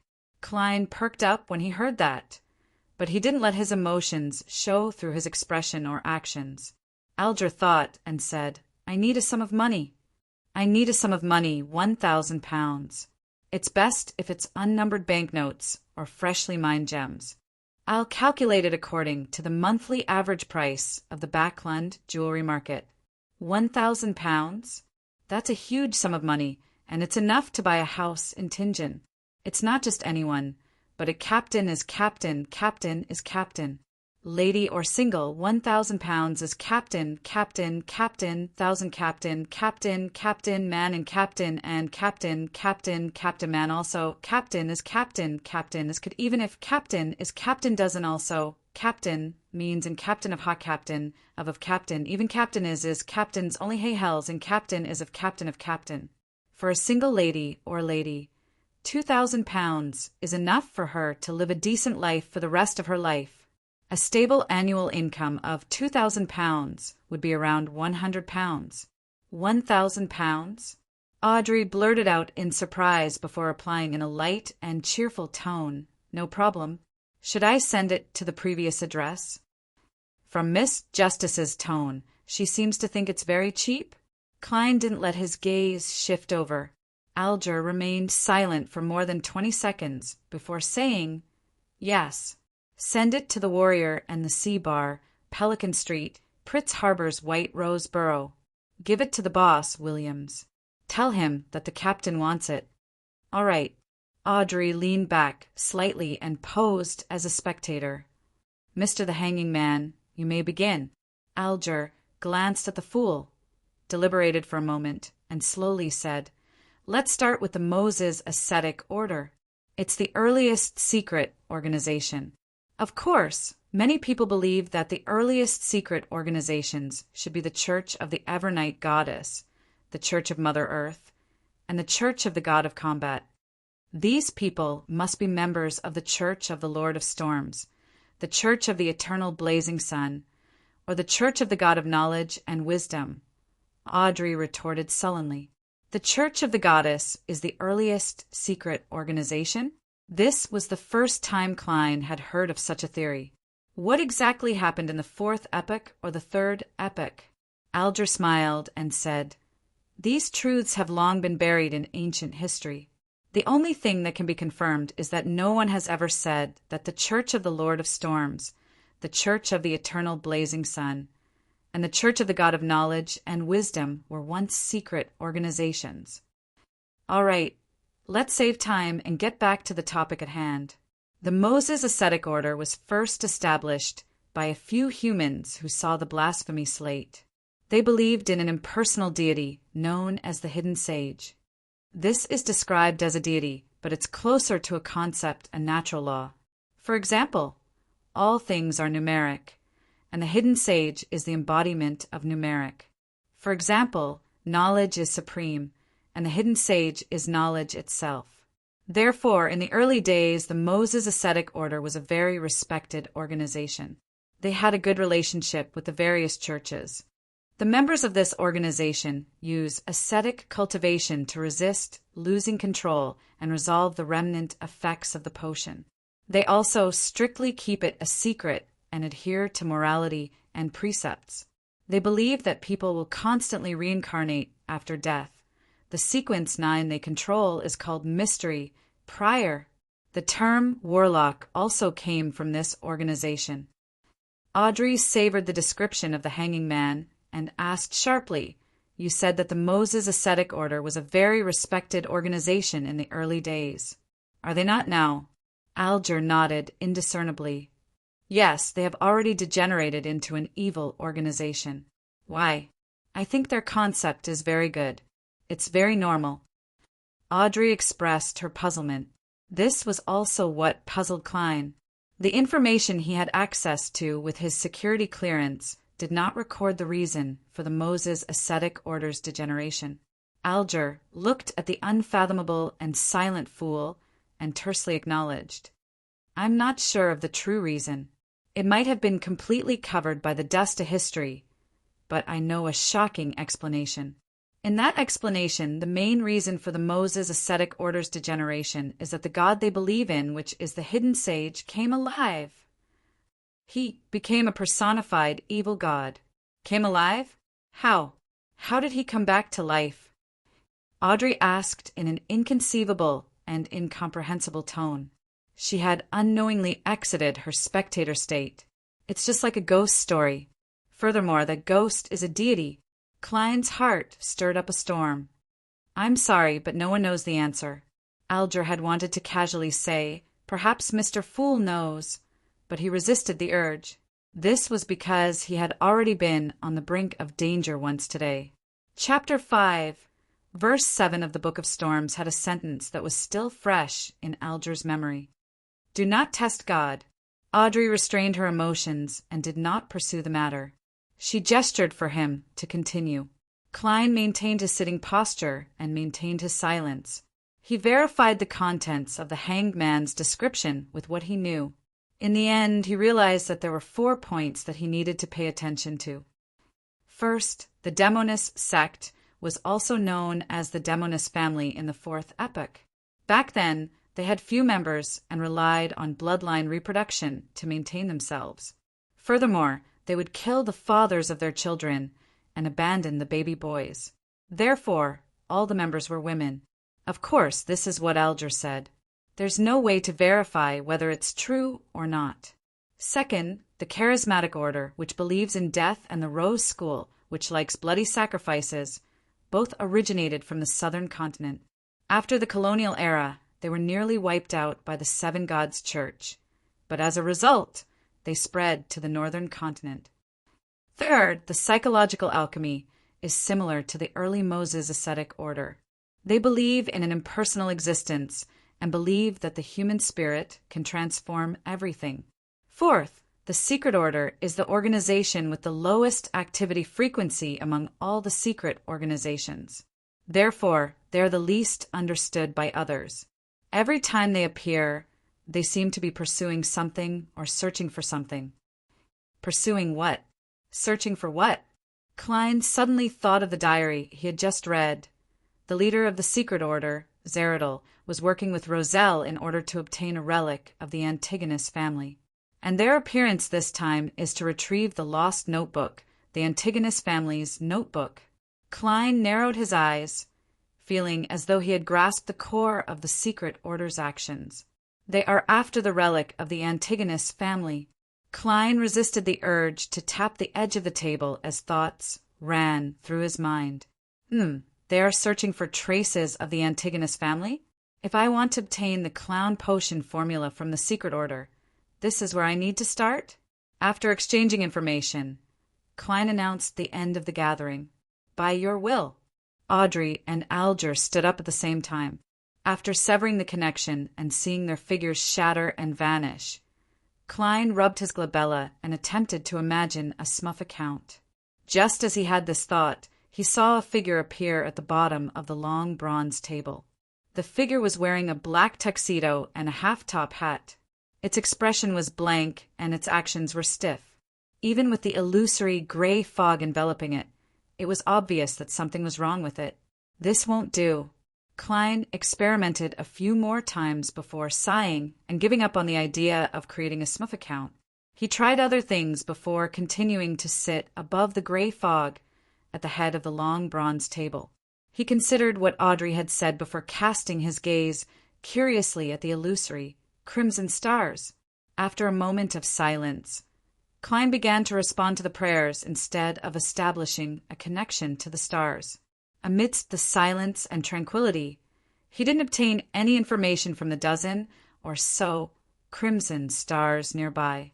Only by establishing a connection and pulling the person above the gray fog can I respond?" Klein nodded in thought, feeling a little disappointed. He didn't wish to go against the wishes of others and forcefully pull them into this mysterious space. Klein began preparing to leave, but out of habit, he came into contact with a nearby illusory star. At that moment, he suddenly felt a weak and inconspicuous prayer in the crimson. Chapter 95. Prayer. Klein's mind jolted.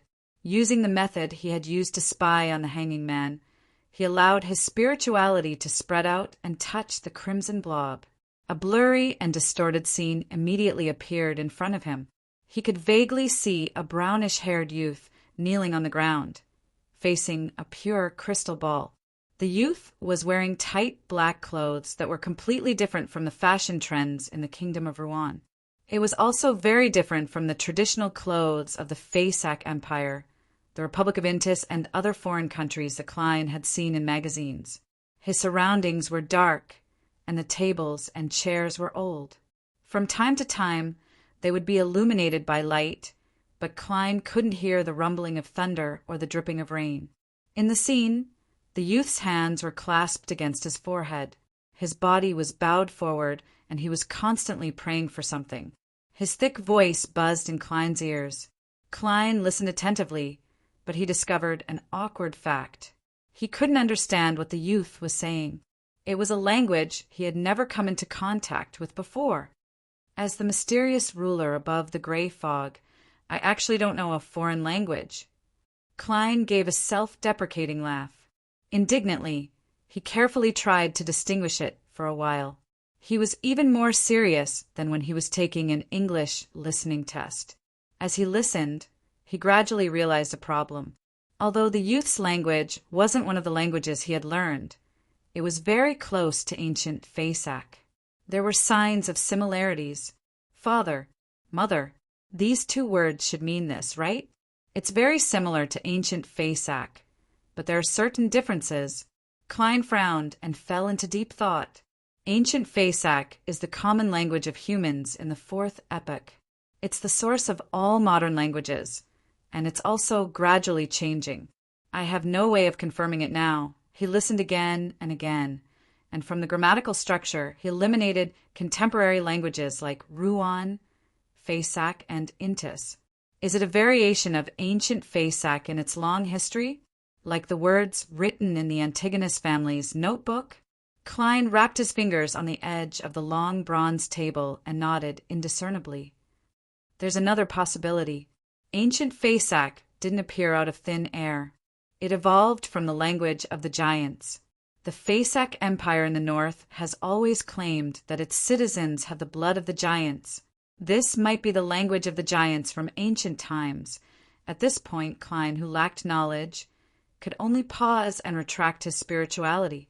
He no longer watched or listened. He didn't plan on immediately pulling the praying youth up above the gray fog. He wanted to figure out what he was talking about first. Of course, before that, he would often observe and perform basic tests. Phew! Klein exhaled and leaned back in the magnificent temple of gray mist. He wrapped his spirituality around himself and simulated the feeling of falling. After reviewing Roselle's diary, Klein changed into his formal attire and headed for the divination club. He still chose to take the public carriage despite having his salary doubled. However, he extravagantly attended to Mrs. Wendy's business and spent 5 pence to buy a cup of sweet iced tea to ward off the afternoon heat.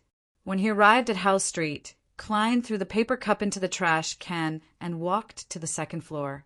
Before entering, he pinched his glabella and activated his spirit vision ahead of time. Just as he stepped into the reception hall, Klein immediately felt a faint sense of sorrow. The beautiful receptionist, Angelica, sat there. Her gaze was unfocused, and there was a hint of redness in her eyes.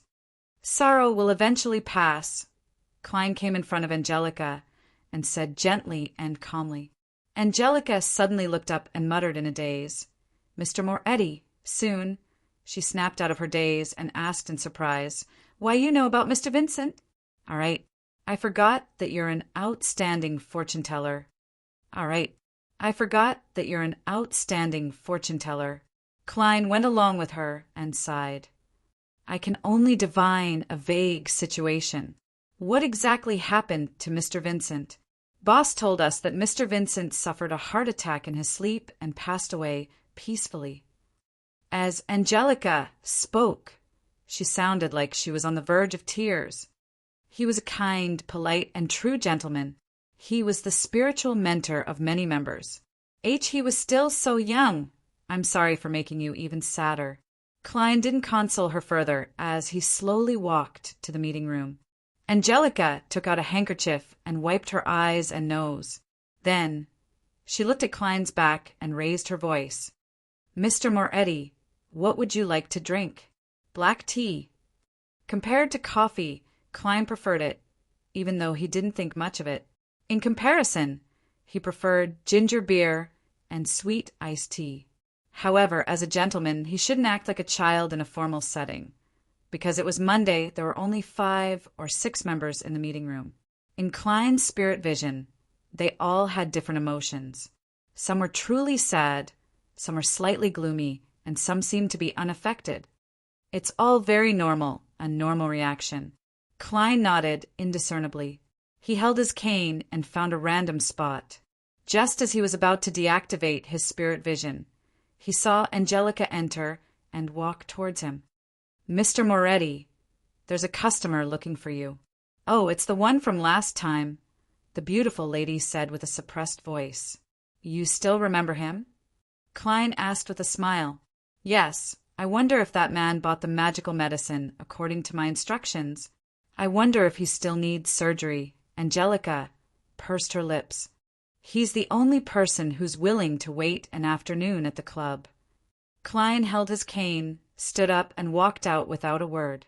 In the reception hall, he saw the man who had come for his divination previously.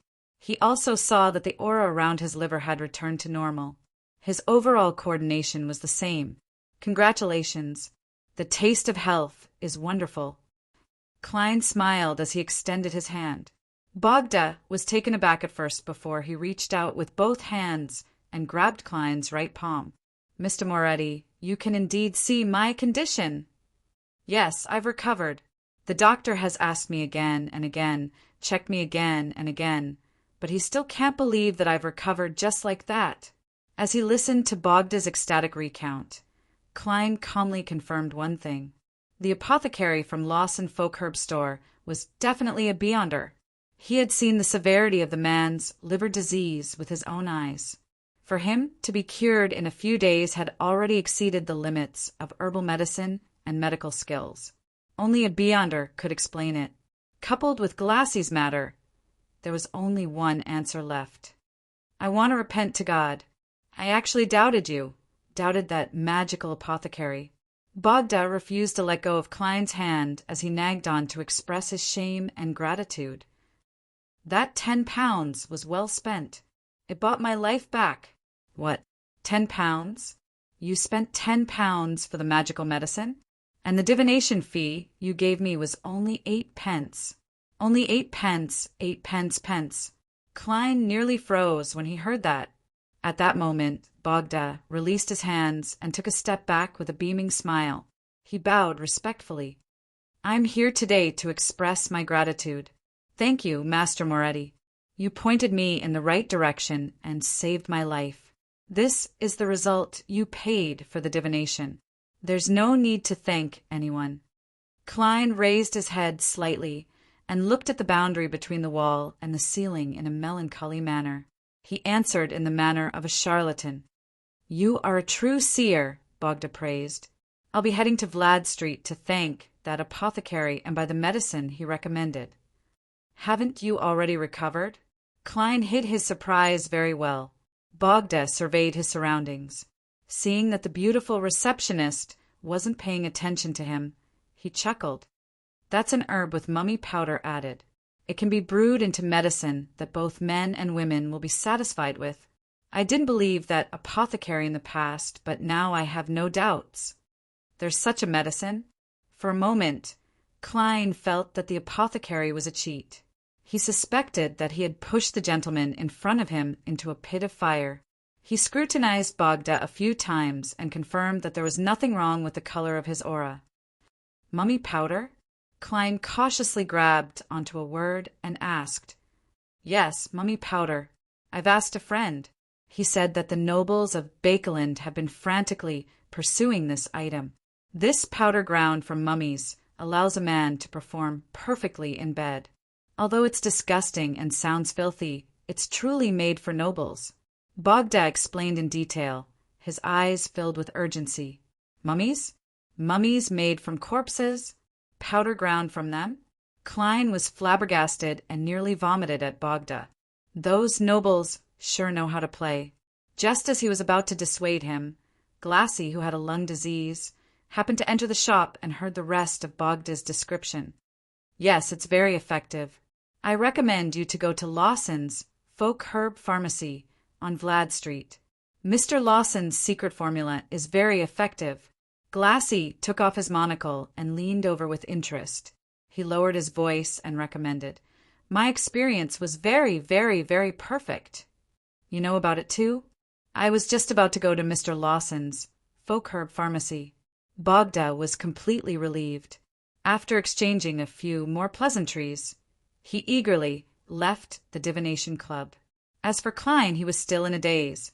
At 5:20 in the afternoon, he put on his half-top hat, picked up his silver-inlaid black cane, and took a car to Vlad Street. He planned to secretly observe the apothecary named Lawson Darkwaide before deciding if he should report it to the captain. 18 Vlad Street. Klein stood outside the herb shop and saw that the door was tightly shut and that there was a sale notice pasted on it. Very vigilant, he muttered to himself.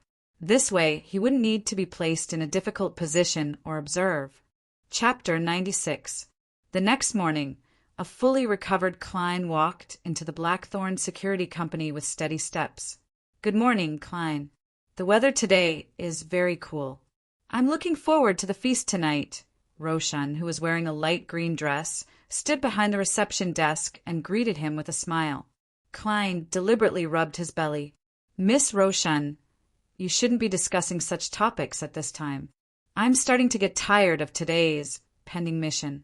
I only wish that night would come earlier. Me too. Roshan chuckled.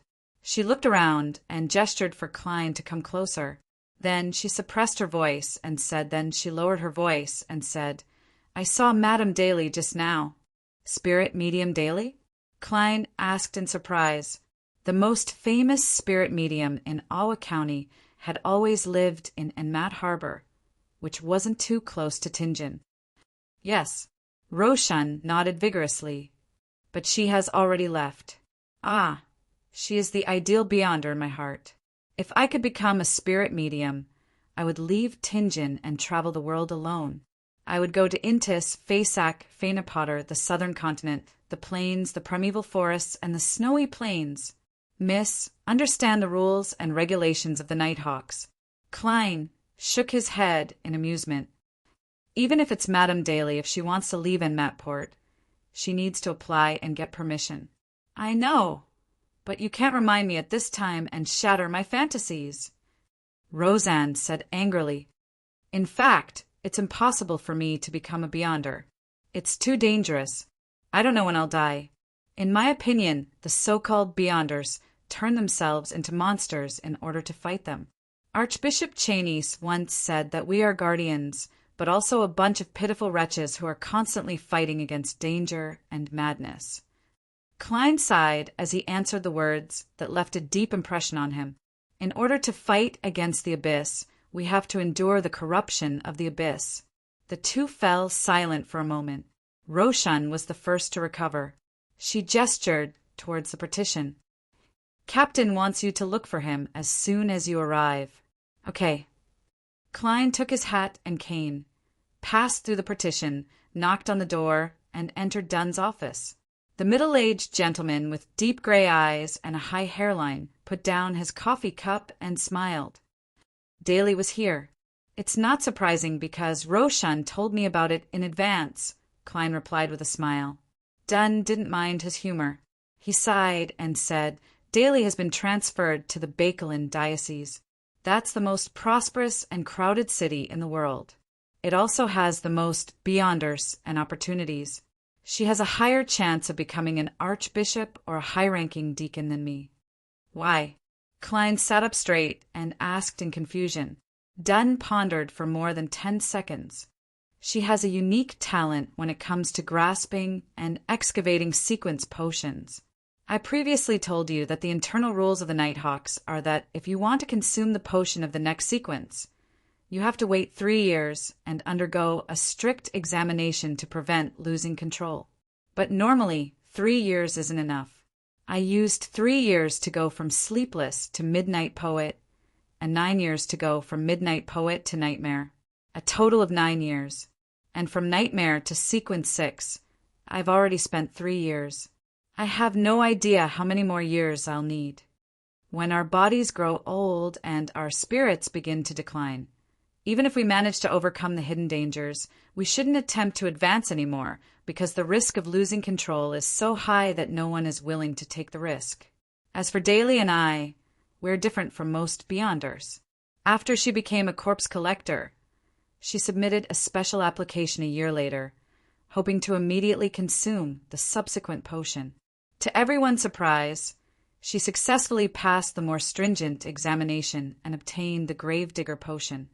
She only took a year to go from Gravedigger to Spirit Medium. This is only her 5th year as a Beyonder. She's only 24 years old. She's still young enough and has plenty of opportunities. On the surface, she's the most famous spirit medium in Awa County. But in fact, she's a real spirit medium. Isn't this acting? Old Neil seems to have mentioned that Ma and Daly has similar tendencies. Klein felt that he had grasped the core factor behind Daly's rapid advancement as a spirit medium. Captain, you're still young enough. You're only in your 30s. Klein consoled Dunn and added inwardly, "It's just that your memory is a little bad." Dunn drank a mouthful of coffee and shook his head with a wry smile. "Why don't you ask Ma and Daly for advice on how to grasp and excavate the sequence potion?" Klein deliberately asked. Dunn put down his coffee cup and rubbed his eyebrows. "She wants me to become a real nightmare. I don't know what that means. Acting as a nightmare. Man, a nightmare makes me feel evil." Klein frowned slightly and fell silent for a moment. At this moment, Dunn took out his pipe and took a whiff. "I discussed with Daly that the Seer Potion's follow-up is Clown. Without considering the possibility of the secret order deliberately deceiving you, she raised an interesting guess." "What guess?" Klein's eyes lit up as he asked anxiously. He had once used divination to verify if Clown was the follow-up potion for Seer, and he had obtained a vague answer that was closer to a definite direction. Dunn's deep gray eyes glanced at him as he said in thought, "Normal sequence pathways have a progressive relationship." Normal sequence pathways have a progressive relationship. They follow a common point and advance in a domain. For example, Sleepless, Midnight Poet, and Nightmare. Clearly, they are related to the Evernight, as well as the sleep and tranquility derived from the Evernight. I can imagine that it will be the same in the future, but it will be more powerful and involve a wider range of factors. There might be elements like concealment, disaster, horror, and the Crimson Moon. Some sequence pathways don't appear to be like that on the surface, but upon careful analysis, one can still discover similarities. For example, Assassin and Instigator. The similarities they share are that they bring calamity, pain, sorrow, and despair to others. The later sequences should also conform to this pattern. Klein listened attentively and took the initiative to ask, "But the Seer and Clown don't have such a relationship?" "Yes." Dunn nodded slightly and said, "Daly believes that there might be another sequence pathway that has a relationship. After all, we don't know enough." He paused for a moment before continuing. Daly said that in a similar pathway, the low and mid-sequence potions will provide the Beyonder with a brand new ability that doesn't seem to have anything to do with the one before. At a certain stage of qualitative change, these abilities will mix together and evolve into an abnormally powerful job that includes them. In other words, it's not progressive, but a relationship of decomposition and combination. Seeing that Klein was a little confused, Dunn raised his right hand and said, "Normal sequence pathways are progressive." The normal sequence pathway is progressive, just like everyone's body. Starting from a young age, they grow taller bit by bit, becoming stronger, heavier, and more mature. And special sequence pathways are like this. Upon saying this, Dunn curled his thumb. This is sequence 9. Then he curled his index finger. This is sequence 8. Following that, he slowly curled his remaining fingers, one by one. Each finger is independent of each other. It doesn't seem to be related, but in the end. When he said the word "in the end," Dunn's 5 fingers were all curled into a hard fist. I understand. Klein was enlightened, agreeing with Ma and Daly's guess and the captain's analogy. Maybe that's really the case? He nodded thoughtfully. Sequence 8 Clown is completely different from Sequence 9 Seer. It has a brand new ability, and according to the Nighthawk's internal information, the corresponding Sequence 7 and Sequence 8 Clown don't have any similarities. After a moment of silence, Klein pressed curiously. At what stage will different abilities combine and undergo a qualitative change? Dunn took a sip of his coffee and chuckled. Daily, and I guessed that it's Sequence 4. Why? Klein blurted out. Because according to the Church's classification of sequence pathways, Sequence 4 is the starting point for a high sequence. It is said that it will bring about a qualitative change in one's life and mind. In ancient times, in the 4th epoch, Sequence 4 Beyonders were qualified to be called demigods. Unfortunately, in modern times, such Beyonders are very, very rare, Dunn said wistfully. Sequence 4 to Sequence 1 are high sequence Beyonders. Then what are the low sequences? Klein asked with interest. Sequence 9, Sequence 8, and Sequence 7 were low sequences 1,000 years ago, but in recent centuries, the scarcity of Beyonders has caused the various churches to view Sequence 7 as a medium sequence. Dunn gave a self-deprecating laugh. Sequence 9 and Sequence 8 are low sequences. Sequence 7, Sequence 6, and Sequence 5 are medium sequences, and Sequence 4 and above are high sequences. Klein repeated it in his heart, unable to help but feel a little yearning. Roselle the Great is a high sequence Beyonder. However, the higher the sequence, the greater the risk of losing control. Klein thought with fear. He pretended to ask another question casually. What's the name of the Sequence 4 potion of the Church of the Goddess? In fact, I'm not sure. My security clearance doesn't allow me to access the corresponding information. I'll only be able to read it when I become a diocese bishop or a Nighthawk deacon. Dunn shook his head and said with a smile, in fact, at least half of the 13 archbishops and 9 high-ranking deacons at the top of the church are below Sequence 4. Yes, what I said is more optimistic. The previously wanted archbishop in Sanguil lost control after failing to advance to Sequence 4. The one who took away sealed artifact 0-08, his potion's name seems to be Gatekeeper. Klein thought for a moment and probed. Is Sequence 5 of the Sleepless Pathway Gatekeeper? No, that's the Spirit Medium Pathway. When you reach Sequence 7 and become a bishop or a captain of a Nighthawk team, you'll be able to see the corresponding information. Gatekeeper is a Sequence 5 of the Spirit Medium Pathway? Does it mean that he's guarding the gates to hell?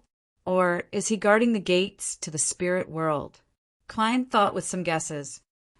All right, go look for Old Neil and continue your studies. Dunn smiled and said, Don't forget about the feast tonight. It's at Old Will Restaurant. I've already made a reservation. This time, I'll officially introduce you to the other Nighthawks. All right, I've already prepared the cash. Klein forced the corners of his mouth to curl up. No, there's no need. Have you forgotten that we have an additional allowance? It's for you to complete the mission, Dunn said with a wave of his hand. Klein was taken aback for a moment before he said with a beaming smile, All right, Captain. He turned around and walked to the door as he began to count in his heart. 3, 2, 1. Captain didn't stop me. Klein counted 1 for a long time and was surprised to find that Captain Dunn Smith hadn't forgotten something that needed to be added. Miracle, he silently evaluated in his heart. In the armory, old Neil glanced at the happy Klein and said, "Don't think about the feast tonight. Don't think about tonight's feast. You still have many things to learn, such as more ritualistic magic, ancient Hermes, draconic, elvish, and so on. By the way, you have to practice combat with teacher for at least 2 hours every afternoon, apart from your rest days." Combat? Captain didn't mention it just now. Klein was shocked. Old Neil nodded and answered without hesitation. Chapter 97. 2:00 in the afternoon.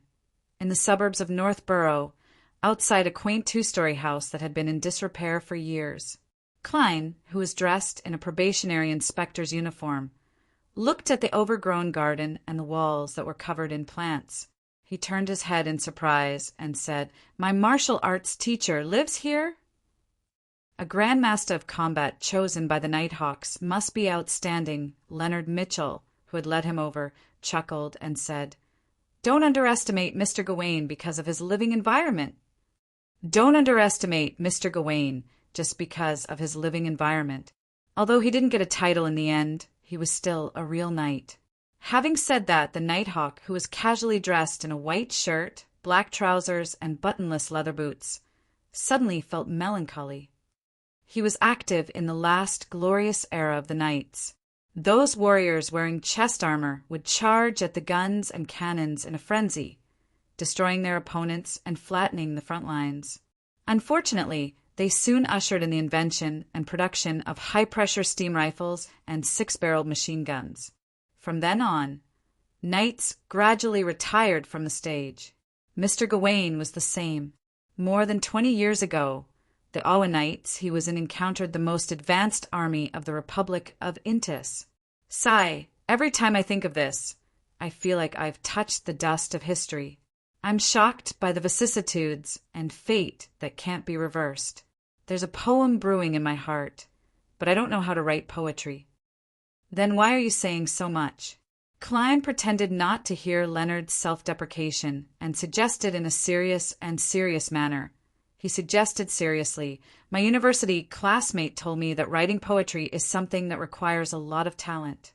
It's best to start by reading Rouan's early classical poems." Leonard's mood changed on a whim as he replied in a relaxed and cheerful manner, "I've already bought this poetry collection, as well as other books like Roselle's selected poems. I will work hard to become a midnight poet, Mr. Sear." Is he hinting at acting? Klein replied as if he didn't understand. "Then you still need books on grammar. All right, let's go in." Leonard reached out and pushed open the half-closed iron gate. He walked along a path wide enough for 2 people to walk side by side towards the house. Before he got close, Klein saw the front door open, and a tall man walked out. His blonde hair was very short, and there were already signs of white at his temples. The skin on his face had traces of weathering, and the wrinkles on his forehead, crow's feet and wrinkles on his forehead were deep and obvious. "What are you doing here?" the middle-aged man asked in a deep voice. "Mr. Gawain, according to the contract you signed with the police department, this probationary inspector will learn combat from you," explained Leonard with a smile. "Combat? There is no need to learn how to fight in this era." Gawain looked at Klein with his slightly cloudy eyes and said lifelessly, "You should practice drawing and shooting and master the most advanced weapons." Was he traumatized by the 6-barreled machine gun and the high-pressure steam rifle? Klein did not respond rashly. He turned his head to look at Leonard, amused. For the police, fighting is still a subject that must be mastered. Most of the criminals we face aren't demons that must be executed immediately. They might not even have weapons. At times like this, fighting skills are needed, Leonard said as if he was prepared. Gawain was silent for more than 10 seconds with a gloomy face. "Try throwing a punch." He was talking to Klein. Without his cane, Klein recalled the boxing matches he had watched in his previous life. He raised his arm and swung it forward. The corner of Gawain's mouth twitched indiscernibly. He thought for a moment and said, "Kick." Turning his body sideways, Klein tightened his thigh and lashed out with his right leg. Ahem. Gawain covered his mouth with his hand and coughed lightly. He looked at Leonard and said, "I will abide by the contract. But with his situation, he only needs to come 4 times a week for 3 hours for the first month. You're the combat expert. You decide." Leonard nodded without hesitation and said to Klein with a smile, "See you at dinner." After he walked out of the metal fence, Klein asked curiously, "Teacher, where should I start?" Teacher, where should I start? As a qualified keyboard warrior, he knew that footwork in combat was also very important. Gawain's hands hung by his sides as he shook his head lethargically.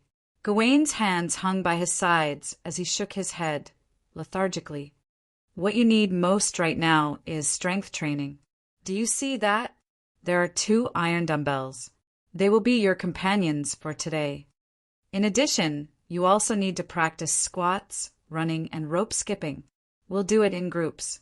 While Klein was in a daze, he suddenly raised his voice and asked majestically, "Understood?" Understood. At this moment, Klein felt as if he had returned to military training, facing an unreasonable instructor. "Go change your clothes first. There's a knight's training suit on the couch." Gawain suddenly sighed. He turned around with his hands behind his back and walked toward the pair of black dumbbells. 6:00 in the evening, a corner of the Old Will restaurant. Other than Fry, who was on duty at Cheney's Gate, all the members of the Blackthorn Security Company were present. There were 6 Nighthawks and 5 civilian staff. A white tablecloth was spread quietly on the long table. The waiters brought in plate after plate of food. They cut the food before serving it to each guest. Klein saw a steak with black pepper sauce, bacon, sausage with mashed potatoes, custard, aloe vera, specialty cheese, and amber champagne. However, he had no appetite. He nearly vomited from the afternoon's training.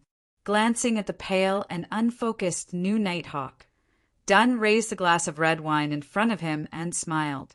"Let us welcome our new official member, Klein Moretti. Cheers." The cold and reserved black-haired lady, Royale Redine, the short and capable sleepless Kenley White, the unkempt man, Leonard Mitchell, and the white-haired, black-eyed midnight poet, Sikatron, all raised their glasses and looked at their new teammate. Klein endured the lingering discomfort from the training, picked up the amber-colored champagne, and stood up. He stood up and said thank you. He clinked glasses with each Nighthawk and downed the remaining champagne. "Isn't our Miss Author going to say something at a time like this?" Dunn looked at Sikatron with a smile. Sikatron was a lady in her 30s. Her looks were rather ordinary, but she had an outstanding temperament. She was quiet and serene, and with her rare long white hair, she had a unique charm. Klein had heard from old Neil that this midnight poet was an amateur fiction enthusiast. She had attempted to submit articles to newspapers and magazines, but only a few of them had been accepted. Sika smiled and glanced at Dunn. "In order for you to address me as Miss Author to become a reality, Captain, I think you should give me a special fee so that I can publish my own novels." Dunn spread his hands and smiled. "You should learn from old Neil and find a more suitable reason. In this aspect, I'm most impressed by Mr. Neil." Roshan swallowed a piece of roasted lamb and chimed in. As the group chatted, Leonard glanced at Klein and chuckled. "You're too tired and have no appetite. Can't eat?" "Yes." Klein sighed. "If you haven't touched it, I can help." Leonard looked as though he didn't want to waste food. Klein didn't mind at all and nodded. "No problem." Just like that, most of the food in front of him was eaten by Leonard and company. At the end of dinner, the waiters served beef pudding and ice cream. Klein took a bite of the latter and found it cold and sweet. It was especially appetizing. Unknowingly, he finished his blueberry juice ice cream. And because of this, he began to feel hunger in his heart and stomach. It was the body's desire to replenish itself after expending a lot of energy. Swallowing his saliva, Klein looked in front of him and saw that the plates were a mess. There were almost no leftovers. At that moment, Dunn suggested, "Let's end it here. Let's have one last toast to Klein." Before he could finish his sentence, Klein blurted out, "That's right. Captain, can I have another serving of dinner?" Upon hearing this request, everyone fell silent for a moment before they laughed softly. "Haha, you finally recovered. No problem, even 2 more will do." Dunn shook his head and laughed. While waiting anxiously and impatiently, Klein heard his stomach growl. Finally, a piece of steak with black pepper sauce that had just been fried was served. The knife and fork danced in the air. Klein, who was on the verge of tears, only took a minute and a half to finish the medium-well food. The fragrance of meat and juice lingered in his mouth. After an unknown period of time, he looked at the empty plates and exhaled in satisfaction. He put down his knife and fork and drank a mouthful of champagne. "Waiter, the bill." Dunn turned to the waiter beside him. The waiter first went to the front desk before returning with the bill. He explained in detail, "That's right." He explained in detail, "You've opened a total of 5 bottles of Desi champagne. Each bottle is 12 soldi and 3 pence. A small glass of Southville red wine is 10 pence. Each black pepper steak is 1 soldi and 2 pence. Each beef pudding is 6 pence, and each ice cream is 1 soldi. That's a total of £5, 9 soldi and 6 pence. £5, 9 soldi and 6 pence? That's almost a week's salary. A restaurant is indeed much more expensive than eating at home." Klein was left speechless when he heard that. He was very glad that the captain had said that he didn't need to treat. He had a small treasury and additional funds. He did some careful calculations and realized that the most expensive part of the dinner was the alcohol. Just 5 bottles of champagne cost more than £3. This is no different from Earth. Klein secretly rubbed his stomach and forced himself to finish the last mouthful of champagne. The next morning, Klein groggily felt his lower abdomen bloating. He turned around in an attempt to get out of bed. Just as he exerted strength, he was immediately jolted awake by the soreness in his muscles. He felt as though his body no longer belonged to him. What a familiar feeling. It's just like the day after I was punished with frog jumping. Today's my day off, and I still have to visit my mentor to see if I can borrow the monograph on the main peak of the Hornacis from the university library. The corners of Klein's mouth twitched as he struggled to move outside. With every step he took, he felt like drawing a cold breath. Chapter 98. Faced with his sister's question, Klein could only smile bitterly. Muscle soreness. He originally believed that consuming the sequence potion and becoming a Beyonder would more or less improve his physique, but the cruel reality told him that the skills of a seer were all focused on spirituality, psyche, intuition, and interpretation. It didn't allow him to quickly adapt to combat training. As for the original Klein, he had been focused on his studies for many years and had suffered from malnutrition, causing his physique to always be below average. It was rather normal for him to have such a sequela today. Muscle soreness? I remember you came back after dinner last night and didn't do anything else. Could alcohol cause muscle soreness? Melissa inquired probingly. Could it be that alcohol causes muscle soreness? Sis, that question of yours really makes one's thoughts go astray. Klein laughed dryly and said, "No, it has nothing to do with alcohol." "No. It has nothing to do with alcohol. It happened yesterday afternoon. I joined the company's combat training." Combat? Melissa was even more surprised. Klein quickly organized his words and said, "It's like this. I thought that, as a consultant of a security company's history and cultural relics, I can't stay in the office forever, staying in the warehouse at the dock. Perhaps there will be a day in the future when I need to go to the countryside with them, to the ancient castle, to the original location of the cultural relics. On the way, I will climb mountains, cross rivers, and walk many, many roads. I will have to undergo all kinds of tests from nature. This requires a healthy body. So you join the combat training to improve your physique? Melissa understood what her brother meant. Yes. Klein gave an affirmative answer. Melissa frowned slightly. But that's not gentlemanly. Don't you always hold yourself to the standards of a professor? A professor only needs to read the literature, consider difficult problems, and be gentle and gentlemanly. Of course, I'm not saying that's not good. I like men who can solve problems by themselves, whether they use their muscles or their brains. Klein smiled and said, No, no, no. No, no, no. Melissa, you have misunderstood the definition of a professor. A real professor can communicate with people in a gentle and polite manner, and they can also use physics to persuade the other party when communication is blocked. The way of physics. Melissa didn't react for a moment, but she quickly understood what her brother was trying to say. She couldn't find the words to refute. Klein didn't say anything more. He moved his legs with difficulty and moved to the bathroom. Melissa stood there and watched for a few seconds. Suddenly, she shook her head and chased after him. Do you need my help? She made a gesture to support him. No, there's no need. I was just putting on a show. Klein felt insulted. He straightened his back and walked normally.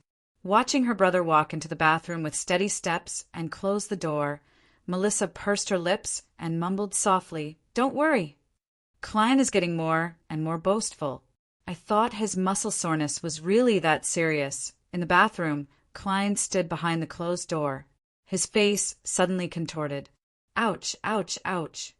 He held his breath and tensed his body for a full 7 to 8 seconds. It wasn't until he went downstairs with difficulty, finished his breakfast, and watched Banson and Melissa leave that he felt less sore. After resting for a while, Klein picked up his cane, put on his top hat, and slowly walked out to the tracked public carriage stop. Koei University during the summer holidays was filled with trees, flowers, and birds. It was peaceful and quiet. After walking along the river for a while, Klein turned into the road that led to the history department. He found the old 3-story gray stone building and found his mentor, Cohen Quinton's office. He knocked on the door and was surprised to see Instructor Aztec sitting in his mentor's seat. Good morning, Mr. Aztec. Where's my mentor?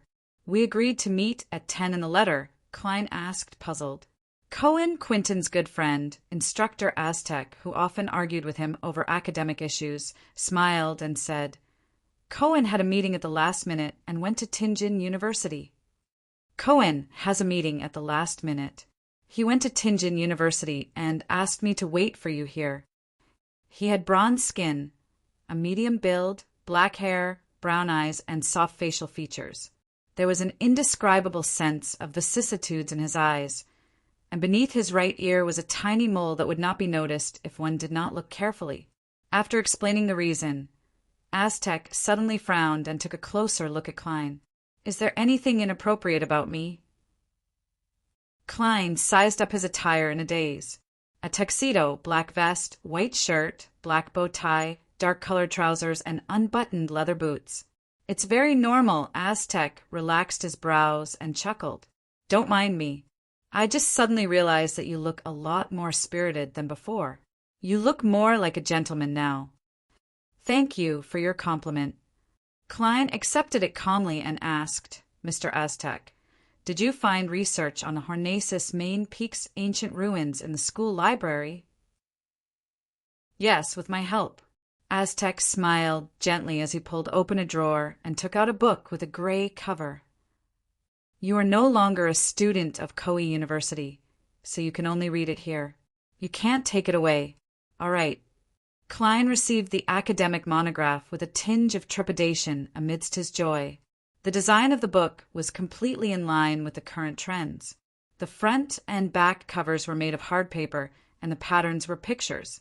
They formed an abstract image of the Hornacis main peak.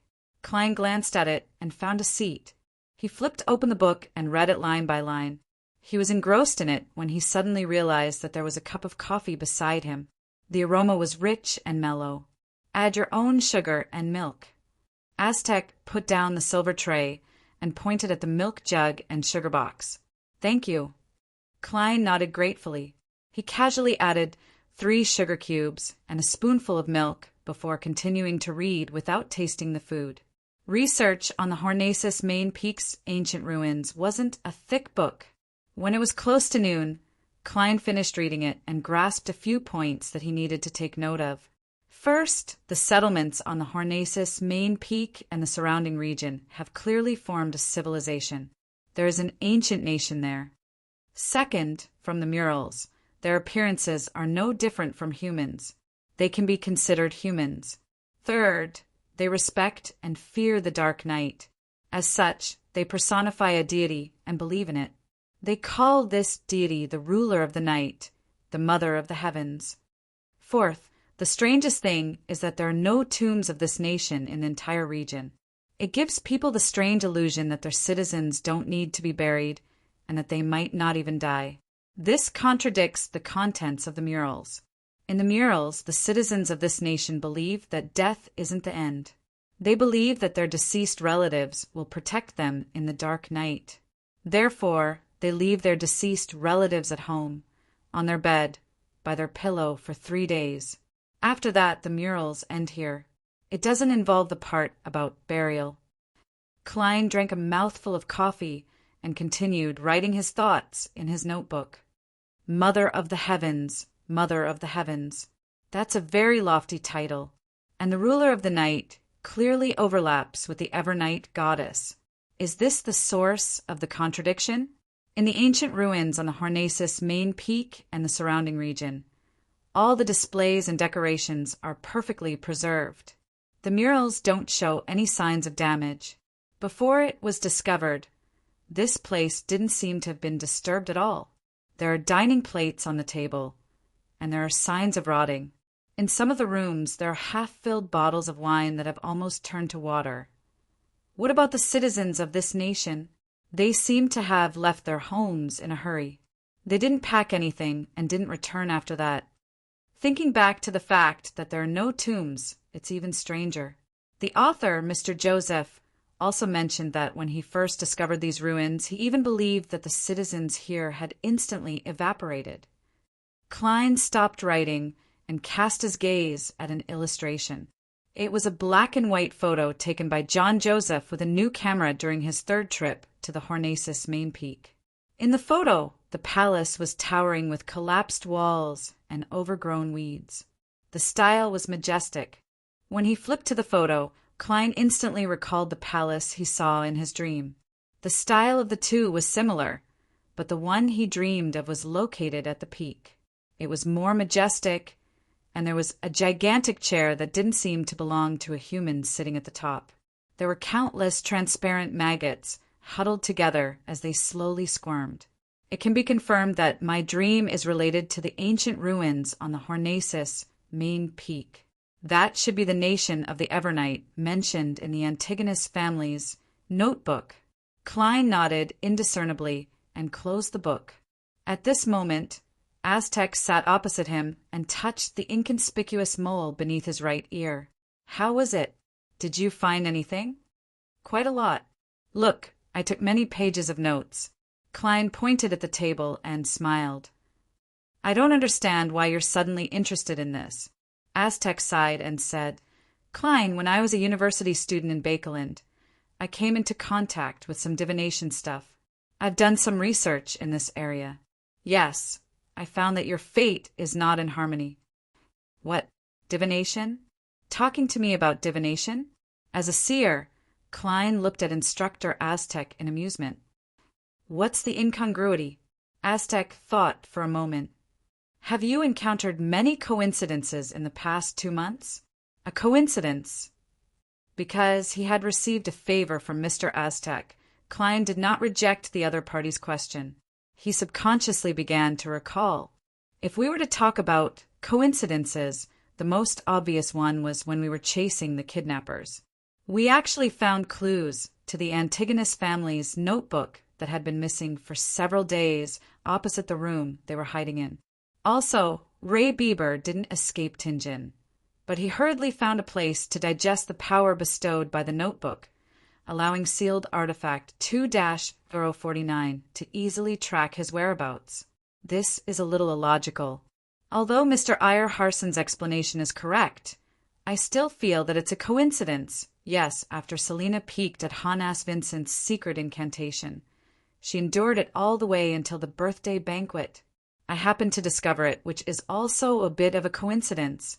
Otherwise, Hannas Vincent wouldn't have died. So suddenly, Klein thought seriously for a few minutes and said, "There are 3. Not too many and not too often. Also, I can't find any signs of interference or guidance from others." Aztec nodded slightly. Roselle the Great once said that anyone can encounter a coincidence that only happens once. 2 is considered normal, but a third has to be considered as an internal factor guiding it. Can you tell anything? Klein probed. Aztec chuckled and shook his head. I can only tell that there's something incongruous. I can't tell anything else. You have to know that I'm not a real seer. Doesn't that mean I didn't say anything? Mr. Aztec is a little strange. He's acting like a charlatan in front of a charlatan like me. Klein exhaled. Taking the opportunity when Aztec got up, he pinched his glabella and activated his spirit vision. At a glance, Aztec's aura was reflected in his eyes. It was normal in every way. Chapter 99. In the afternoon, Klein returned home and drew the curtains, casting his bedroom in darkness. He took out a pen and paper, and after some thought, he finally wrote down a sentence. Elliot's kidnapping was guided by supernatural factors. As a seer, Klein had previously divined whether the few coincidences had unnatural developments, but it turned out that he had been overthinking things. This time, under the influence of Instructor Aztec, he took this problem seriously. He learned from the suited clown's lesson and carefully designed the divination statement. From the beginning, he eliminated vague and confusing descriptions. I'll break down the 3 coincidences and divine each one. Klein nodded thoughtfully and slowly took out the topaz pendant from his sleeve. He held the spirit pendulum with his left hand and let the pendant dangle over the divination statement on the paper, nearly touching it. Focusing his mind and entering cogitation, Klein closed his eyes and began to recite the words. Elliot's kidnapping was guided by supernatural factors. Over and over again, he opened his eyes and looked at the spirit pendulum. He saw that the topaz pendant was spinning slightly counterclockwise. Still negative. Klein muttered. He redesigned the divination statement a few more times, but the outcome was still the same. There was no coincidence in the matter. He also divined the matter of Ray Bieber's stay in Tinjin and the matter of Selina's magic mirror divination. But the answer he received was normal. As a real seer, I've been fooled by a fake charlatan like Mr. Aztec? Besides, Captain and the others didn't find anything strange. Klein shook his head in amusement, but he still remained cautious and prepared to use dream divination to make a final confirmation. After some thought, he changed the divination statement to suit a different method. The true cause of Elliot's kidnapping. As he wrote with his pen, Klein paused from time to time as he deliberated over his words. After reading it a few times, he tore off the piece of paper, got up, walked to his bed, and lay down. With the divination statement in hand, Klein quickly fell asleep with the help of cogitation. In a blurry, distorted, and fragmented world, he regained some of his senses and wandered around in a daze. Gradually, he saw the kidnappers. He saw them lose their last chip at the gambling table, saw them obtain guns from underground channels, saw them scout locations a few times, and temporarily rent the house opposite Ray Bieber's house as a hideout. All of this was incoherent. It was a flash of images, but Klein couldn't find anything amiss. Furthermore, it matched the confession of the kidnappers. After exiting the dream, he divined the other 2 matters, but the results were the same. The development was in line with the law. A coincidence was really just a coincidence. I was indeed overthinking things. Mr. Azek is just a divination enthusiast. Klein held the pendulum firmly as he shook his head and smiled bitterly, just as he was about to open the curtains and let the afternoon sun shine into the bedroom. His fingertips suddenly stopped here. From the original owner's impression, Instructor Aztec is a steady, reliable, and trustworthy gentleman. He almost never says anything without basis. Even if he often argues with his tutor, it's limited to academic issues. Each has their own reasons. If he's just a pure divination enthusiast, he wouldn't communicate with me in this way. Furthermore, the original owner doesn't even remember that he likes divination. Of course, it could also be that the corresponding memory fragments are missing. Klein frowned. He still felt uneasy and wanted to find a way to confirm it. He suspected that Mr. Aztec had accidentally found out some insider information, so he used divination as an excuse to remind himself. What should I do to confirm it? Klein paced back and forth in the dark bedroom, where he could barely see the words in the book as he recalled the other divination techniques he knew. 1 step, 2 steps, 3 steps. He suddenly stopped as he came up with an idea. Let's assume that there's a problem with the coincidence, that I can't divine it because my sequence isn't high enough and that I've been interfered with by external factors.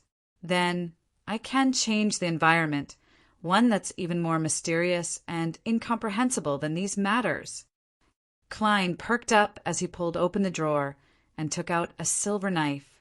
Then he gathered his psyche and allowed spirituality to flow out from the tip of the silver dagger, merging with the surrounding nature.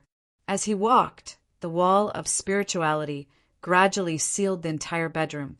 Klein's plan was to go above the gray fog for a divination, to the mysterious world, above the boundless and hazy grayish-white fog, in the majestic ancient temple. Klein's figure sat at the end of the long bronze table. In front of him was a goatskin parchment that had just conjured. He picked up the fountain pen and wrote the divination statement according to his previous attempt. Elliot's kidnapping was guided by supernatural factors. With the spirit pendulum in hand and the pendant hanging low, Klein allowed his psyche to quickly settle down, making it quiet and ethereal. He half closed his eyes and silently recited the divination statement 7 times, allowing his spirituality to interact with the spirit world that stood above everything else. Feeling the silver chain tug gently, Klein opened his eyes and looked at the spirit pendulum. He was stunned when he saw it. The topaz pendant was spinning clockwise. This meant that Elliot's kidnapping was guided by supernatural factors, and this was the complete opposite of the results of Klein's divination in the outside world. There's no guidance at all. Such power, or rather means, is terrifying. What's the goal of the person behind the scenes? The Antigonus family's notebook is fated to be entangled with me? Klein was alarmed as he lost his calm, causing the spirit pendulum's spinning to become chaotic. He put away the topaz pendant and pinched his glabella, his expression abnormally solemn. After considering for a few seconds, he didn't attempt to divine the other 2 matters. Instead, he wrote a new divination statement, the true cause of Elliot's kidnapping. Holding the piece of paper and silently reciting it 7 times, Klein leaned back in his chair and fell asleep above the gray fog. Soon he saw a boundless, illusory, grayish-white fog. The fog slowly parted, revealing colorful flowers and a green lawn. Behind the flowers and the lawn, space distorted and overlapped, as though it had turned into a living monster. Klein tried his best to look and barely saw a dark red chimney hidden there. At that moment, everything in front of him collapsed and shattered. The dream suddenly collapsed. In the magnificent temple, Klein suddenly straightened his back. He felt his heart pounding for no reason. Phew, I feel like I've seen something terrifying. He took 2 deep breaths and calmed his chaotic emotions. Tap, tap. Moments later, Klein tapped the edge of the long table and fell into deep thought once again. Red chimney, garden, lawn. Are these places related to the person behind the scenes? But those coincidences don't reveal his motives. It can even be said that he has no ill intentions. Amidst his thoughts, Klein was alarmed. It was for himself, for Captain Fry and his other companions. They were like puppets on strings, being manipulated to perform. What was even more terrifying was that they felt good about themselves. Sigh. I still don't know how to mention this to Captain. The results of old Neil's divination are identical to mine in the outside world. If I were to confirm it on the spot, there's no way to confirm it. Klein rubbed his sun acupoint as though he had a headache. After more than 10 seconds of silence, he began to divine the matter of Ray Bieber's stay in Tingen. Similarly, he first used spirit dowsing. This time, Klein was surprised to see that his topaz pendant was frozen in place. It didn't move at all, neither confirming nor denying it. Something strange. He muttered, his thoughts wandering as he tried to guess the reason. Did the person behind the scenes notice my divination and respond? Next, he tried dream divination, but all he saw was an incoherent, fragmented, and blurry gray fog. He discovered nothing else. The outcome of the Selena magic mirror incident was the same. Klein had almost confirmed his previous thoughts. Since he couldn't find a good opportunity to warn Captain Dunn Smith, he had an unprecedented urge to improve himself. I'll continue going to the divination club later and try to succeed in acting as soon as possible. I'll digest the seer potion.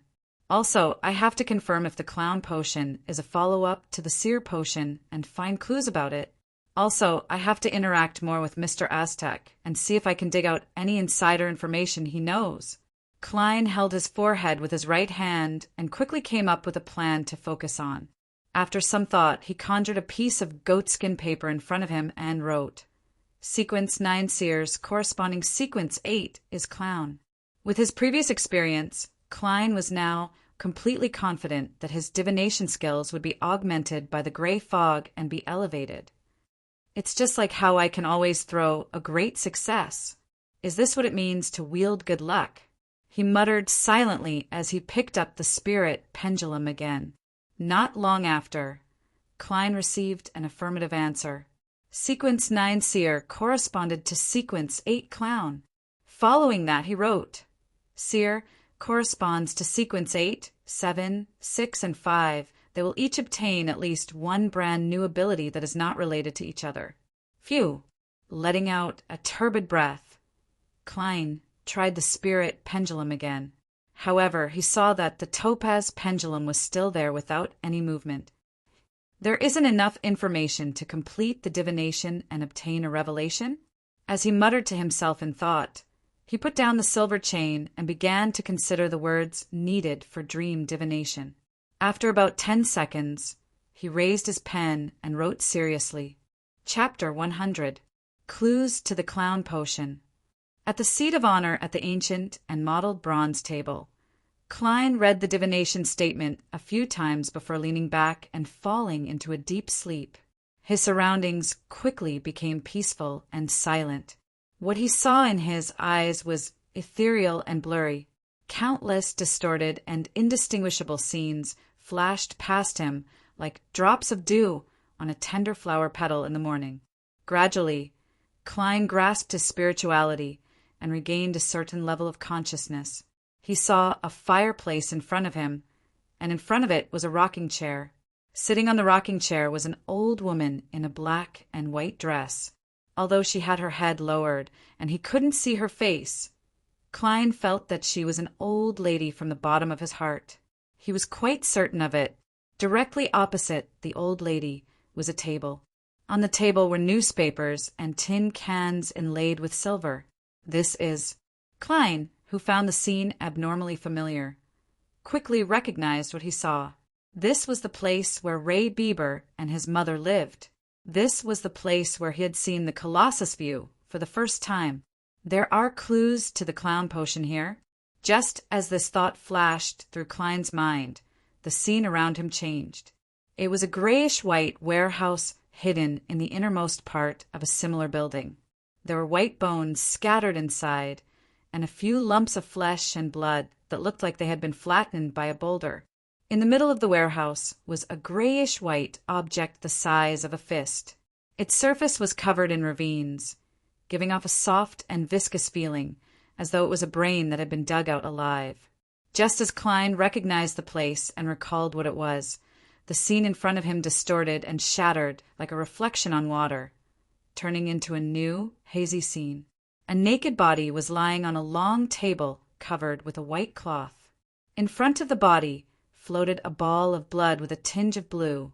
Klein immediately frowned and mumbled, "That's right." Just now, it was Ray Bieber's hiding place and his remains. Now, it's the thing formed from the suited clown's wrist brand.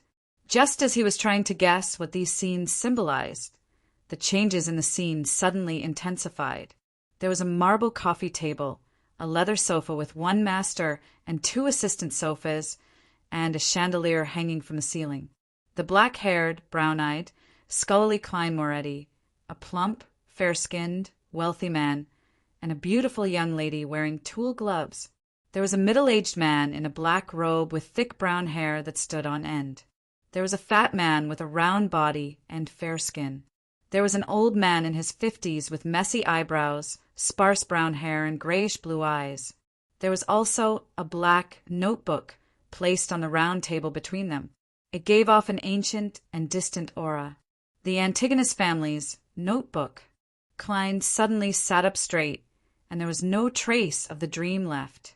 Looking at the boundless gray fog and crimson stars outside the magnificent temple, he thought in astonishment and puzzlement, I was divining for clues regarding the clown potion. Why would the Antigonus family's notebook appear? Let me think. That rotund fellow is Welch. Right, Welch, the unlucky bastard who bought the Antigonus family's notebook and triggered a series of events. The beautiful young lady wearing a gauze glove is Naya, I remember now. That marble coffee table and leather sofa is a symbol of Welch's residence. I saw a spirit medium daily there. In other words, I just saw the living room of Welch's residence. I saw the scene of the original Klein discussing the notebook with his two classmates. Klein calmed down and regained his composure. His fingers rhythmically tapped on the edge of the long bronze table. Then, what does the last scene represent? The notebook and Welch appeared. Could it be the scene when he bought the antique? One of the other two looked familiar. I think I've seen the middle-aged man in the classic black robe somewhere before. Brown hair like a porcupine. Thick dark circles under his eyes. Yes, I know who he is. Hans Vincent. The Divination Club's Hans Vincent. Because Selena secretly learned the secret incantation. Captain sneaked into his dream and died peacefully. Man, he was the one who sold the notebook to Welch. After going one big round, it's actually connected. The world is really small. No, Tinjin is really small. Come to think of it, it's really possible.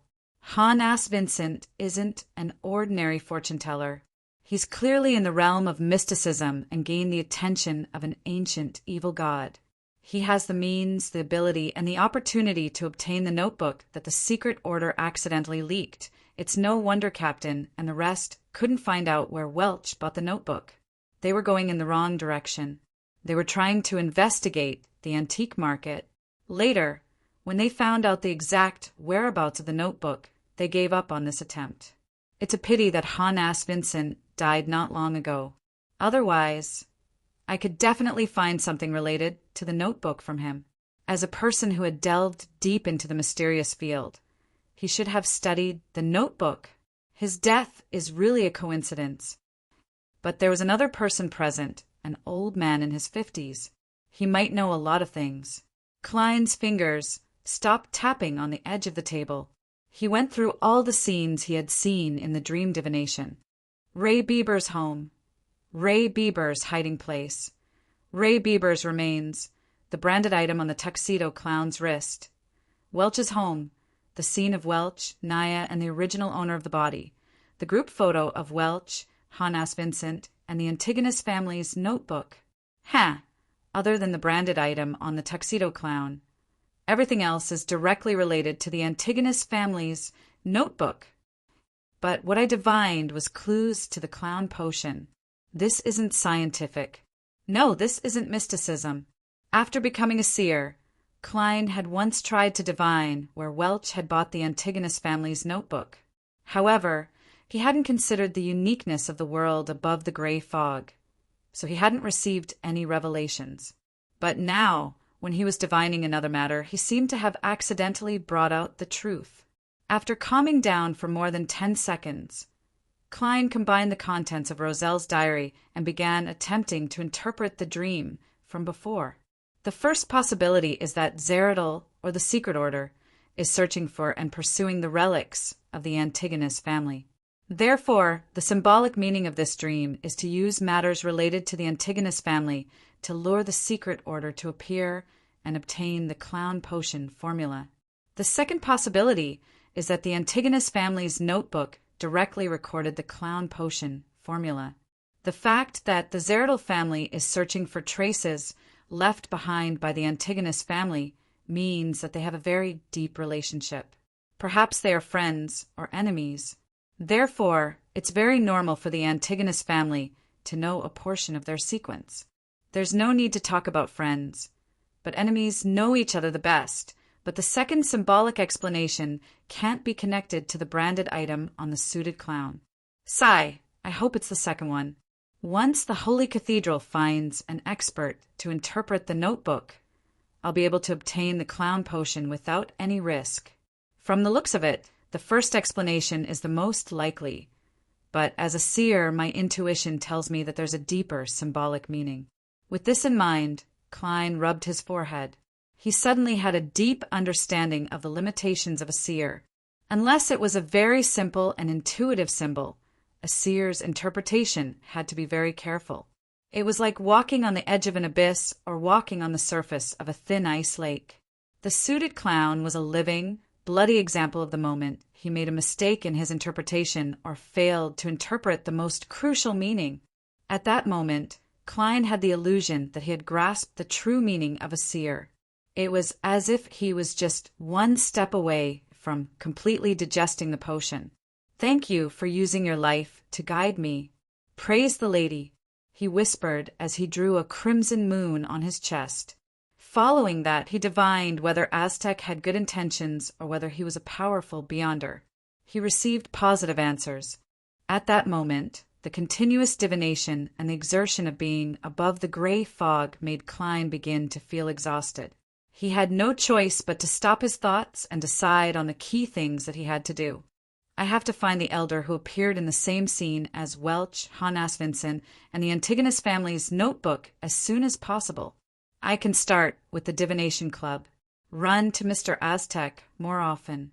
Yes, he might be a mid-sequence member of the Life School of Thought, but there's a lack of information that prevents divination, Few. Klein exhaled, causing the portrait of an elder with messy eyebrows, sparse brown hair, and grayish-blue eyes to suddenly appear on the goatskin parchment in front of him. This was the third person present when Welch and Hans Vincent traded the Antigonus family's notebook. Looking at the portrait, Klein suddenly fell into a dilemma. I don't know how to draw. I've always been the target of criticism in primary school's art classes, using ritualistic magic like Old Neil. But I'm praying to the goddess. I'm using the uniqueness of the world above the gray fog. If the deities find out, I won't be able to face the world. Wait, perhaps I can pray to myself. Transmitting a picture is about the same as transmitting a voice. Although I'm temporarily unable to stir the mysterious power above the gray fog, such a trivial matter shouldn't be a problem. With a train of thought, Klein immediately spread his spirituality and wrapped it around himself, simulating the feeling of falling. Returning to his bedroom, he casually lit the gas lamp and began praying softly. The fool that doesn't belong to this era. You are the mysterious ruler above the gray fog. You are the king of yellow and black who wields good luck. I pray for you to give me a revelation. I pray that you will allow me to depict what I see. After chanting the incantation, Klein didn't sprinkle any essential oils or burn any herbs. He didn't use their powers. Praying to myself is just that easy. Suddenly he heard a murmur. He saw the 4 black dots that formed a square appear on the back of his hand. After taking 4 steps counterclockwise and chanting the incantation, Klein once again passed through the madness and frenzy and returned above the gray fog. This time he didn't discover any crimson stars contracting or expanding. However, he noticed that behind the high-backed chair at the end of the long bronze table, there was a strange symbol formed by a portion of the pupilless eye and a portion of the contorted lines. It was flickering with a faint light as it produced an illusory prayer. Klein listened attentively. After confirming that there was no mistake, he conjured the portrait of the 3rd person and threw it into the flowing light in the same manner as a response to the prayer. After doing all of this, he immediately left the mysterious world above the gray fog and returned to his bedroom. Just as he found his footing, the portrait immediately appeared in front of Klein's eyes. He felt an illusory and weak power imbue him. He picked up a fountain pen, found a piece of white paper, and gave his wishes. To Klein's surprise, his right hand moved uncontrollably as it quickly drew lines. Not long after, he saw the lifelike portrait of the 3rd person. After writing down the hair color, pupil color, and other characteristics, Klein, whose right hand was twitching slightly, heaved a sigh of relief. Chapter 101. Howe Street Divination Club. Klein pressed down on the half-top hat on his head as he walked up the stairs to the door. He was no longer dressed in his usual formal attire. Instead, he wore a white shirt with a light vest and a thin black trench coat that reached his knees. It added a sense of vigor to his entire being. This set of clothes that was convenient for combat only cost him £1, including the small pockets that were sewn on the inside. Compared to a formal tuxedo, it was so cheap that it made him want to cry. Touching the revolver in his holster and the small metal bottles in the inner pocket, Klein took out the portrait and walked into the divination club. Without any surprise, he saw the beautiful lady in charge of reception, Angelica. "Good afternoon, Mr. Moretti. I thought you would only be here a few days later." Angelica was first taken aback before she revealed a radiant smile. Klein took off his hat and sighed. "Good afternoon, Miss Angelica. I had a dream this afternoon. I dreamed of Mr. Hannas Vincent and some matters related to him. As you know, as a fortune-teller, I cannot ignore every dream. It might be a revelation from the gods." Angelica was confused by his words that sounded like a charlatan. She nodded thoughtfully and asked curiously. She nodded in thought and asked curiously, "What did you dream of?" "I dreamed that Hannas Vincent was having an argument with this person." Klein handed over the folded piece of paper in his hand. While Angelica was engrossed in unfolding the portrait, he pinched his glabella and observed the color of her emotions. This person. Angelica looked at the portrait that resembled a photograph and fell into deep thought. And in Klein's eyes, her emotional aura appeared to be thinking blue. It was a normal reaction. This person. Angelica muttered again and slowly raised her head. "I've seen him before." Klein's mind jolted as he immediately asked, "When?" "I can't recall the exact date, but it should be about a month ago. Back then, I saw him sending Mr. Vincent to the door, and they were discussing something softly. Because of his thick and messy eyebrows and Mr. Vincent's rare smile, I had a deep impression of it." Angelica recalled as she described. "Yes, he had a pair of grayish-blue eyes, and his hair was like that of most men of his age. There wasn't much left." "Did you see him again after or before?" Klein asked gently. Angelica shook her head. "No, definitely not. I don't even know his name. To be honest, if it weren't for you, I would have suspected that the person who took out this portrait was a police officer investigating Mr. Vincent's death." I wouldn't be surprised if you received any revelations. You are a true seer." "I'm sorry, I'm just a police officer." Klein lampooned silently and sighed. "A true seer will understand their own insignificance and the greatness of fate. We will forever only be able to see a blurry corner of it. We will forever receive revelations, but never answers. We have to constantly reflect on ourselves, maintain reverence, and be cautious in our interpretation. We cannot see ourselves as a wise man who has grasped fate. After summarizing what he had learned during this period of time, Klein suddenly realized that his spirit vision had become clearer. He could even vaguely distinguish the details of Angelica's aura's color. At that moment, he was like a nearsighted person who had put on the right glasses. My seer potion is beginning to show clear signs of digesting? Klein stood there in a daze, momentarily unable to believe it. I never expected a seer like you to maintain the fear of fate. It's truly admirable, Angelica said sincerely. She had seen too many people in the club who claimed that they wanted to pry into the truth and change fate after learning a few divination methods. Klein retracted his gaze and chuckled softly. The more you know, the more you will understand your own insignificance.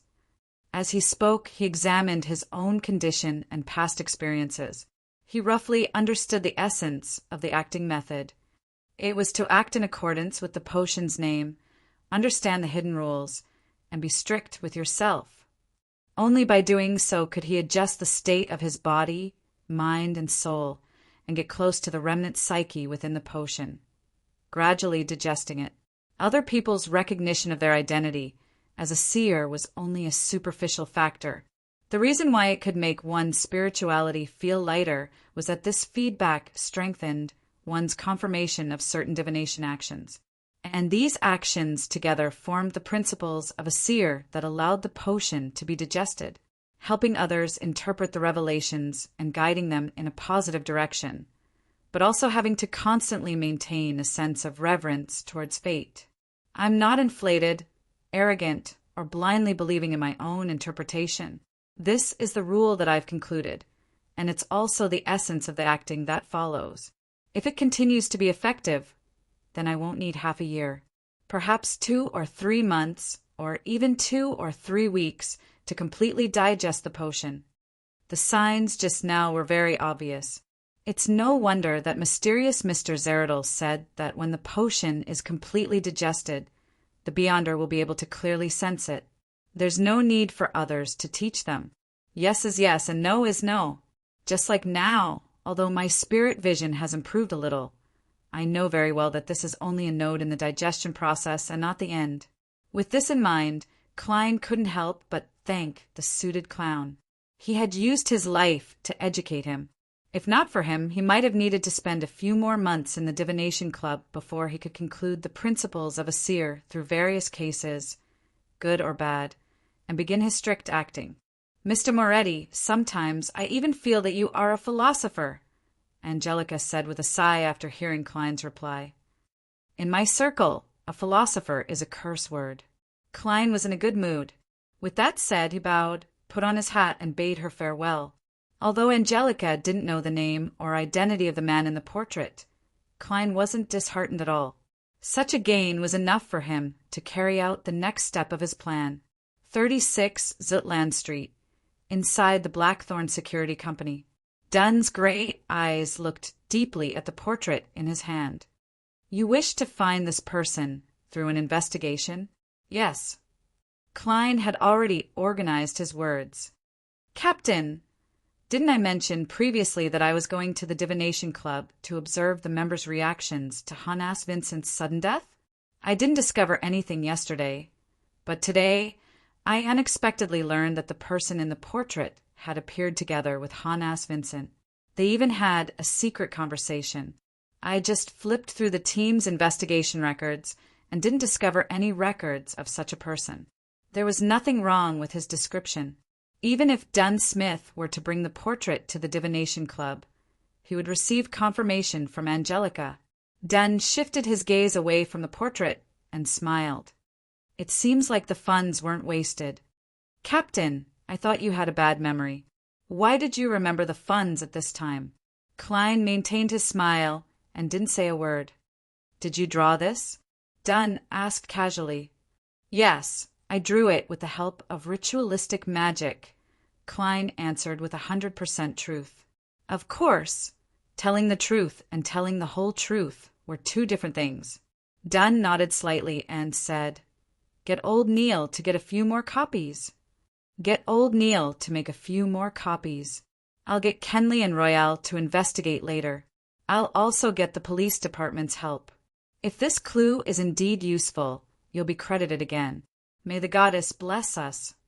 Klein tapped his chest 4 times, his attitude abnormally sincere. To him, it was enough that Dunn and company could find the name and identity of the man in the portrait. He could divine his whereabouts above the gray fog. After leaving the Blackthorn Security Company, Klein, who was on his day off, didn't immediately return home. Instead, he took a public carriage to the harbor and arrived at the entrance of the Evil Dragon Bar. He had considered it, although a seer lacked direct means to counter an enemy and didn't have any spells that could be cast quickly. There were many types of battles. Not all were encounters. As long as there was sufficient time to prepare, a seer could also use ritualistic magic to deal with an enemy, just like how he had resolved the magic mirror divination incident at Selena's place. And this meant that it was best for a seer to carry some herbs, essential oils, and small candles with him. This was to prevent himself from being unable to produce the materials when he needed them and could only wait for death. After all, not everyone was like Selena, who had a pile of mysticism items at home that just happened to be of use. As for the ones he had applied for, Klein had practiced too much and had used up most of them. The pockets on the inside of his clothes were filled with the remaining ones. He touched the notes in his pocket, pushed open the heavy door of the Evil Dragon Bar, and walked in. It was afternoon, so there weren't many customers in the bar. There weren't any dog and mouse competitions or boxing matches. It was rather quiet and not lively enough. Klein looked at the 2 tables of customers drinking and playing cards, and he prepared to walk towards the billiard room that led to the underground market. At that moment, he saw a burly old man in a tattered Navy officer's coat walk out. "Are you the friend old Neil brought over the last time?" The blue-eyed elder with messy brown hair and a strong smell of alcohol sized up Klein and chuckled. Klein vaguely guessed the other party's identity. He took off his hat and bowed. "Yes. How may I address you?" "Old Neil should have mentioned me to you. I'm the boss here, Swain." The blue-eyed elder had thick arms and firm muscles. He had the bearing of a military officer. Former captain of Tingin's mandated punishers. Rumor has it that he was once in the Royal Navy. Klein replied politely, "Yes. If you're short on money, feel free to look for me," Swain reminded him with a smile as he prepared to walk to the bar counter. At that moment, Klein's heart stirred as he hurriedly shouted, "Wait, Mr. Swain. Wait a minute, Mr. Swain. I have something to ask you." Swain stopped in his tracks, turned around, and chuckled. He chuckled and said, "You and your boss really resemble each other." "No, I don't have any memory problems." The corners of Klein's mouth twitched as he directly took out the portrait. "Have you seen this gentleman before?" It suddenly occurred to him that Selena must have been brought to this underground market by Hannas Vincent, which also led to Elizabeth finding out about the Evil Dragon Bar. In that case, could the man in the portrait who had a certain relationship with Hannas Vincent have been here before? Swain took a careful look and answered with certainty, "I remember him. He came to ask me if there were any documents and items related to the main peak of the Hornacis." Documents and items related to the main peak of the Hornacis?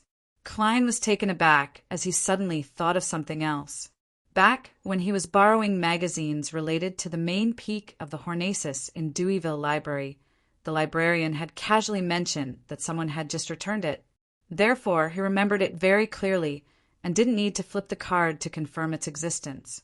Could it be that the person who borrowed those magazines before me was this gentleman in the portrait?